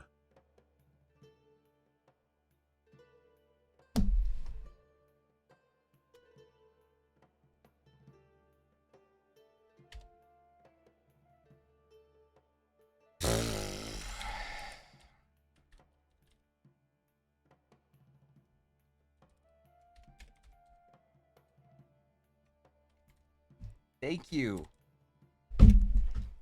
Thank you, anonymous tipper, for the 10. That's incredibly generous. I'm humbled, and I appreciate that. That's extremely generous, and the support is more than I deserve. Much more than I deserve after a stream like today. And thank you, an anonymous gifter. The gifted sub to Monophis. Thank you for that. On an unrelated note, cowards, the lot of you. Okay, let me thank you properly. All right, let me thank you properly. Jesus Christ, I appreciate it though. Thank you. That's intense.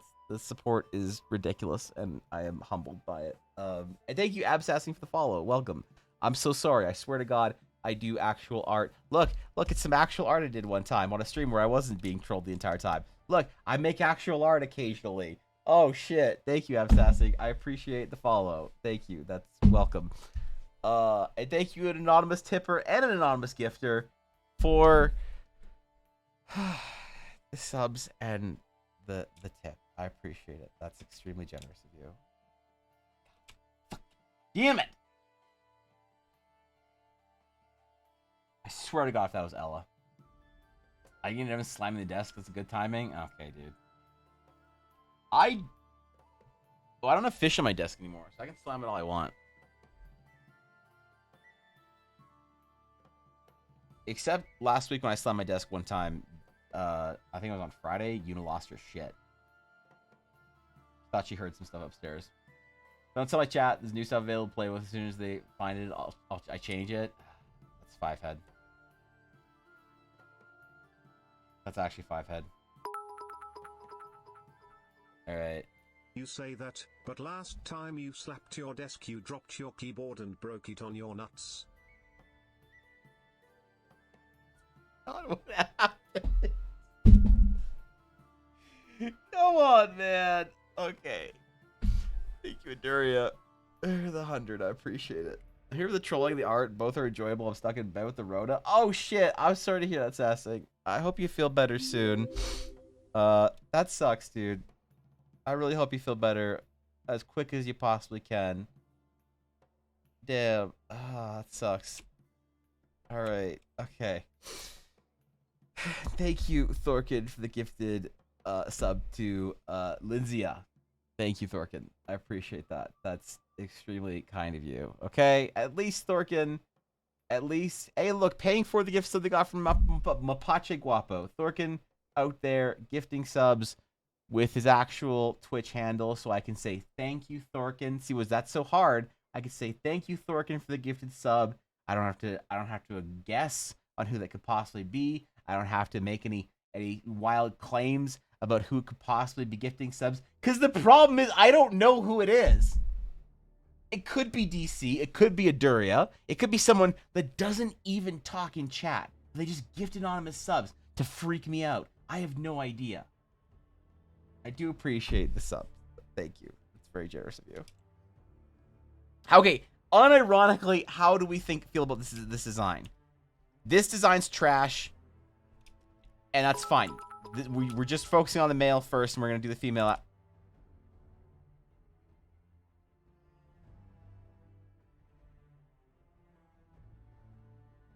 No TTS?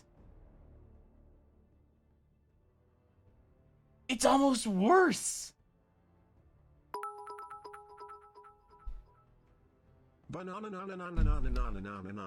Oh, thank God. Oh, thank God there's TTS. Thank you, Eldrail. I appreciate it. Silence is so loud. It's deafening, man. Thank you, dude. My party's fighting your Pumpkin Lord token on Saturday. I named it the Time Effect Pumpkin. I posted a sheet battle arena in the guild chat. I saw the map with it on it, and I'm impressed, Mitico. Did you post, like, stats for it or whatever? Because if so, I want to get on that. I want to read what you got. Trash actually like the non-Adidas Bunny Girl. Do you? Do you think that okay, all right, Jacob, do you think that this looks better? The simple sort of like Adidas E-design looks better than the sort of the Adidas Plus redesign? What do you think? Or do you think if we did the same thing to the female version, it would look better? Or do you like the simplicity? What do you think?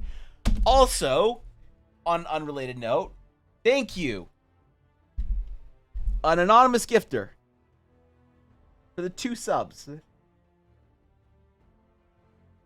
That's 2 people brought into the guild that you said, hey, hope you have fun. Here's the ability to watch without having to deal with fucking ads. And I appreciate that. You know how deeply honored it is when anyone gives a sub? Alright, in my chat. Do you understand what it is not just supporting me, but it's also saying that you find that there's something worthwhile in being a member of this of the guild, basically, and you want to share it with someone. That is one of the most humbling and honestly generous things anyone can possibly do. And it is all ruined because you did it anonymously, and I can't thank you for it. God damn it.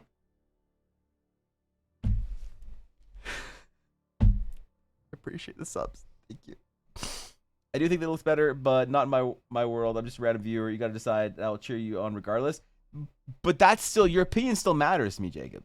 Like I might do what I'm gonna do, regardless. But the thing is, if you tell me that there's some value in this design that I'm maybe like saying doesn't have enough detail in it or whatever, that's still incredibly valuable to me. Because now I won't just throw this shit out. By the way, I'll keep it. hi Early, you're cool. Sorry we're trolling your husband so effectively today. Please stop saying hi to my wife through TTS. All right, that.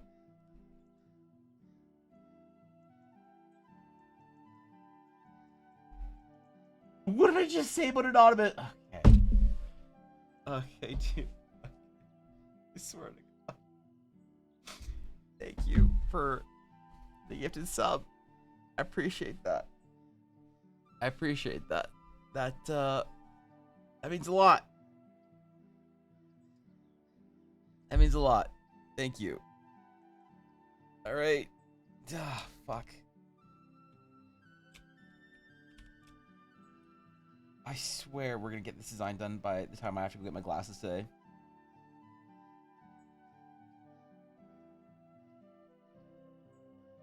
Oh, which, by the way, I don't know if I told you, but I got a text. I don't know what time we have to leave by, but I got a text saying that my glasses are ready, so we have to drive into town and get them today. Yeah. Oh, I was gonna look at wood frame glasses. Fuck. How did I get so distracted? What did I get so distracted by? Was it a rate? What did I? How did I? Okay.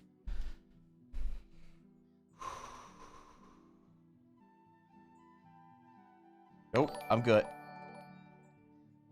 Slaps tip on the table. Artists supporting artists is my favorite gender.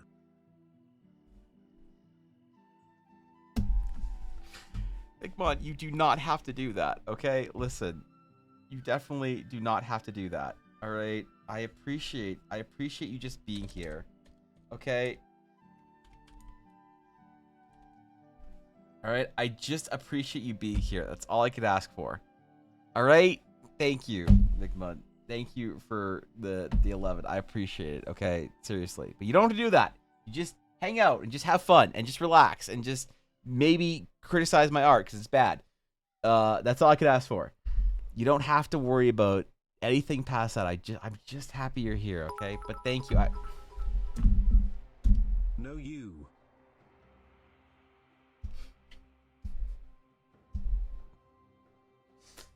Thank you, 100 bits. I appreciate that. That's, god damn it.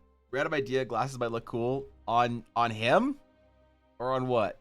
It was the raid from Locke that distracted me from looking at glasses. I think you're right, actually. I like the simplicity of it. Looks like something that the whole Rabbit Clan can wear. The leather belt wrap is very specific to a single person, I feel. That's interesting, actually.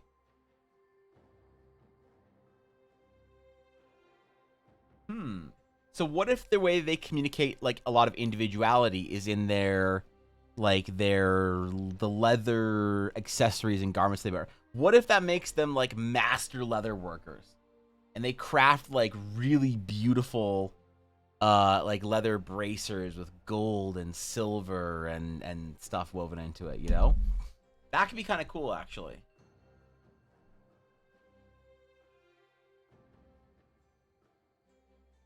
And they all have like super individual... Okay, how do I make this a little more... Now we're getting kind of ninjutsu-y, but I don't care. Wait, the rabbits can... Hold on. Hold on.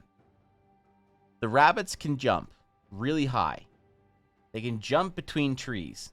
They live in the forest. They're extremely agile.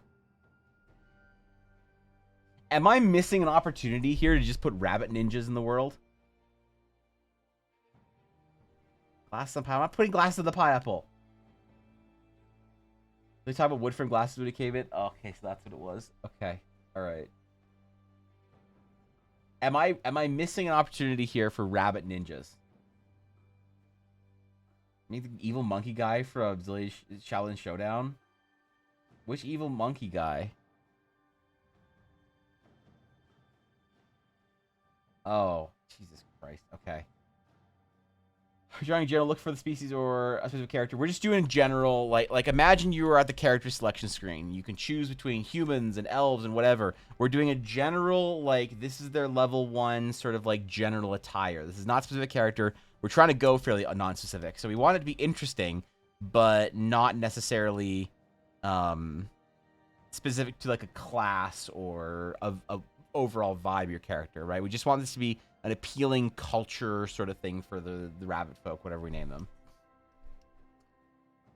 Yeah, they kind of like ninja. Yeah, they kind of sound like ninjas at this point, actually. Not gonna lie. I mean, they are a hunting clan / tribe. I think they should be. Huh. As in, how are they sourcing their leather? Yeah, I bet they would do a lot of hunting through the forest.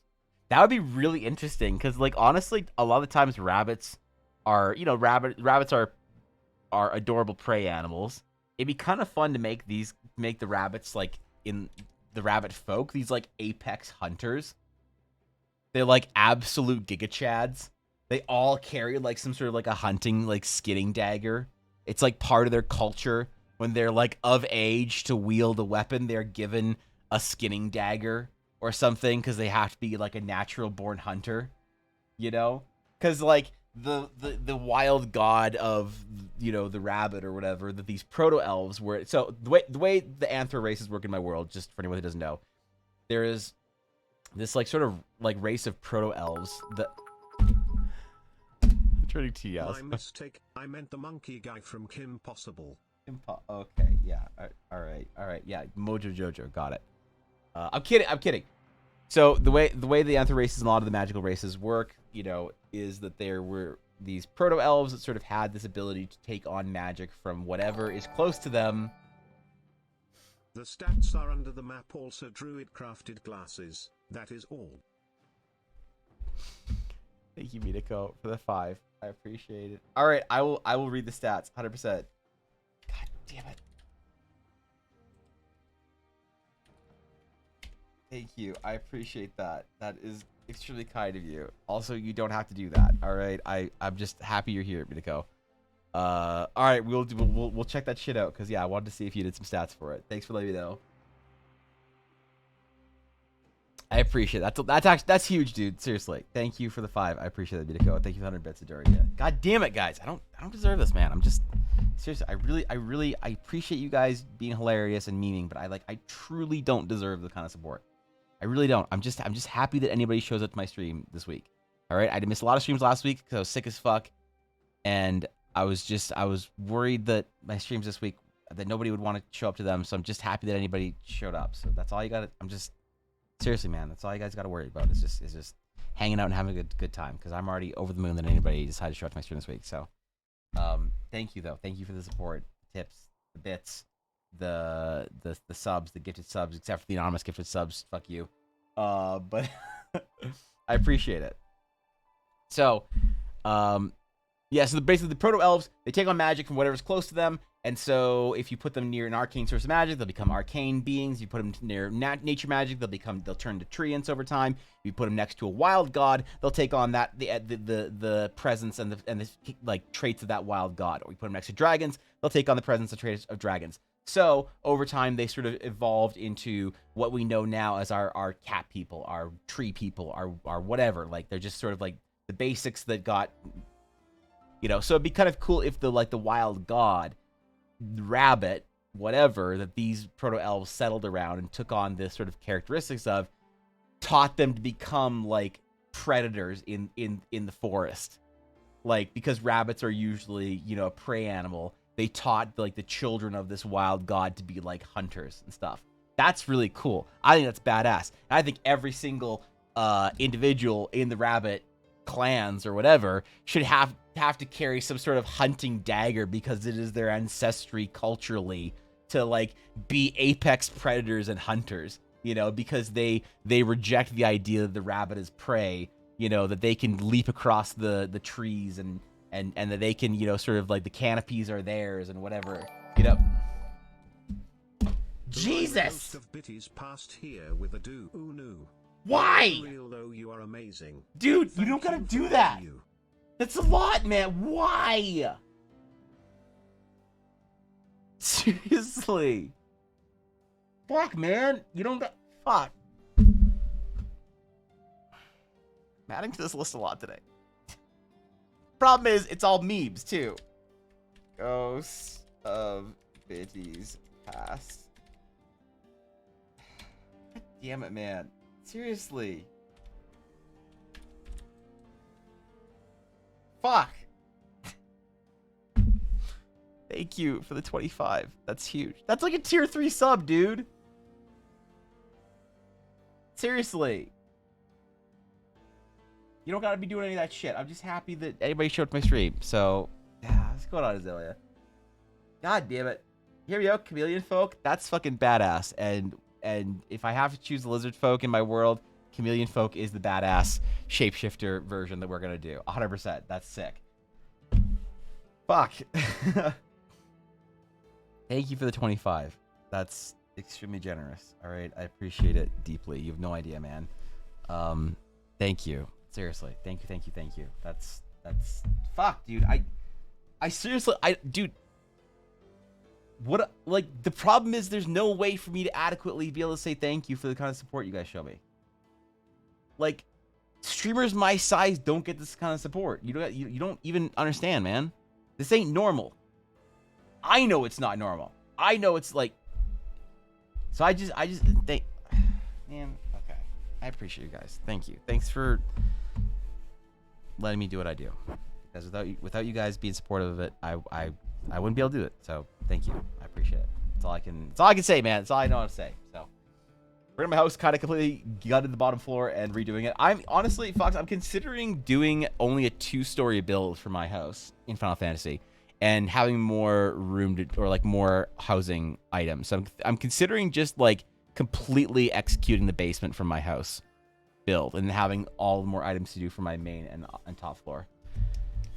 You'd have the rabbit girl boobs. This is all the support we need. Okay, look, that's okay.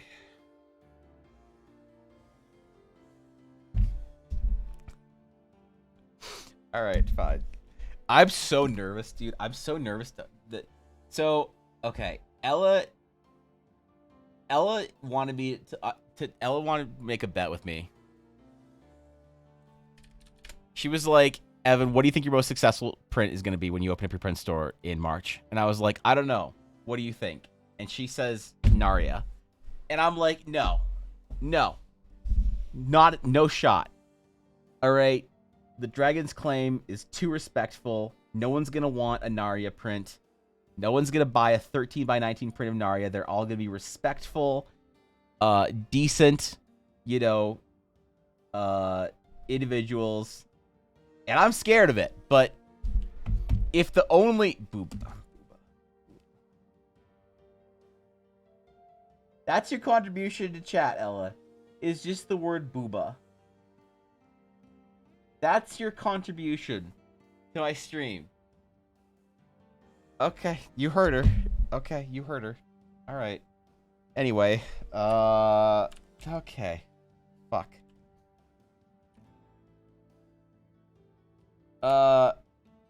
Cool. So we're good with the shorts. We're good with the capris. I think this is a solid design. I think we're good.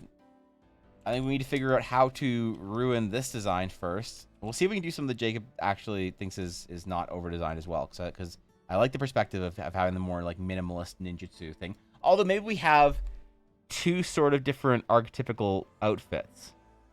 Were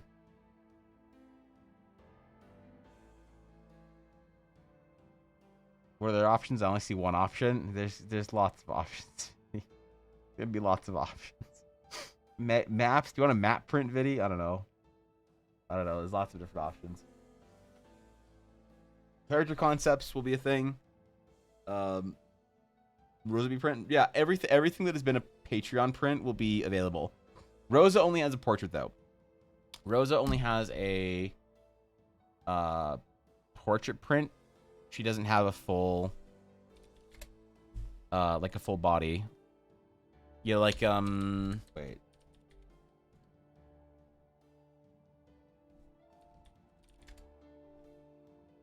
Which I'm not sure if I should do as 13 by 19. I probably will. Yeah, maybe. I don't know. You think anyone's gonna want an Endrick print? You think anyone's gonna buy an Endrick print, guys? You think anyone's gonna want my cool character Endrick? You think anyone's gonna get a print of him, man? Maybe. Probably not. Fuck. I can't get my hopes up. Regarding Booba, yes. All right. Resume five-head wine glass discussions. If the bunny girl hops from tree to tree, wouldn't she want a sports bra instead of what she gets now? Just a thought. Yes, but okay. Yes, but here's the problem with that. Have you played Final Fantasy 14? Because practicality is not what most players are interested in certain regards, all right? Maybe the males are leather workers and the females are blacksmiths. That could be kind of sick, actually. Would they do a lot of blacksmithing in probably? Probably. What Endrick print? He's rad. All right. See, there you go, dude. There's. Thank you, McBluff. Thank you. When I finish Endrick and I release him as a print, I'm excited to release the prints, man. To do the print store. I'm actually legitimately excited. Really, like making a print store was like basically like being able to sort of like sell high-end art prints was like a dream of mine since I was like very young. I know it seems like just like a dumb thing that like artists do. It's like, okay, whatever. Like, why don't you just go through an existing site or whatever, Evan? Why do you want to do this yourself? I don't know, man. It's just like a dream of mine that I've had since I was young. I'm really excited about it. I'm very nervous. That's one of the reasons why I'm going to do like first editions of every print. I think the first 10 prints of any print that anyone orders, I'm going to make like do a little just like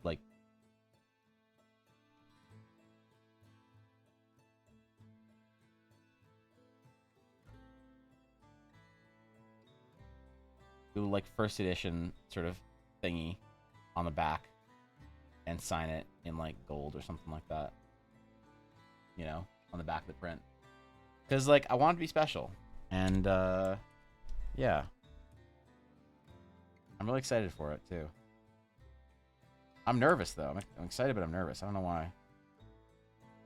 It took me a long time of figuring out how to do things like shipping and printing and whatever to actually be able to make good shit, but I'm really excited about it. And everything that was available for the patrons for their monthly print will be available on the print store, plus a bunch of other cool stuff. So most players actually half would prefer practical clothing options for female characters. They really don't, dude. Like yo, I get yelled at. I get yelled at by like all of my friends, all my you know, listen.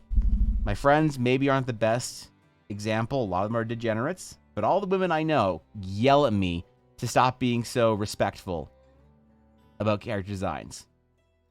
Okay? And you get frames for all the prints, figuring out how to display them so they don't bend. God damn it. God damn it. I love that you number things, and I know people will find absolutely go wild for small changes to each one, make them even more special. Yeah, I don't know. I just think it's fun. I think it's like a way to do like a bit of an artist's touch to it. To be able to do like small series prints and stuff like that.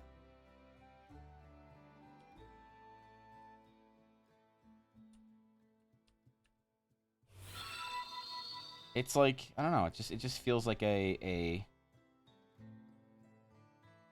feels like an accomplishment, you know? I don't even need the print store to do well. I just I just want to see it, you know? Thank you, Chef Kargs, for the follow. I appreciate it. Thank you. Be stuck with shit bikini armor as the only option for only females. Am female. Yeah, look, dude. See, I get yelled at by my friends by not making their characters hot enough. I've always tried to be very respectful with my designs. All right, like, look, let me show you here. Here's like Amelia. Here's like a character that I just did for my wife. All right.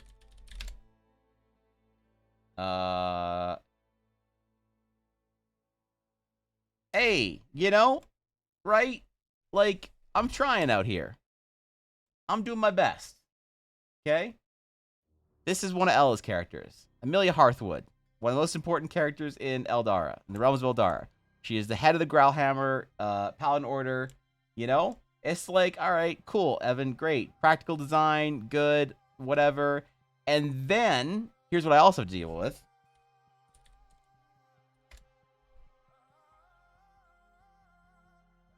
I'm out here drawing these characters, and all three of these women, by the way, tell me their characters aren't hot enough. And then I'd be more disrespectful. So I'm getting mixed signals. Dude, I make hot booba characters, and I have somebody out there being like, bro, that's not practical. You're being disrespectful to you know, all the female D&D players. I'm like, I'm sorry. And I'm like, okay, fine, I'll do practical, whatever, this, that. And then I have all my other, the fucking other half being like, bro, why can't you design hot characters, Evan? What do you have against cleavage? And I'm like, come on, man, what am I supposed to do? Like, I can't fucking win. I can't. I'm trying. All right? I drew Evangeline. And you know what my mod that originally created Evangeline said? You know what she said? She said, boob window. All right? You want to see what the original fucking design looked like? No boob window. Original design right here, by the way. Original design. Respectful. And what happened? I was yelled at. Why? No boob window. What? How do I win? How do I win, man? I guess we just keep trying, right? No preference? Yeah, okay. Sounds about right. Yeah, it's hard being an artist, man. It's a lot harder being male artist, people think, man. You either subscribe to full degen mode or not. There's no in between, apparently, for artists. So... also make them bigger repeatedly, unfortunately. Unfortunately, that's true. So,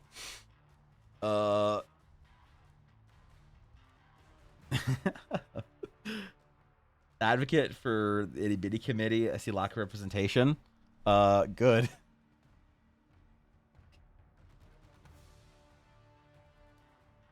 Yeah, good. Yeah, I'm sorry, Vinny. Did I make you feel welcome here as an advocate? That was my mistake then.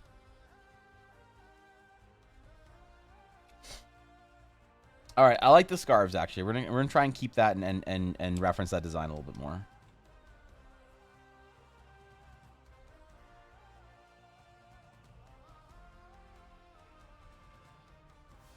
We're gonna go kind of Fire Emblem-y on the design. Why are we going to go Fire Emblem-y? Because Steph loves Fire Emblem. And so what is Fire Emblem-y design, Evan? You might be wondering. Fire Emblem-y design is strange crisscrossed belts that don't make sense.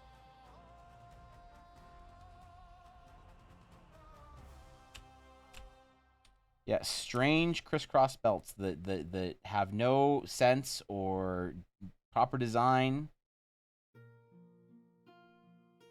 Do they carry anything? Nope. Do they do anything? Not really. Do they hold anything up? So why does the character have a strange crisscross of belts? Talk to the designers, bro. Takes a boob and hip window? Yeah, fair. Most girls I know, myself included, we want respectful, but a hint of lewd. Boob windows are love. On your Great. setting? Great, dude. Great. Yes, I am. Thank you for the resub. I appreciate it. Thank you for considering me your Prime option this month. Thank you, dude. I appreciate it. Thanks for the resub. I am working my campaign setting. In fact, we're introducing new race and class designs and options and stuff like that. So this is our first of our whimsical extra BS race add-ins, which are our rabbit folk. So we're doing a base or a character collection stream for them. I was going to catch the streams for a long time. Oh, shit. Are you going to be out somewhere deep in the middle of the Atlantic or something, Jacob? Because, hey, you know, hopefully you have a good time. Hopefully things are favorable, you know. We'll miss you. But I hope you know that when you're back and you can catch him again or whatever, that there'll be a warm seat at the table for you. Ale poured to the bar, and we'll be honored. Very awkward used to be around having to ask how big people want their chest to be. I just started asking. I just started asking straight up because it's just the easiest way. If you're designing a cast of VTubers that don't fit in the world at all, ouch, but fair, Adoria. Harsh but fair. Out to see soon. Eventually, though, we got internets, live streams don't really work.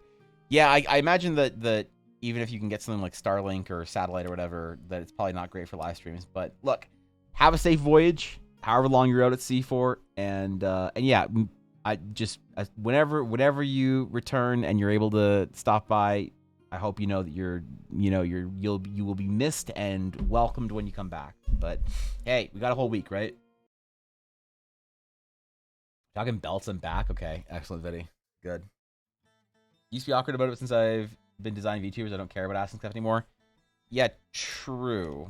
I'm like loosely working on a VTuber project right now with somebody. Very loosely, because I said that I only had so much time to work on it. And they agreed if it takes a year, it takes a year or whatever. And I don't know. It's fun, but yeah, it's difficult to try and get those aesthetics in. Look, that's a nice way of putting it. Okay, that's a nice way of putting it.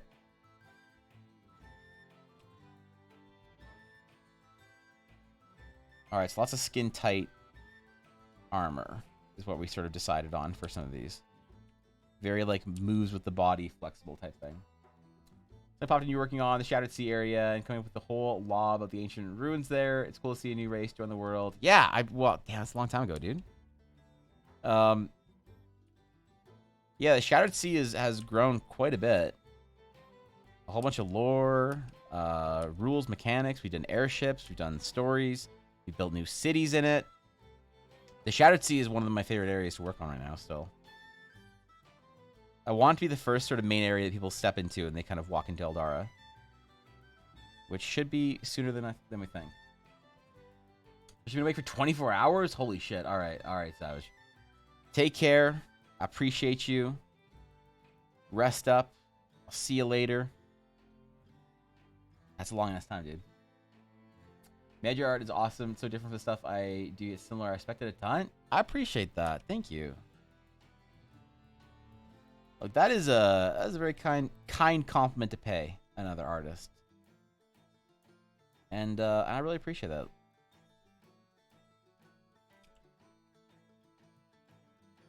I think at the core of it, character design is good. Character design is relatable between artists, right?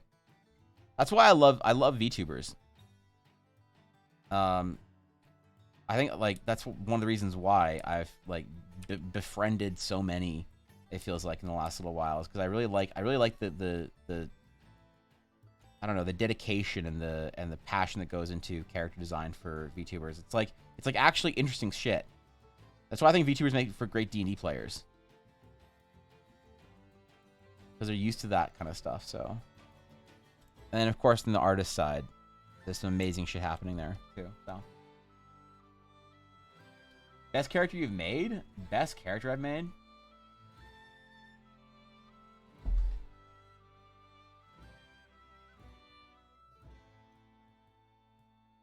Best character? I think it'd have to be Amelia. I think Amelia's my favorite. Amelia's maybe one of the most important ones, right? Because Amelia is a very important character on Teleria in Eldara from a story standpoint, and also Amelia is the first character that was ever designed for Eldara.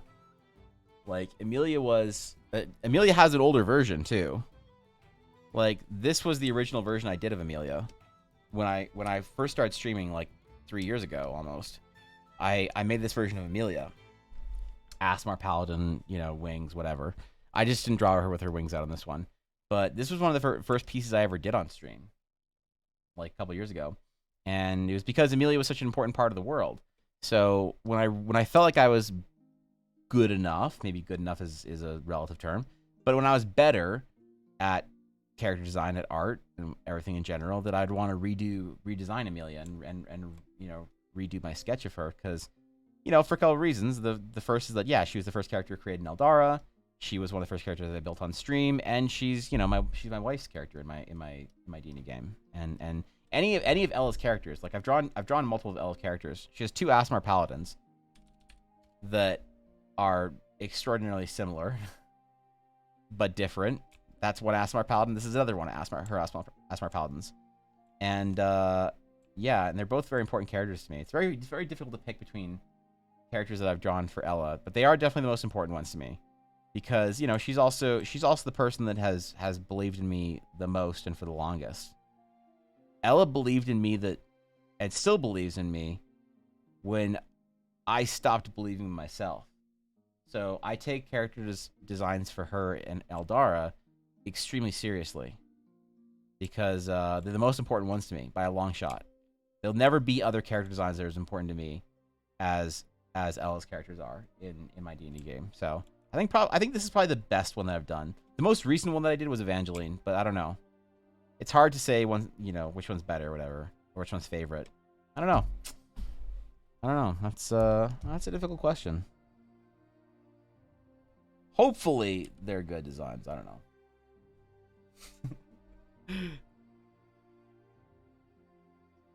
Lizzie put a bunch of art in the art tab. You should definitely check it out. It's stunning. Oh shit, we got some art. All right, let's see. All right, what do we got? What do we got? I want to see. What? Oh shit. Yo, Lizzie, this is so good. What the fuck? I love this. These are so great. Yeah, toads and color. Man, this is so great. I love how graphic your designs are. These are beautiful, dude. You're a legend. What the fuck? These are so good, man.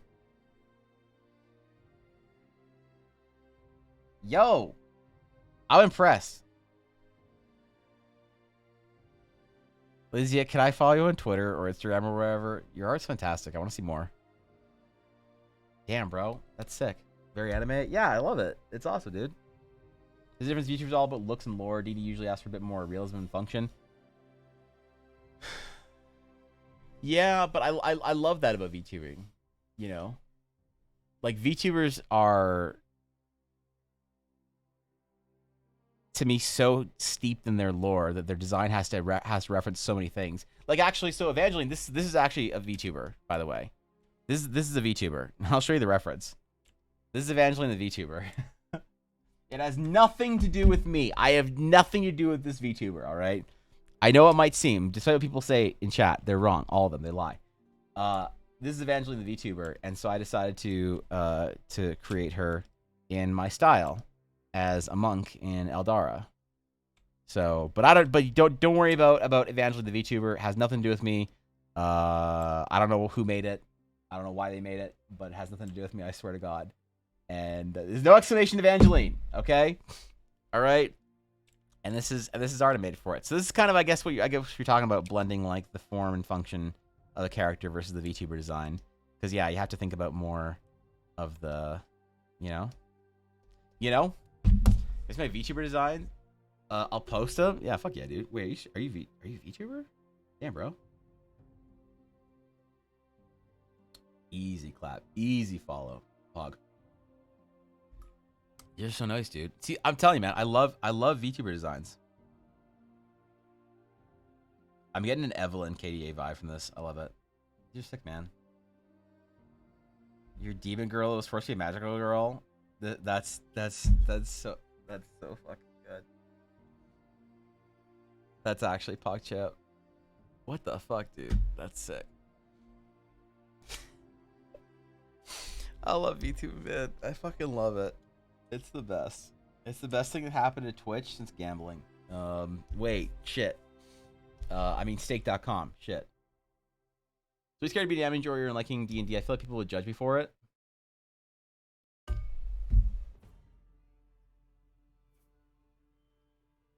I get why you'd say that, but I think, dude, I think that there's so much love and favor for like being a degenerate D&D playing weeb. It's just not very vocal. Which is why I always say that the D&D is built for furries, but I'm trying to make D&D built for weebs. Yeah, no, I think there's a lot of us. There's a lot of us, Lindsay. You're not alone.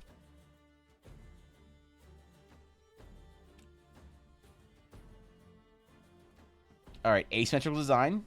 I'm liking. Okay, so this is when we're talking character design process. Here we go. This is one of the things that I love about this process is that we've identified now a very important cultural method of communication for our rabbit folk, which we still don't have a name for. Okay, and that is that they adorn themselves and communicate their uniqueness by armor and leather crafted that's all like body, tight, kind of tight-fitting items. So if you are creating a character and you want to be like a sort of a lore accurate rabbit folk, you could have these like designed panels of like woven sort of metal and leather going across your body, and and you could put whatever design you want for your clan or your family or whatever you want. And I like that. So like for instance, the Rokari, and this is like how when we designed the Rokari, right? We designed all these different layers and badges and emblems, and they like to make so this came from the idea that like foxes and trinket and collecting and stuff like that they would have lots of small little metal work across their armor. The belts made of metal, large buckles. They're very skilled jewelers and silversmiths, right? They put small little metal adornments on all of their armor, right? That this is like part of their sort of tradition. And this came about through the design process. So now for like all Rokari, we have a design template for if you want to create your own Rokari eventually, if anyone decides to actually play in this stupid game or stupid world, then you have a template for how you could be a lore accurate Rokari, right? The same thing is now true with like where's Rosa? With Stonemarkian, where the fuck is Rosa? Rosa, where is she? I'm literally staring at it and I can't find it. Oh, there it is. So the idea with Rosa though, when we were drawing her, is that this was like me putting a little bit of my family history into a character design, because Rosa was a character that was initially added to the game because she was a plot point for the players. But the players liked the character so much they asked her to come adventuring with them. She's the first NPC that they actually requested to come adventuring, and so she was kind of like I got to make a design for her. So I designed a lot of the sort of like Ukrainian embroidery, and the sort of like Eastern European Slavic feel, kind of like, with my ancestry, and of course the chains being like a meme, and like, now design sort of what it looks like to be a South Stonemarkian nobility. They value embroidery, things like that, right? Kind of like very Eastern European.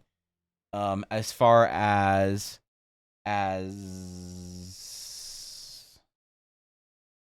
what's a good?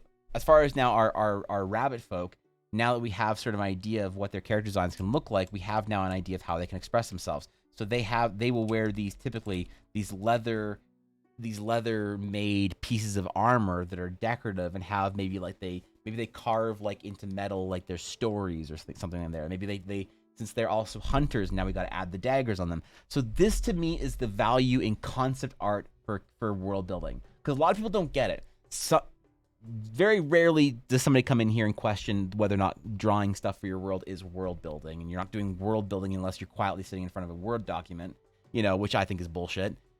To me, this is why concept art in world building is so good, because all of these ideas of how to create culture amongst our different places, our societies, our races, our classes, our species, or whatever, all of these things came about from visual designs that were like, oh, that'd be kind of look cool.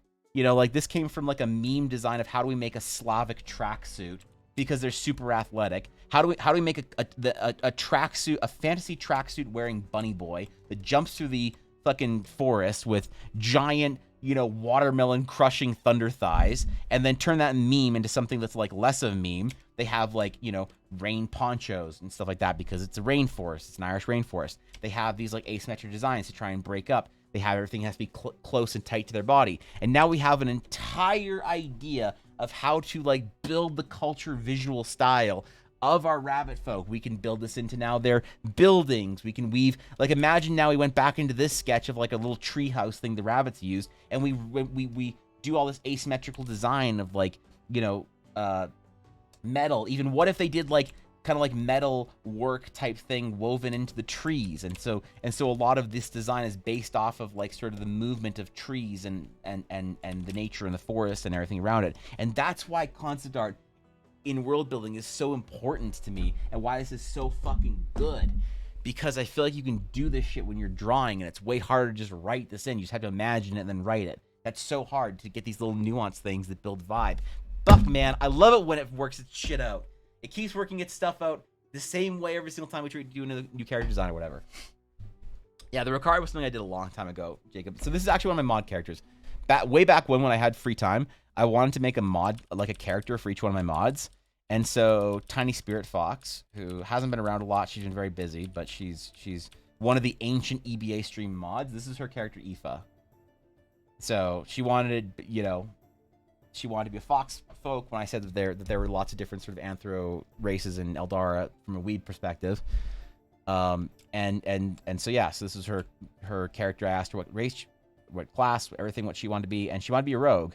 So that's why I designed her as a Rokari rogue, and we built stats and everything for that.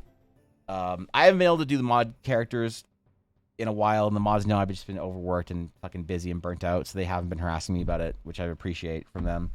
But yeah, this was one of the mod characters. It was also the design for the Rokari. So, and then even with like concept art, like even for Endrick, as I'm designing him, this is so hard to like. I feel like once I properly design all of the little trinkets and things that he's wearing, and all the different uniqueness in his armor and all of that shit, I feel like this would be a much stronger character design than just describing a character as having like items from all over his adventures. Like it's way easier and way better for me to just like draw it out and let the viewer figure it out themselves instead of having to like tell them. And he's wearing items from all over Eldara, from all different cultures. He has a mishmash of armor that he wore initially in his adventures and replaced over time, and now maybe only like one shoulder plate and his like right gauntlet are the original pieces, and he carries our weapons from all over his adventures and different dwarven axes and elven long blades and Nyathar spears and a stone Markian shield and whatever. And it's way better for me to communicate all this detail through art, and this is why I love this shit, man. It's because I feel like when it works out so well. Just like how I was really unsure of how this was going to work out today. If we were going to find a visual style for our rabbit folk, I had no idea what we were going to get today at the beginning of the day. And I know that, like, there's sure, everybody wants to meme about, like, oh, we just spent time laughing at TTS and stuff. But, like, we actually got some really big, important work done. And I'm kind of freaking out about how much I love it, dude. Okay, let me catch my chat. I'm sorry. I'm so far behind. I'm a bad streamer. Working on my homebrew world, and it also has ears and tail races, which is very anime.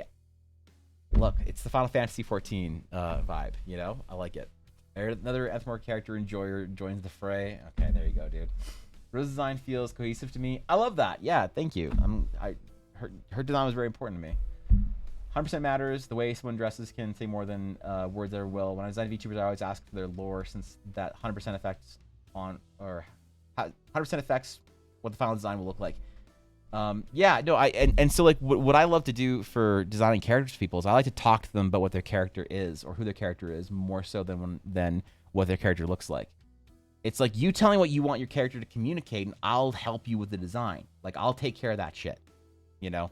And I love that collaborative part where somebody says, I want my character to seem like tough but elegant, but this, but that. And I want them to be from here but good at this and whatever. And then you can create a character design that hopefully represents all that stuff.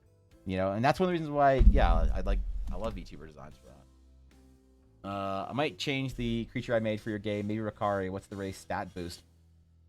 The stats for the Ricari are somewhere deep in Discord, but I'm gonna be re-releasing all of the stats for all the races. The first one's gonna start with the first one I want to do are gonna be elves, the Azael, and whatever we name these rabbit folk as. Like the Azael are really important to me too, because the Azael are gonna be kind of more unique playstyle because they're literally flying merfolk.